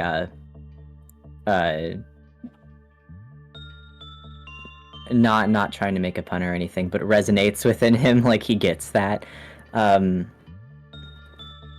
he says, for what it's worth, I'm sorry to disappoint. I just don't have that. I think I was built a little bit wrong, and maybe those good feelings that lead to feeling that you deserve to have things just weren't programmed in me, you know? No. So maybe I'm not a person.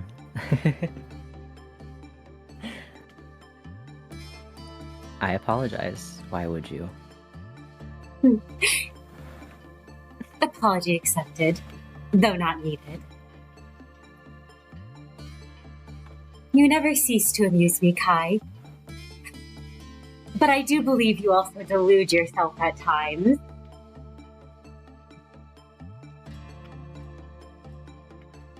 Maybe.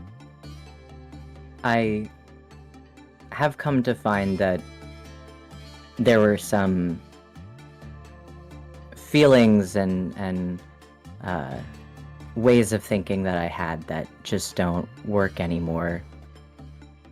Maybe someday I can come back to you and tell you that I claimed something as mine. But perhaps you will. I'm still sorting through it all, you know? I know you don't. No. No. Just remember, Kai. Lots of things lurk at the bottom of the lake, ready to spring up at any moment.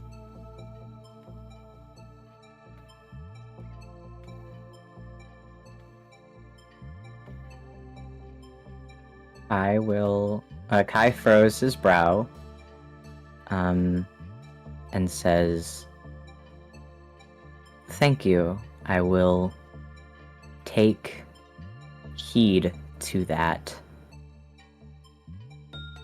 If you are empty inside, you will continue to hunger. I've been hungry for long enough. I can be hungry until I'm deserving of being fed.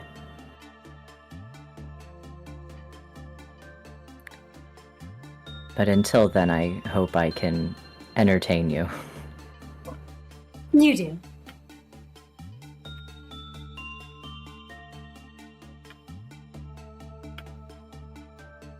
Talking to King of Greed always leaves Kai with sort of like he did something wrong by not being what most would define as a bad person, and taking things, and it always leaves him feeling a little bit unsettled, though he also appreciates the different point of view. He will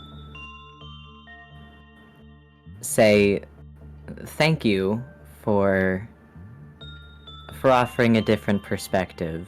It's going to be a while if I ever see things at all similarly to how you do.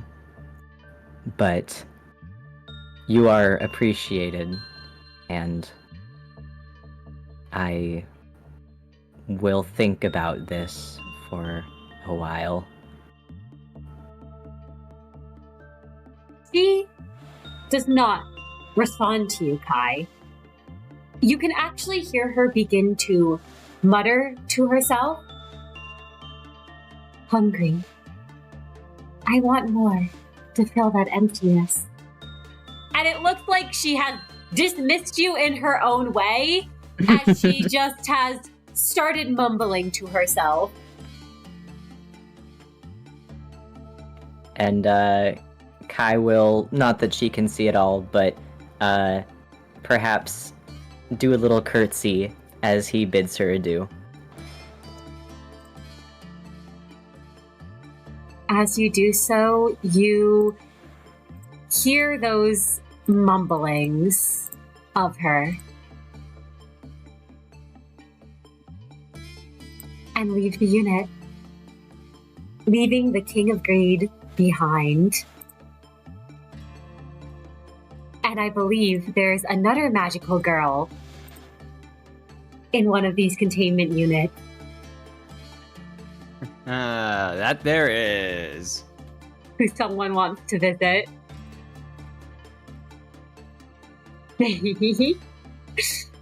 Prior, would you like to visit the Queen of Hatred? I would love nothing more.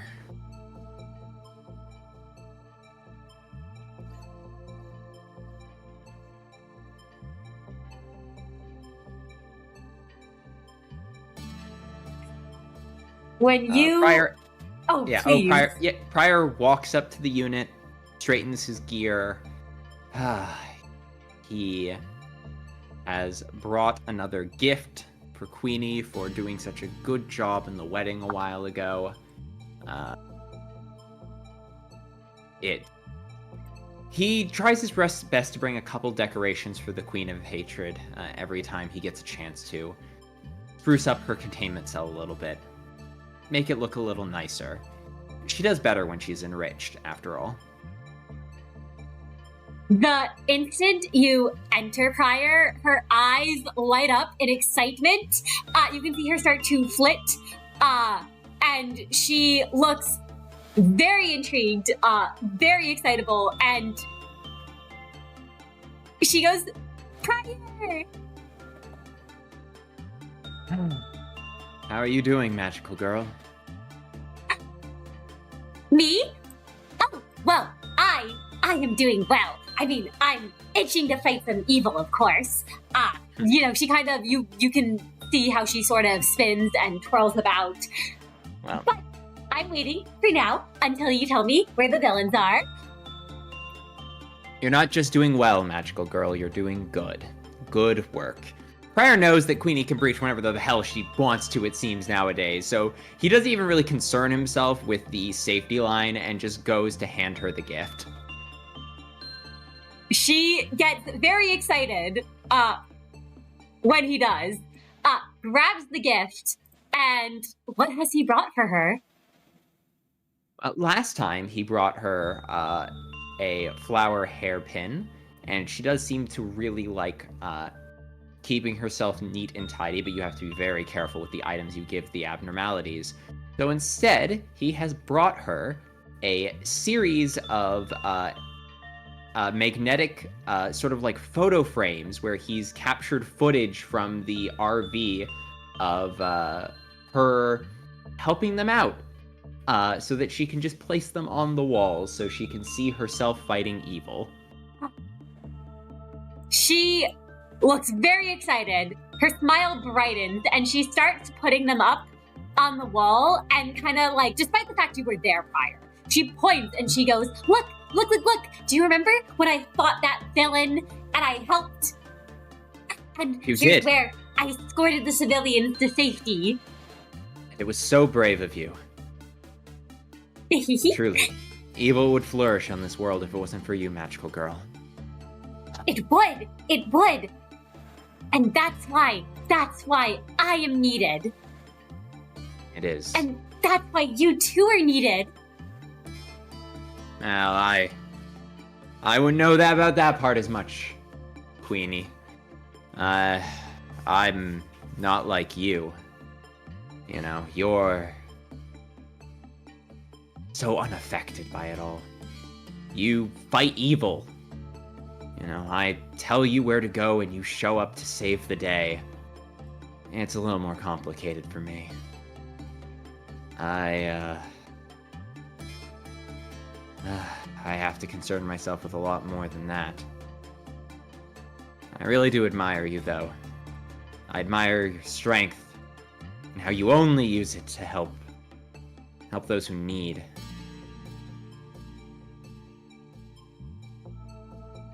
she sort of cocks her head to the side, and there's like a confused look on her face as she goes, "But I don't understand why you're so uncertain. I mean, I think you think too much about if what you're doing's right or wrong, Prior. You suffer so much because of that.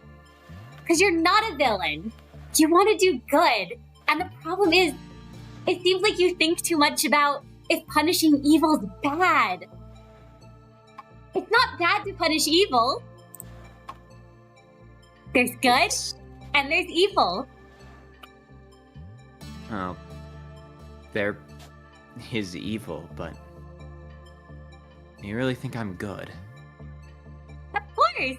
You always fight the villains, Prior. We saved those civilians. They would not have been saved without you, right? Well, I mean, without me, of course. But, like, you were there too. Well, that's true. You know deep down what's good. I think I do. We did help a lot of people, didn't we?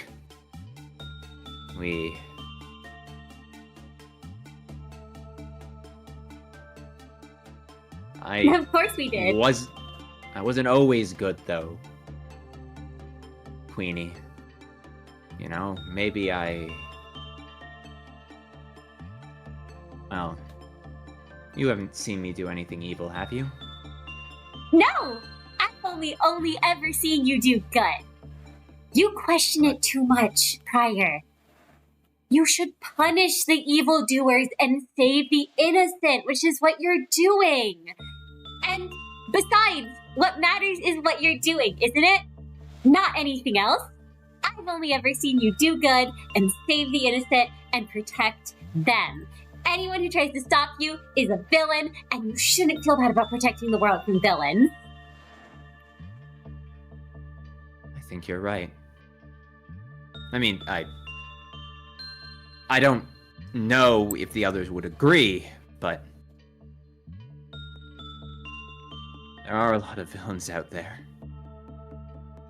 People who killed Brad, the Ring, the Syndicates, Shion, Greta, Alfonso, all those heads of the corporations,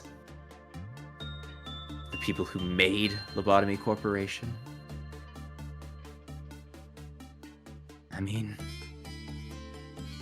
why should I beat myself up about how they feel? Why can't they suffer? They do deserve it. Don't they, Queenie? Because they're villains. And they're hurting this city and its people. They do! They do! And they are! And I know, Prior, I know being a magical girl is a lot of responsibility. I know it's easy to become overwhelmed, but you deserve to be happy. Those people deserve to be punished. And if you let go of your desire to punish yourself, redirect it at those people, those villains you mentioned, the people you hate, the bad people, and you'll find happiness. That's the path to happiness. It was right in front of me the whole time. Maybe it's not that simple, but it... No, it's that simple. You're right. You're overthinking it again.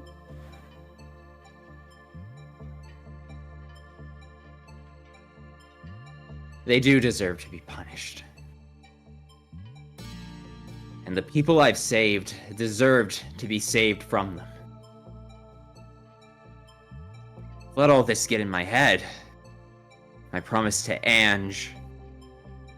Thinking of the fact I'd have to hurt people, but Ange is innocent too. And I don't think I wouldn't be doing anything bad.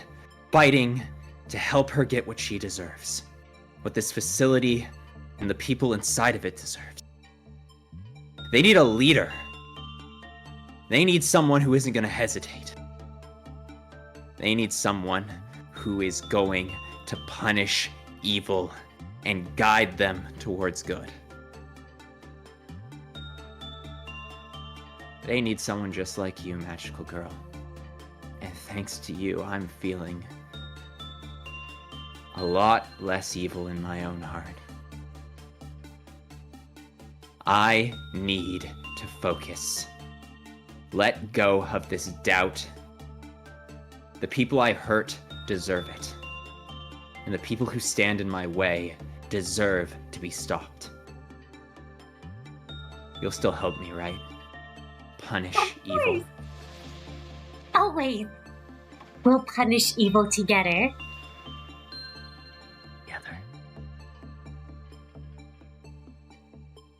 Prior didn't even realize at some point he fully crossed over to stand right in front of Magical Girl. But yet, he does not feel a single shred of hostility from her. We'll remake this city into a place of good. That will be our service to it. That is how we justify our existence. Because the world needs us, Magical Girl. It needs a fighter like you, and it needs a leader like me.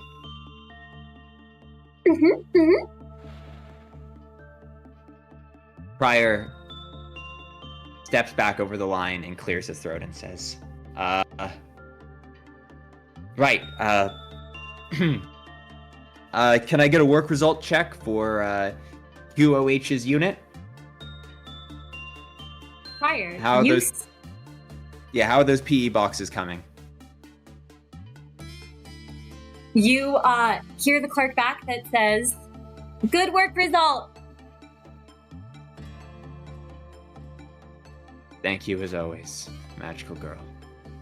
I can rely on you. See you later. And Prior does step out of the unit and hit the close unit button with a wave. Prior, as you leave the unit, Magical Girl teleports behind you, and you feel her arms basically reaching to give you a hug from behind as she wraps them around you, hovering slightly. Oh.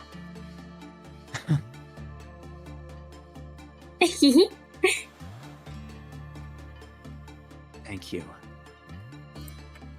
I'm glad to have an ally who I can always call upon. You always can count on me. And you see her teleport back into the unit. Prior does go up to the glass, and he actually does open the door again, and he says, How are you teleporting out of the unit so easily? She kind of just shrugs and says, "It's easier now. Whatever keeps me in that room isn't as strong as it used to be." Right, well, I'm glad to know that means I can always call on you. And Prior shuts the door, locks it, and doesn't think about the fact that they need to leave the facility as soon as possible.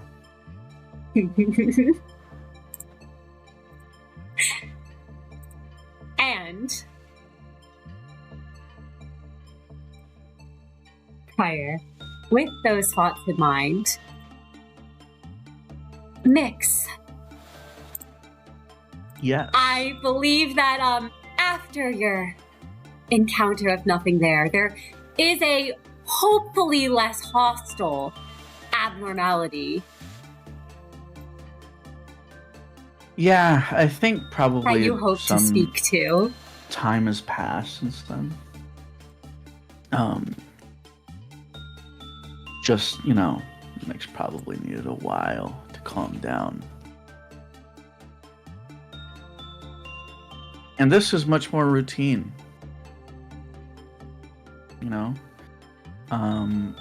Miix makes their way to see Her Royal Majesty.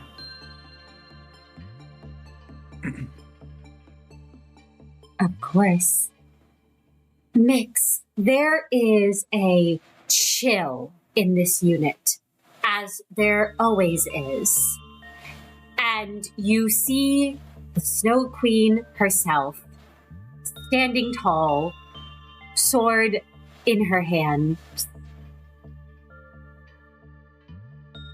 And when you enter, she looks down upon you, and Miix, you remember that you fought in a duel before between the time of when you all bested Ange and left the facility the first time. Not unlike how you're about to be heading out very soon.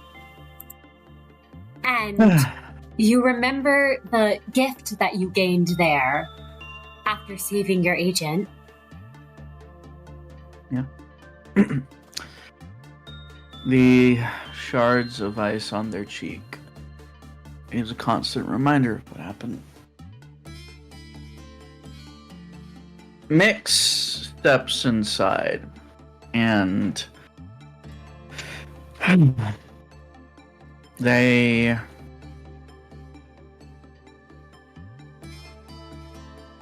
look up at the Snow Queen.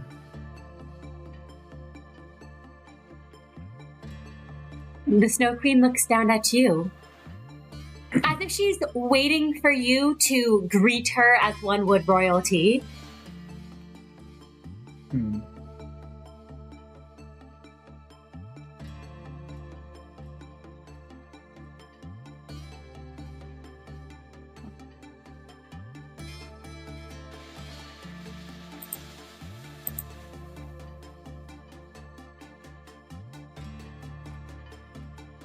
You know. And I think Miix, like, beginning does like a bow and a curtsy, you know. As She is bows polite. You know, Your Majesty.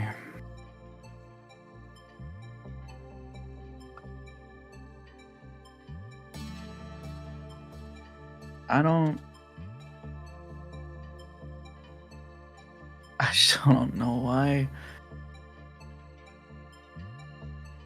you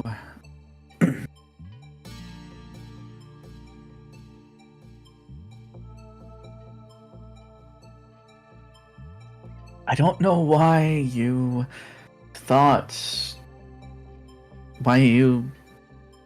challenged me to a duel that day. I don't know why you took the agent. Were you not the one who challenged me?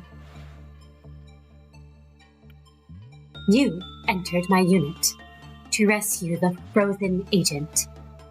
I complied as the rules of my duel. You bested me.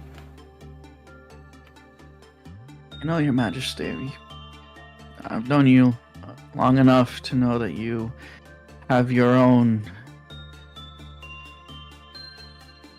motives. I don't know what they are.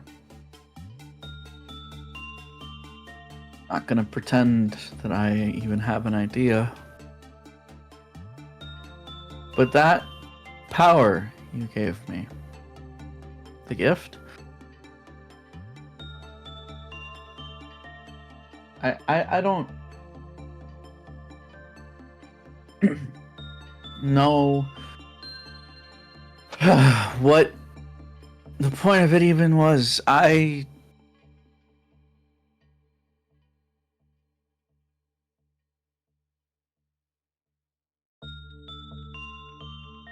came to a realization.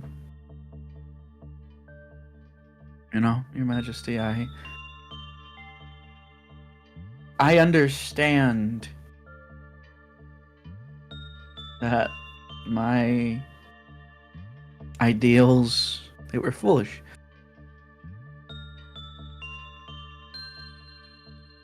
I know that now. I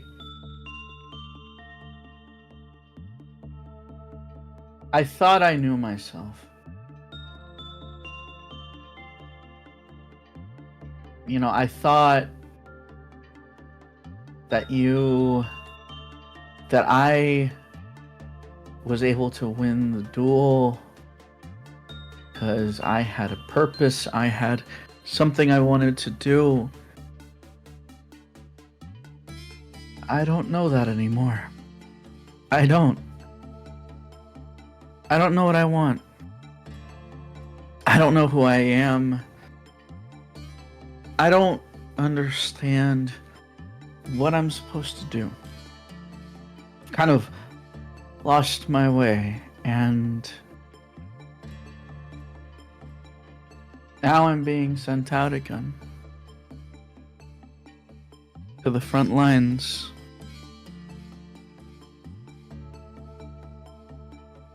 I feel lost. I feel like I'm just going through the motions.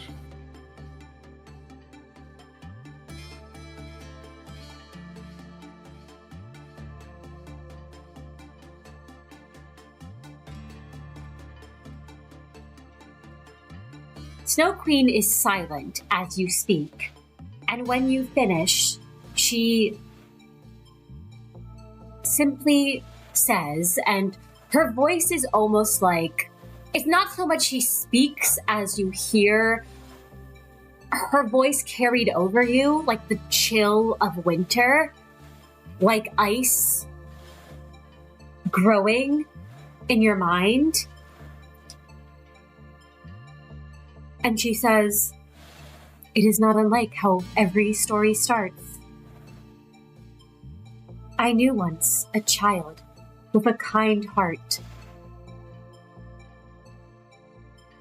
who, when the shards of a mirror made by an evil fairy were scattered on everyone's, he began to see things he didn't want to see or need to.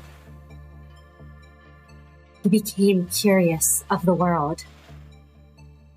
He felt as everything he knew amounted to so little. He had to solve a puzzle with the shards of ice. All the pieces were there to begin with, but the frozen heart must be thawed.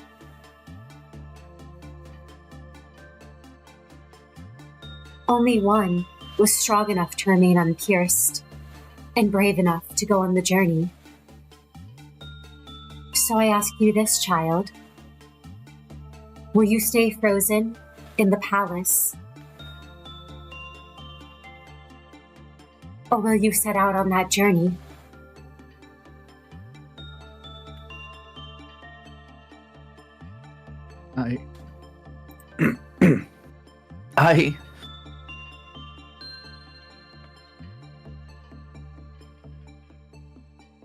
There's a part of me that wants to just not. There's a part of me that wants to stay. Throw in the towel, give up, forfeit.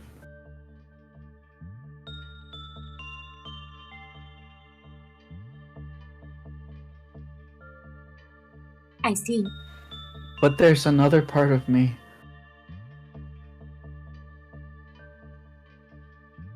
that wants to keep going. I'm not sure why it keeps moving. I don't know what fuels it, but it keeps dragging me forward.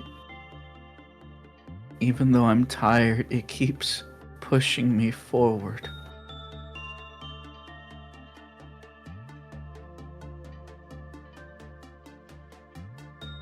Then push. Good. The journey will be agonizing. That young girl was hurt and pained, and sometimes she cried. But in the end, spring did arrive with blossoming roses.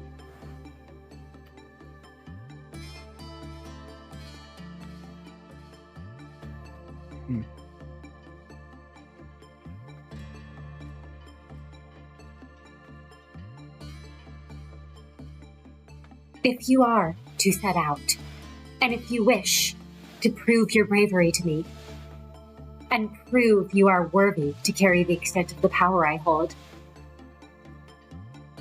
you see the Snow Queen beckon you forward, Do you choose to? Yeah. Yeah.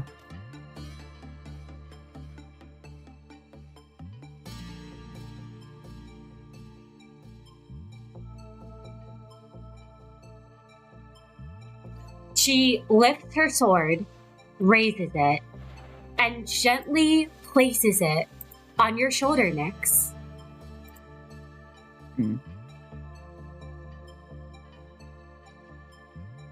You can feel the ice on your cheek start to grow a bit more as she says to you, if you wish to keep fighting, if there is determination still within you, then prove it. And perhaps I shall lend you more.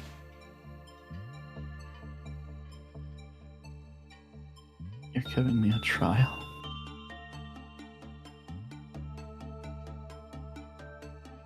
She does not confirm nor deny that as she pulls the sword and lifts it back up. And Miix, you have a feeling in the future something may happen when you enter a duel. And she looks down at you and simply says, return to me when you have completed it. Miix will simply nod, and I think that concludes their business. Miix, as you leave, you can hear the wind whip around you. And is there any thoughts on Miix's mind as they turn to go and conclude their business here? Something's still there, still dragging Miix along. But why? Why?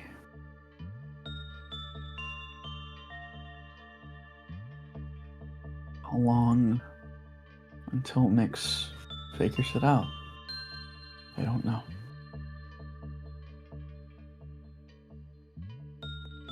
Yeah, that's Miix. And Miix, who knows how long it might be, but you also know you only have a few days till you depart. And you three all having visited abnormalities, I think, Merru, there might be a certain one that you're wanting to see, especially after your encounter with Ange. Yes. Absolutely. If I may recap how Merru gets from the basement to this particular unit. Absolutely. All right.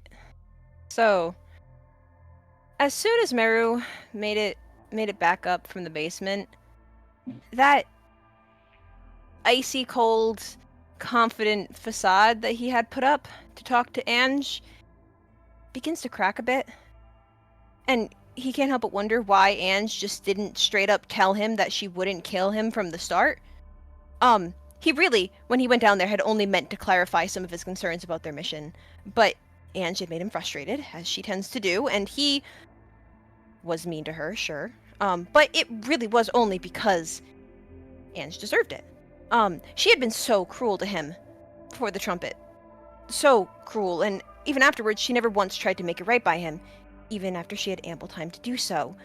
And even now, she seemingly couldn't handle just a bit of pushback. And then, it begins with a single thought. Ange is going to kill him. He didn't kill her before, even though she deserved it. And she convinced Prior that she had changed, when in reality, she had just wanted to use his trust to make him do what she wants. Even if it'll kill him. And if Prior dies, Merru dies. And he has sharp senses. He could hear that compressor creak. He knew the only thing that stopped her from killing him right then is because doing that would be clear proof that she had not changed. So she needs him alive at the moment because she needs to ensure that Pryor continues to trust her so she can get her body. That's all. But she wants him dead. He's going to die. And it feels so simple when he connects those dots. It's so simple, and it makes him want to puke with how afraid he is, because he can't die. I mean, he can't. It's not fair. He can't die. And that's, I think, when Merru begins to panic just a bit. And almost on instinct, he turns to one of the departments. Firstly, he wants to tell Pryor, but Pryor wouldn't believe him if he tried to say that Ange dismissed all of his concerns and threatened to kill him. So if not him, Merru wants to tell Kai about his concerns with Ange, with Pryor, and with their own safety going forward, because he knows he's right about this. He knows he is. He knows that Ange will kill them if Pryor dies. She'll kill both of them. All of them, but he stops. Because he started to trust Kai with his thoughts and his concerns over, the event of their mission, but can he with this? I mean, Pryor trusts Ange, and he realizes that Kai would trust Pryor's judgment over his own, wouldn't he? In matters relating to Pryor, Merru can't compare. I mean, that's just a fact. It's simple. And briefly he shifts to turn to the information department, but stops again, because he and Miix haven't really gotten along as planned, have they? And Miix had joked around with Ange before. I mean, they surely have a not horrible relationship like he does with Ange. He isn't sure, but he doesn't feel like he can talk to Miix either. Not yet. And briefly he considers finding Kit, but he really doesn't want to involve his agents in this mess because it feels very serious. It would be foolish of him to involve anybody else. And that's when he realizes that he can't talk to anyone about this, about his concerns and his fears. And it's like he can't breathe all of a sudden. And Justicia feels tight around his eyes, and his vision darkens for just a moment. And when his heart begins to frantically beat in his chest, he doesn't really care about who sees him and what they think as he hurries down the hall, almost running at this point, actually, as he heads to one of the only other places in the facility that he feels somewhat okay going to, all the way in the training team. Not to Pryor, but instead he goes to a specific unit to hide from the eyes of people, and so he steps into Little Red's unit, just barely able to compose himself. He takes a breath, tries to act like he hasn't been running, and goes, "Ready. It's been a while." Merru. And you see, there's that permanent grin there, it being a mask. As the mercenary looked down at you, you can see her one single yellow eye, and it almost seems to pierce into you. She's leaning against the wall, her arms crossed, and she just kind of nods and says, "Need something?" Well, I mean, I just figured it would be rude of me to not eventually come visit you for a chat. I mean, a little chat's never hurt us, has it? If it was anyone else except for you or Kai, I'd turn this down, but it's you, so fine. If you haven't got a request from me, I'm down to hear a chat. Right. It's not really a request. It's more of a question, I suppose. I want your opinion on something. What? Oh? Yeah, what would you... He pauses and tries to figure out how to word this, and then goes, "What would you do if you had a suspicion that something horrible was about to happen to you? Like that you were about to die if you didn't do something about it?" I don't know. I I feel like I've gotten myself in a situation again. I mean, it's not my fault. I'm trying to do my job. You know how I am. I'm just trying to protect myself. I just want to survive. But it feels like there's always someone who I keep having to run from, always, for so much of my life. Do you know what I mean? 'Cause I hate it. Do you understand? She shakes her head, kind of stops leaning against the wall as she straightens up a bit and says, well, I'm not running from it anymore. But if you mean that wolf bastard, then yeah. Before I could fight back, before I was able to do against him what he did to me.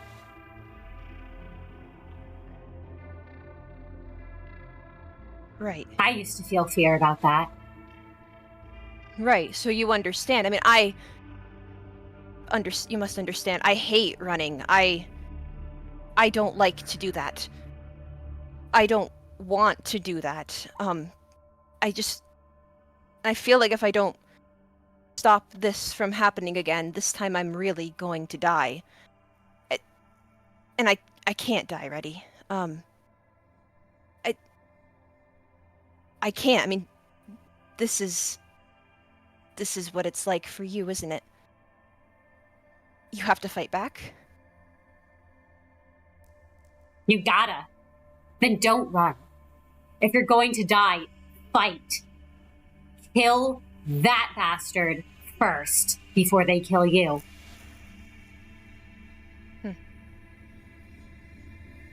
So, and Merru pauses again and tries to think about what she's saying. His brow furrows. He goes, so, what you're telling me is that I need my own wolf? Like what you have? I need to fight back against my own wolf. Exactly. If you're running, what you gotta do is stop running from it and take out that bastard. But, what if I don't know who that would be? I mean, is it Der Freischütz? I mean, I don't think so. And Ange? I don't know. I mean, she wasn't the first to treat me like this. I mean, she wasn't the first to be cruel, but she's the one threatening me now, but I don't know. And Merru looks back up at Red and goes, is it okay to not know just yet? I don't know how to find out, but I want to, I think. Reddy's eye twitched in annoyance at the mention of Der Freischütz, and then at the mention of Ange, she kind of just like rolled her single eye and is like, oh, that bitch doesn't let me do any training when I ask. I know she can hear me, but if you don't know, listen. You're wolf, okay? In my case, that bastard's the one who ruined my life. You just gotta find who's doing this to you. Hunt them down. And that's what matters, isn't it? Give them the most gruesome and painful death. It doesn't matter if there's no victory to be won. I think we both know that there isn't. What matters is making them hurt for what they did to us. And if you don't know yet who's the one tormenting you, you just gotta figure that out. Now, Merru knows that abnormalities are not good. He knows this. But he also knows a lot of things right now. He knows that he can't trust any person with his fear. And he just goes, that would make me feel better now, wouldn't it? I just gotta find the common thread to my problems. I figure that out, cut the thread, and I'll fix things. I won't have to suffer anymore. I won't die. I just gotta figure out who that is. But I don't really... No, I can do one more unsavory thing to survive. I can do that. But, I mean, the others... And he shakes his head, goes, the others won't help me, even though I have to help them. They won't believe what I'm dealing with, but I want to feel better. I don't want to deal with the suffering anymore. I don't want to die. I don't deserve to die. I don't deserve to suffer, just like you don't. No, I don't, and I didn't. She starts to move a bit closer to the line, leaning in closer. She towers over you, Merru. You don't either. You can't rely on any of them. Right. No, I can't. I couldn't rely on anyone either. You've got to grasp it yourself. And you know what? I like you, Merru. I see a lot of myself in you. I'll help you. Help me. Let me help you.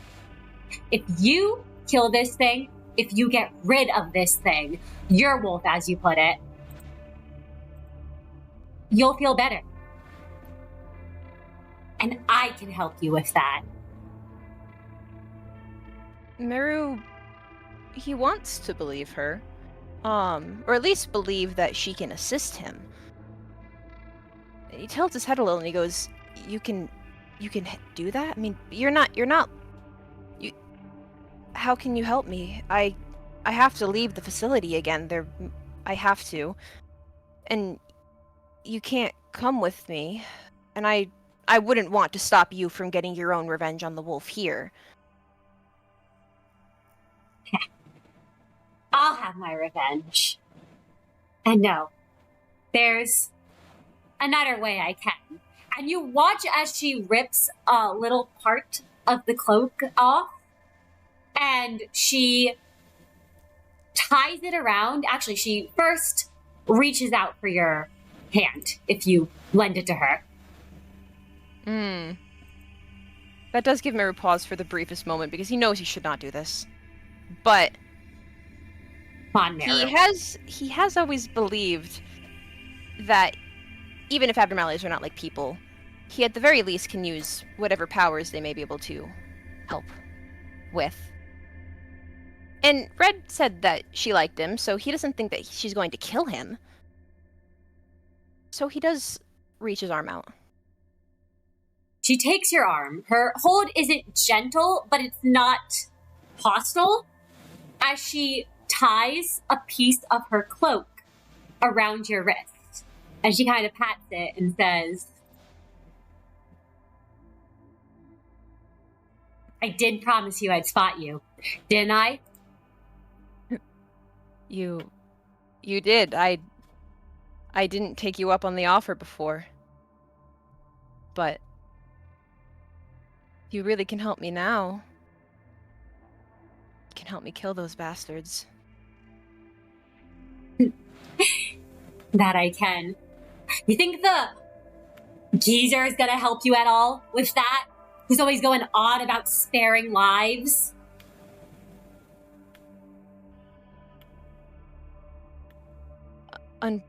Unfortunately, no.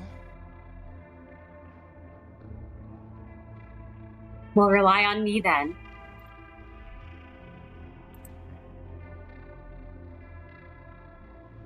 Right. I will.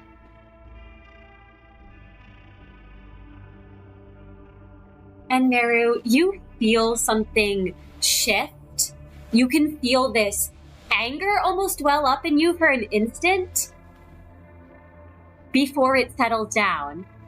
And Reddy sort of leans back against the wall and says,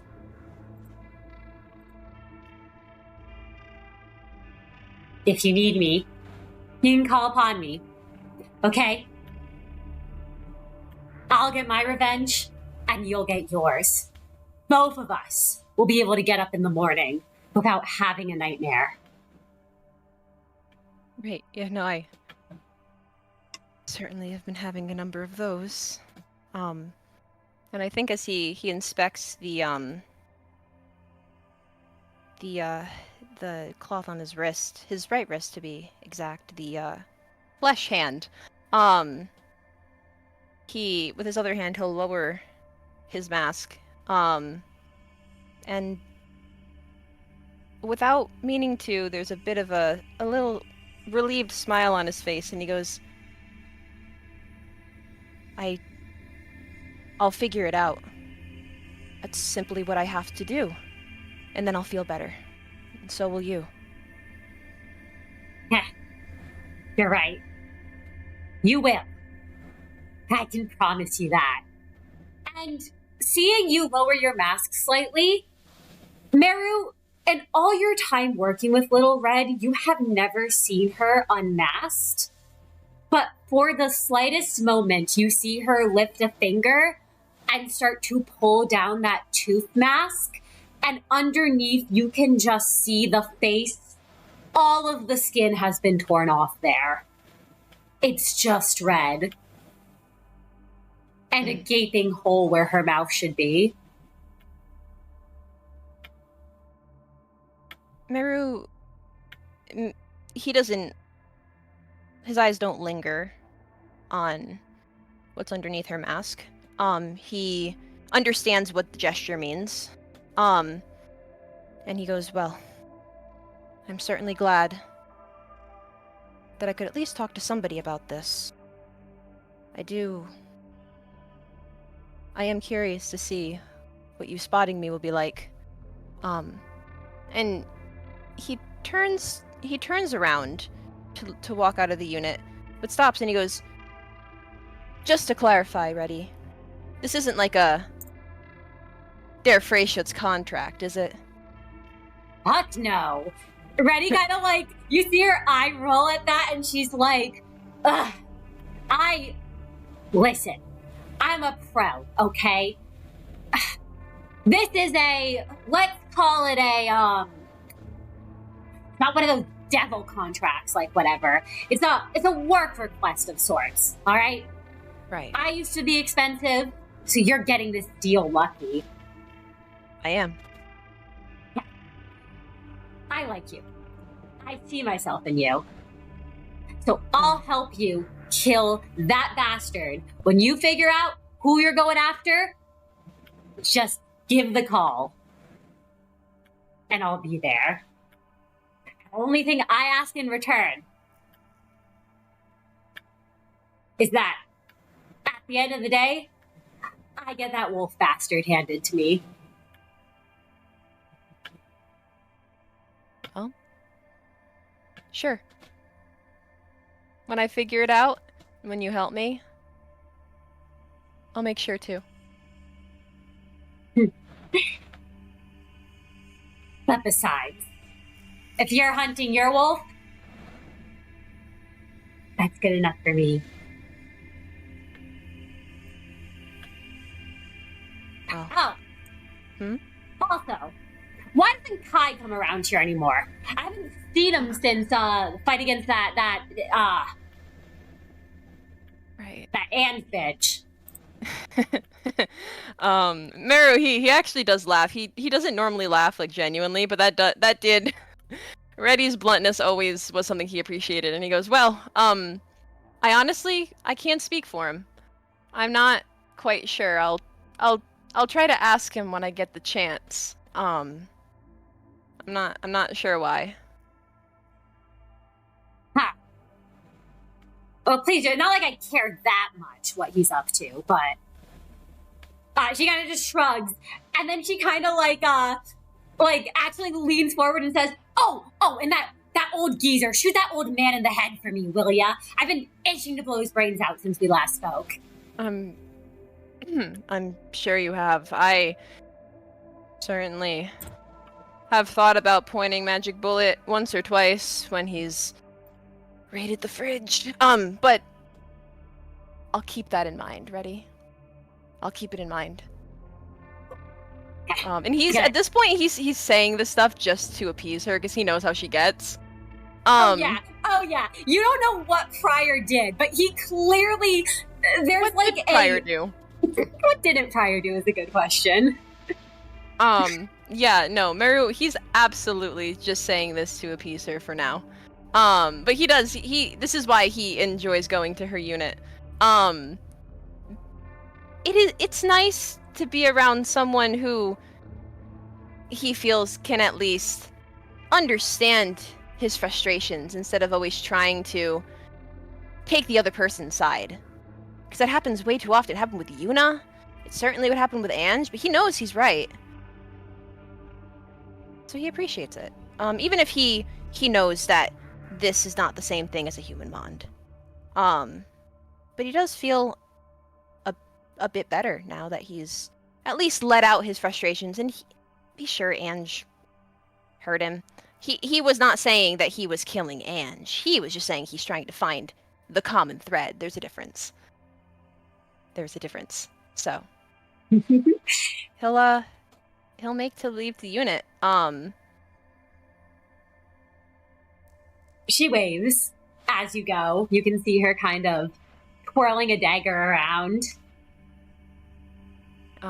Yeah, no, as he goes to leave, he just goes, "Later, Eddie. I'll be seeing ya." She kind of catches the dagger, gives you a little salute, and says, "May you find that bastard, and may we make him suffer." Yes, may we. And then he'll leave. Absolutely.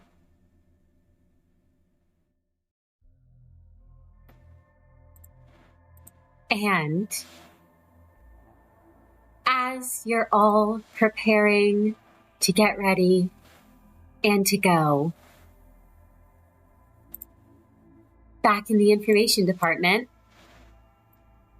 Miix, how are you holding up?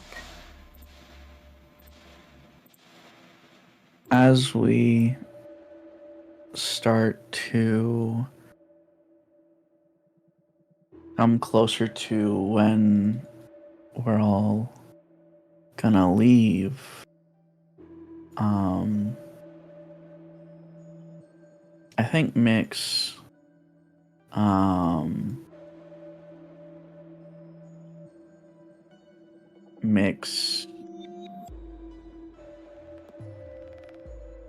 starts to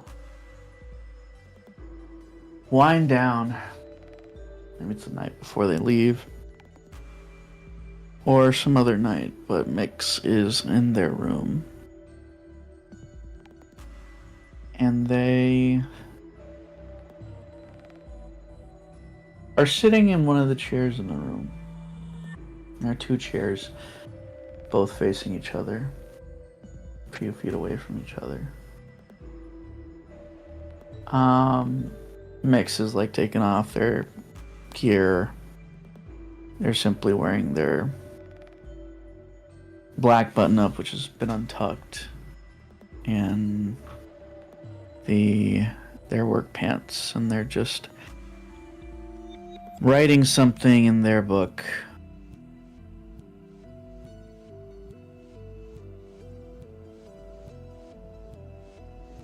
Miix, as you're writing, you feel another's presence in the room with you.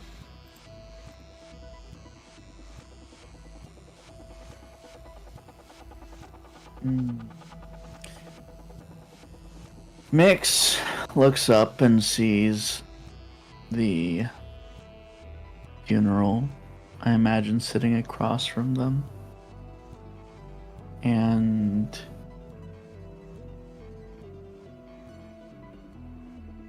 I take a deep breath.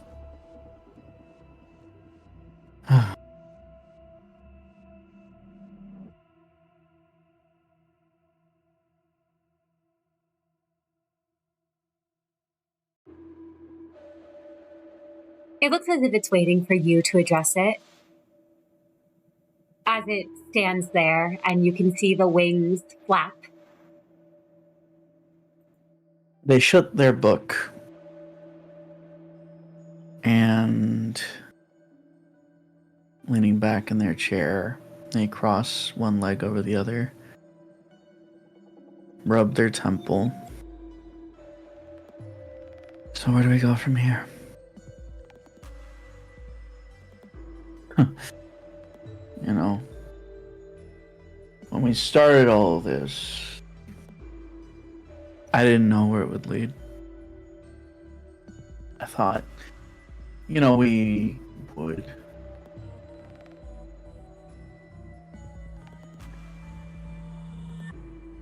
figure something out.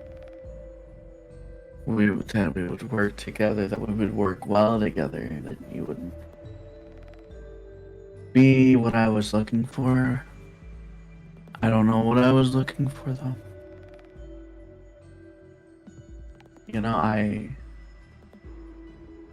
It's easy to pretend to lie to yourself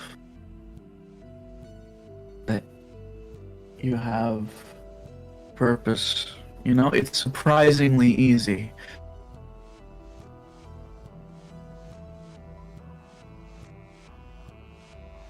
I thought I had one. I thought with you we would have a shared purpose. Oh.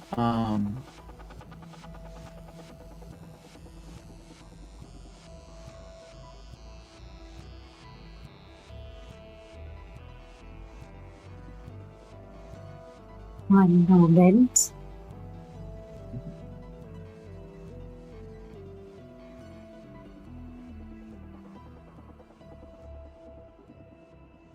Do you know if the dead butterfly's got the actual mix, everyone?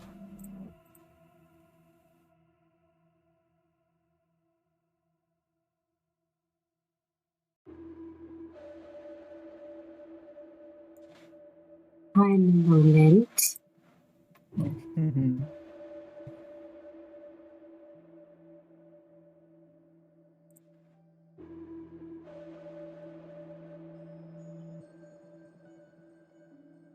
Alright, this should hopefully have fixed the issue. Sorry, Yes. technical issues. Continuing from where we left off. Absolutely.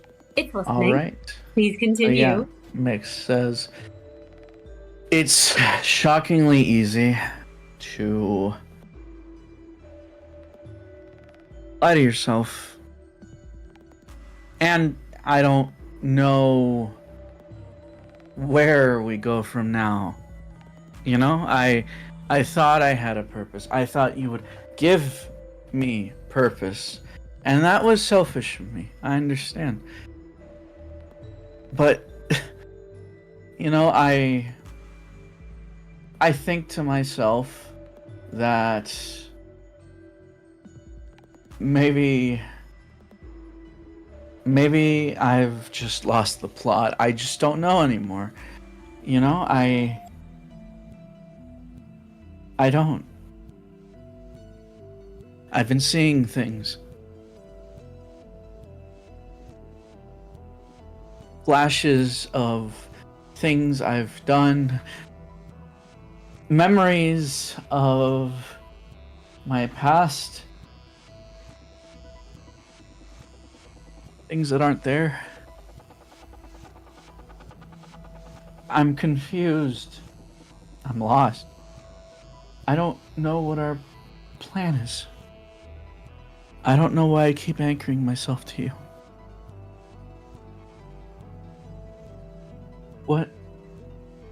What are we doing? What are we supposed to do? Miix.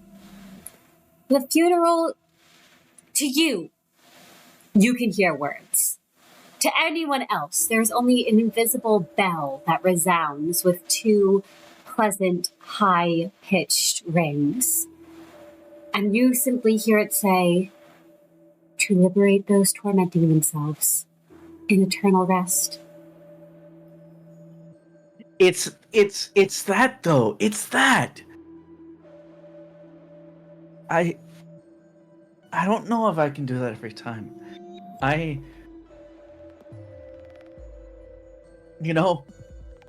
Starting off with what happened in Cowl. At first I thought I could, and then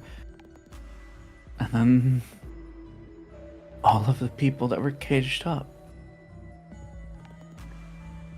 I thought I could, and then Pryor wanted to save them, and I didn't kill them. I didn't liberate them. I let them continue.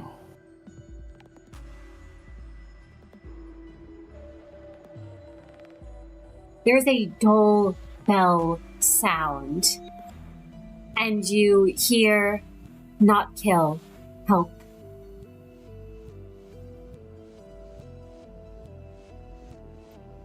I didn't help them. I let them suffer. And I don't know why. Does that just mean I'm that fucked up that I would let people suffer? Am I just okay with that? Is that what I'm doing? I'm just letting them all suffer. In that case, I guess I'm a monster. Not that I didn't already think that. I don't know. I try to see things from your point of view. I try. And I know you're helping me. I've sensed it. You've helped me. But I look at people. All these people. The people I travel with. You know how many nights I thought about just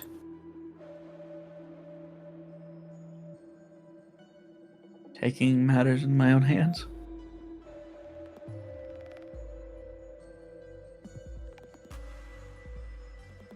How many times I've seen people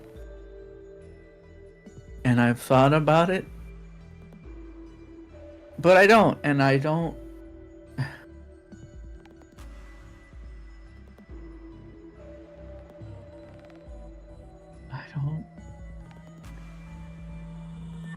It's too sad. It's too sad. It's too sad. Isn't it? There's another sound of the bell at that. And you simply hear it say, you need to cast off your grief, as there is work to be done. Maybe. Poor souls who cannot stop grieving. To them I offer my condolences.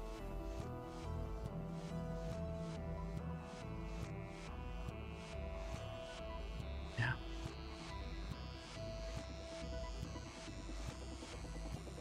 You know, the butterflies I see are more of a burden. Maybe it's punishment. The bell tolls again, and you just hear it say, no. Not punishment. They go to those who are fated.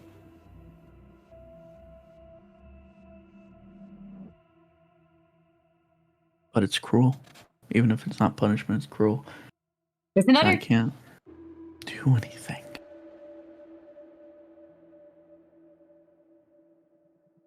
There's another toll of the bell, and you simply hear, not cruel, to lay to rest.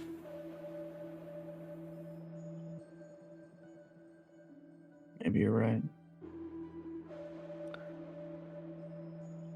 I don't know. Maybe I should just continue on with you. But I think I figured one thing out. I think I know why you chose me. If I had to guess,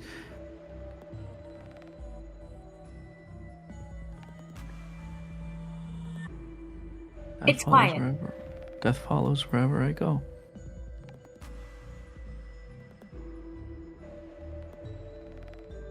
Logistics.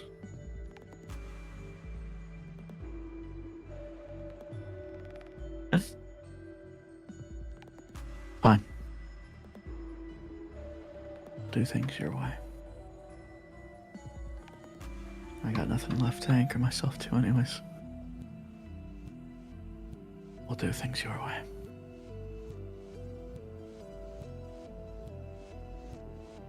No. The wings just sort of flap at that and flutter. It almost seems like a nod of sorts.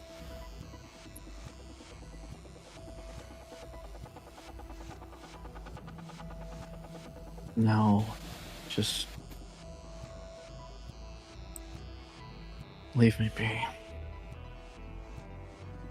I'm not what I was when we first made the partnership.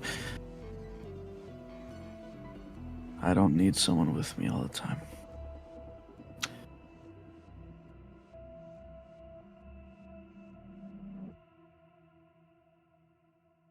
You see the shape of the funeral of the dead butterflies start to fade before you, dissipating into multiple smaller butterflies.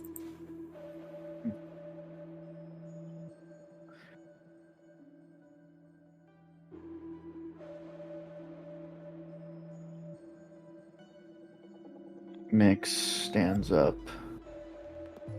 from their chair and they turn and look over at their desk.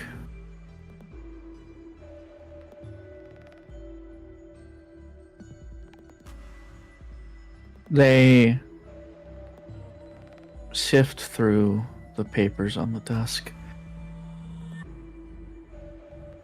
and they grab a picture. Part of the picture is concealed by the darkness of the room.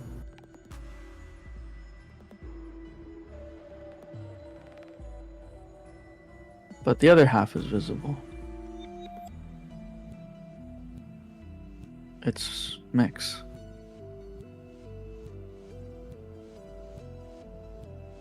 Miix stares at the picture and casts it back down on the desk. And they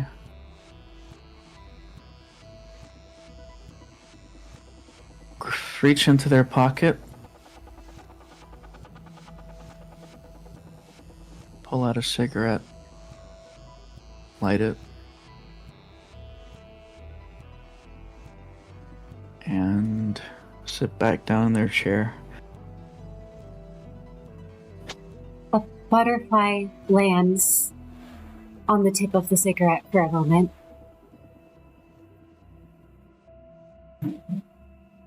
Miix gives a dry chuckle. You don't gotta tell me twice that smoking kills.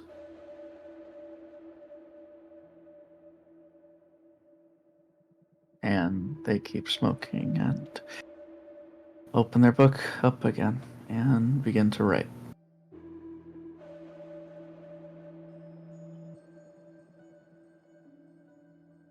And next, as you begin to write in your book, managers, it is nearly time for you all to depart.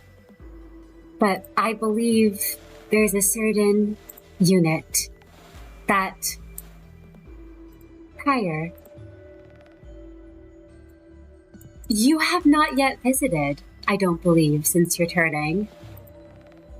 No, there's one unit that Prior has been avoiding.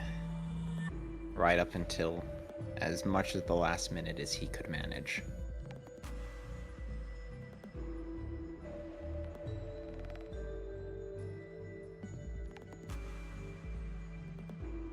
He arrives at One Sin's containment unit, as he has countless times, and once he thought he would, countless more. He does the motions, he signs in, he drags the chair into the room, he places it down, he sits upon it, he stares up at the skull.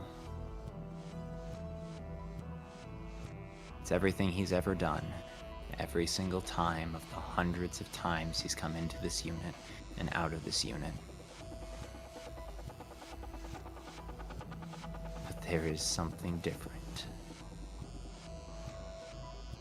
He knows it in his gut as he stares up at the intimidating face of an abnormality gazing down on him like he has any right to be judged.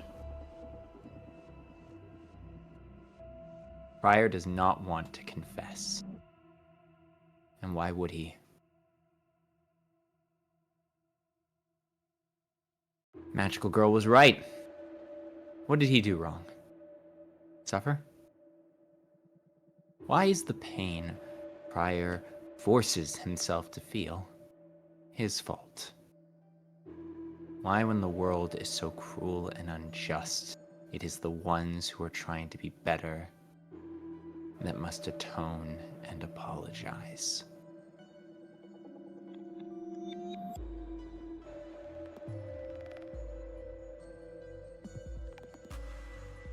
He only wanted to make things better.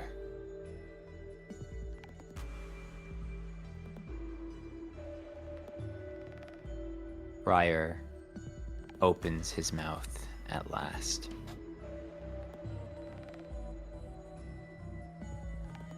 You clearly think I still have more to you to come for. And I thought I would. I thought leaving this facility would be a test of everything you taught me.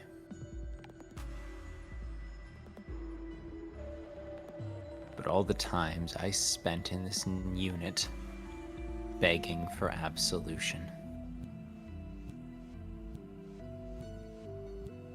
I confess the city changed that rather quickly.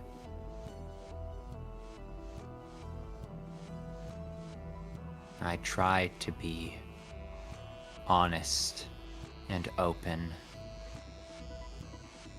I tried to show humility and grace, and I was kicked in the teeth for it.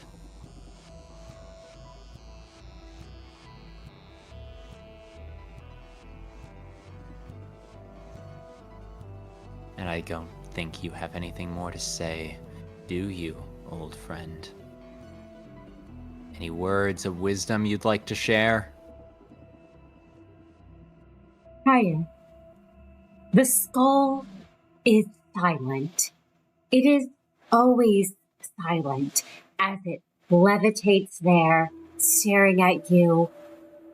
Has it changed slightly since you've last seen it? Something about it, and it's pissing Prior off. The thorns are thicker. The cracks in the skull seem deeper, its eyes more hollow. Prior can barely stand to look at it. Whatever did he find so appealing about such a terrifying gaze? Prior looks away. Not that it helps him. There's nothing else in this containment unit to look at. So he stands instead and paces to the other side of the chair to grip the back of it. Alright, sure, I'll confess.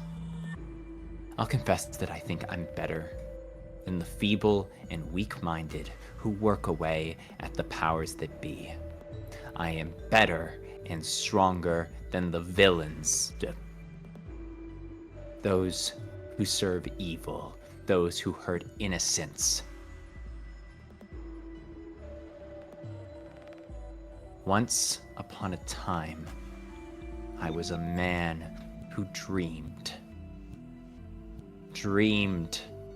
of crumbling the empire of this city. And it was weakness that I failed. A weakness of the tools I used. A weakness of the ambitions I had. I came here lost and dejected and without a single hope. I came here looking for anything that would give me purpose, a chance to reclaim some peace. But what you offered me wasn't peace, one sin. It was apathy, and I can see that now. You wanted me to be blind to the evils out there, be self-concerned with my own sins. Look in on myself like that would help anyone. Confessing minor slights when I could have been out there helping people. I could have actually been doing good, not agonizing over whether or not I was evil. This battle for good and evil is not won on hands and knees, but on feet with weapons raised.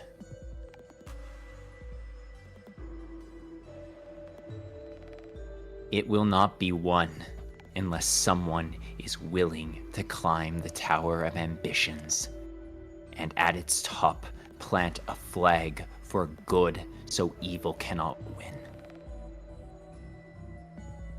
And it's so clear to me now. So clear from how quickly I reverted. That all the confessions in the world will not clean the blood from my hands. So why bother, right? What's the point in confession if it doesn't change the world? If my back can bear the weight, then my soul can handle the sin. And you offer me nothing more than a reflection of what I already know to be true. But I don't need to look in the mirror, one sin. The mirror isn't going to change the world. The mirror is a shadow on the wall of a cave that I watch and think I'm doing something worthwhile. When the world passes by behind me, I need to be out there. I need to change the world. I need to fight evil. I need to lead them because no one else is going to. No one but me. I alone have been gifted, ordained, the right to assist. No one else can bear these obligations. No one else has been entrusted with them.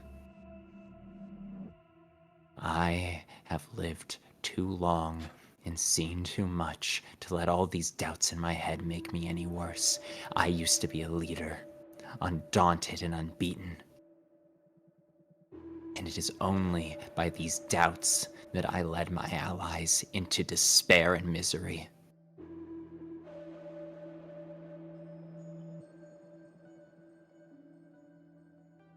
I let you lead me off the path. And I will not ever forget the thanks I have for you for intervening just once. I give you my eternal gratitude. But you did not make the world a better place, one sin. And I will not chain myself to another lifetime, another decade, another century, millennia, however long it would be, sitting in this tiny cell, begging to feel better, begging that this misery inside me goes away.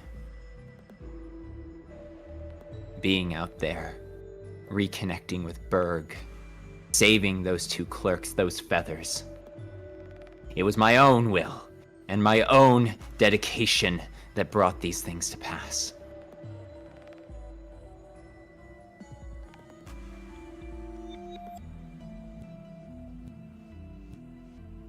Stay silent if you agree.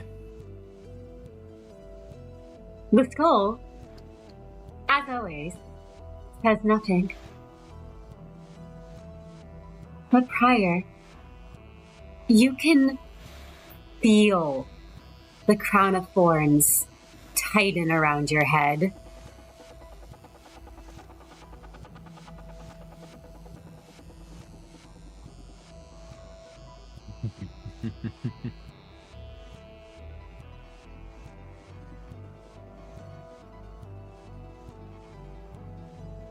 Are we at the point of threatening each other, old friend?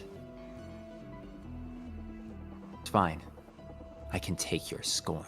I can take your derision. I can take your penitence.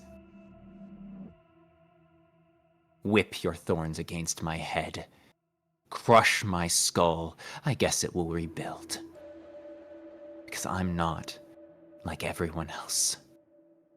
Dragged around by their own obligations. I am the master of this journey, and I walk down this road proudly to the end. I am a good man. I deserve good things. And if the world will not give them to me, then I will take them, if necessary, but only to the extent that I can use them to make the world better for it.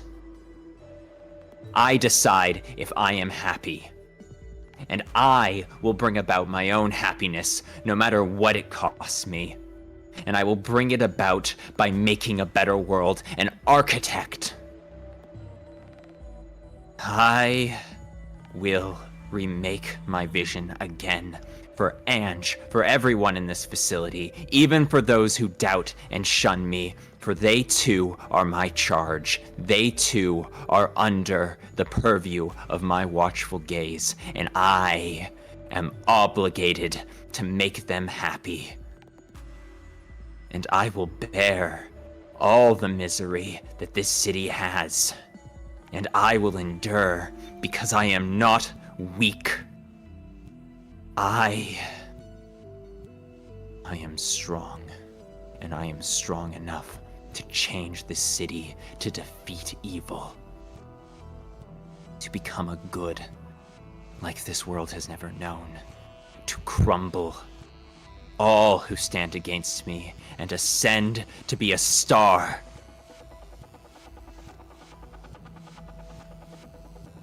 Was once a star of this city, and I will be so again, because that, it seems, is what I will need to be, to protect these people, to save this facility, to make good on my promise to Ange.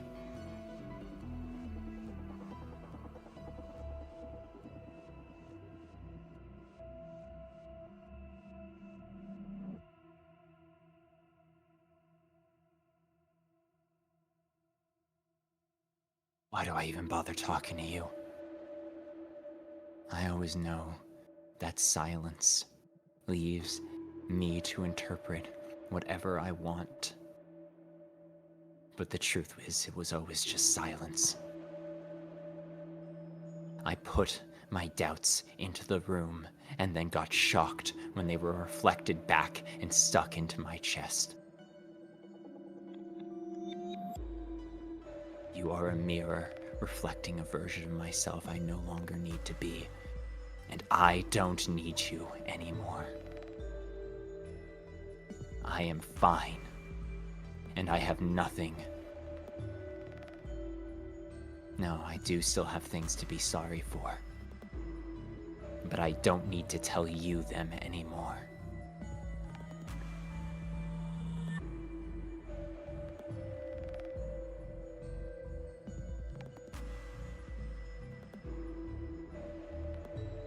Silence from the skull is all that greets you. But Another sound starts up. One that is usually distant in your mind.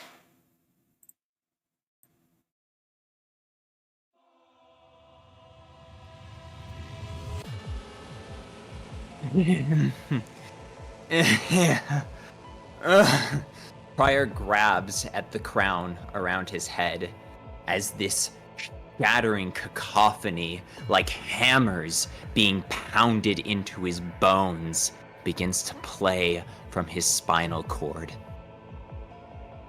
He feels his internal organs begin to become liquid, shift and churn inside of him. He feels an eyeball growing on the inside of his spinal cord before it pops and blooms like a flower into fingers that fix a knot in his muscle, filling an empty space in cavities with bone. And in his head, voices begin to echo. Voices he hasn't heard in years.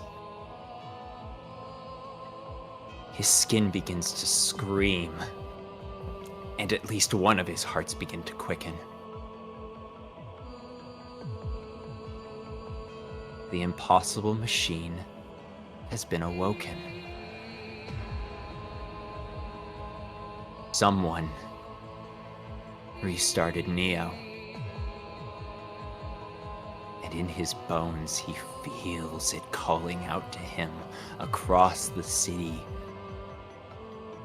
opening its many-armed embrace, calling for its king to come home to his throne. Someone woke up. Someone woke up. It is awoken.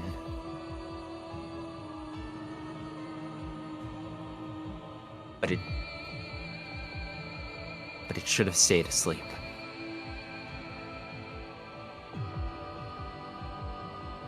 But he thinks of what he just said. If someone else has already gone through the cruelty of making its music, then Prior needs it. He needs it. He's smarter now, you see. He's calmer. And Prior now has ambitions that stretch beyond a sickening desire to live forever. He looks at one sin with a smile. Here's my confession. I will reclaim what was once mine. What was always meant to be mine. Rulership. Strength beyond eternity. It was never a sin to rule. If I do it the right way. One sin, I will save this world. I will save everyone. And I must make sure Neo will not fall into the wrong hands. I buried it once. And if burial is not enough, then it must be returned to me. I alone. Smart enough, strong enough, moral enough, wise enough. Only I can be entrusted with Neo. Only I deserve to lead the never-ending opera.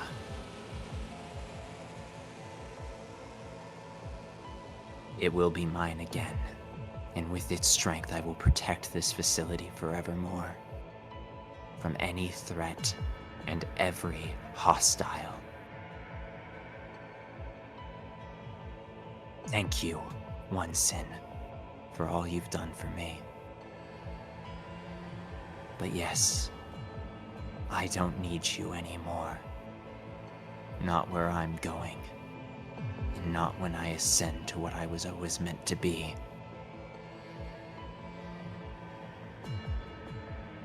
Prior turns his back on the abnormality and leaves the unit.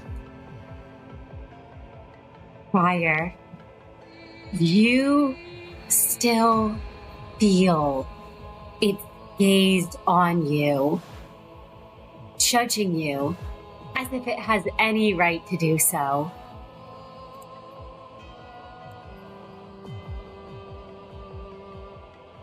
As you leave the unit,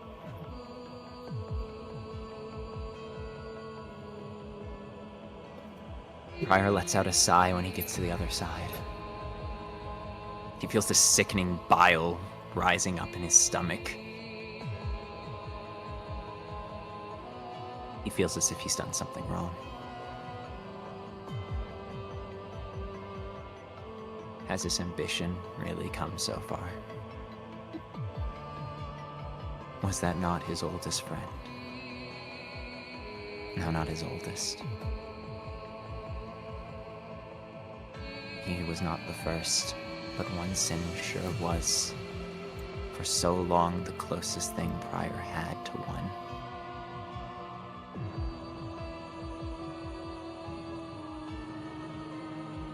No. No. It's just one more thing he has to make amends for. One more sin. Prior is not a tyrant. He will prove himself. He will calm this beating in his heart and become someone who deserves to live forevermore, who will be chosen to rule because he deserves it. And he will deserve it because he has always risen to meet his obligations. Because to crumble, to break, to be crushed beneath them would be unbefitting of a star of the city. And if he could reach that height once, he could reach it again. He just needs help this time around. And there is no shame with using help. A great leader knows when to rely on those who serve alongside him.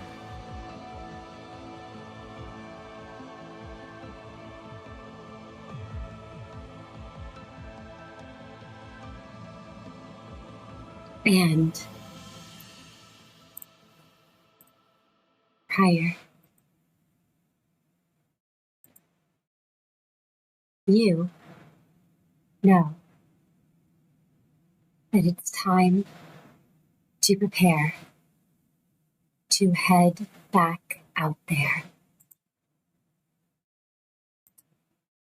Those alongside you gathering together.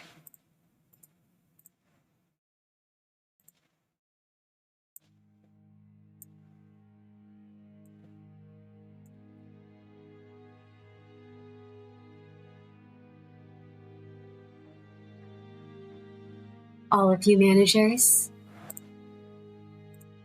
knowing that it will soon be time to depart,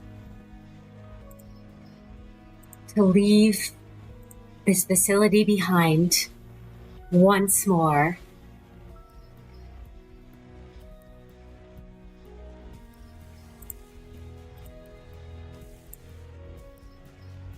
And with this, we close the curtain on Act I of the Fifth Trumpet, our Project Moon TTRPG. The four of you assembled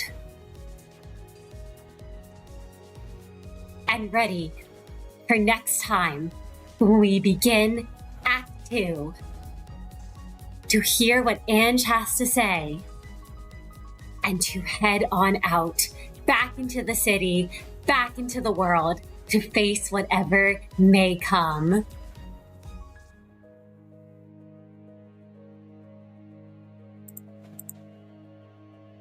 But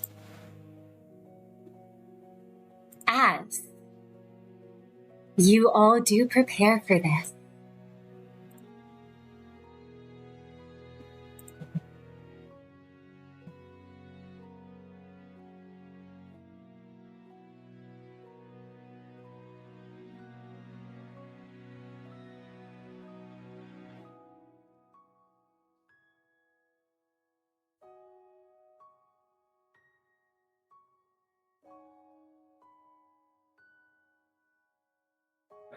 in the back streets of District 23, deep down in the depths of a club, it's already on. Are you sure we want to test its limits? The roots are decayed and atrophied. We have to pump the machine deeper. The limbs rise from between the hammers, reaching up from deep inside the machine, grasping for any kind of grip on the surface to pull themselves out. And fire rains down from the rafters above, chasing the limbs back down. As the man stands and watches the inferno burn, he smiles. And just to himself, he says, "If only that dead bastard of a father could see me now." And that, everyone, is where we'll end our final episode. Thank you all so much for coming on out. This has been so incredible to run. We've really, really appreciated all the support that we have received. We love running this game for all of you. We love getting to play it. And we're so very excited for what's to come in Act 2. And we hope all of you are as well.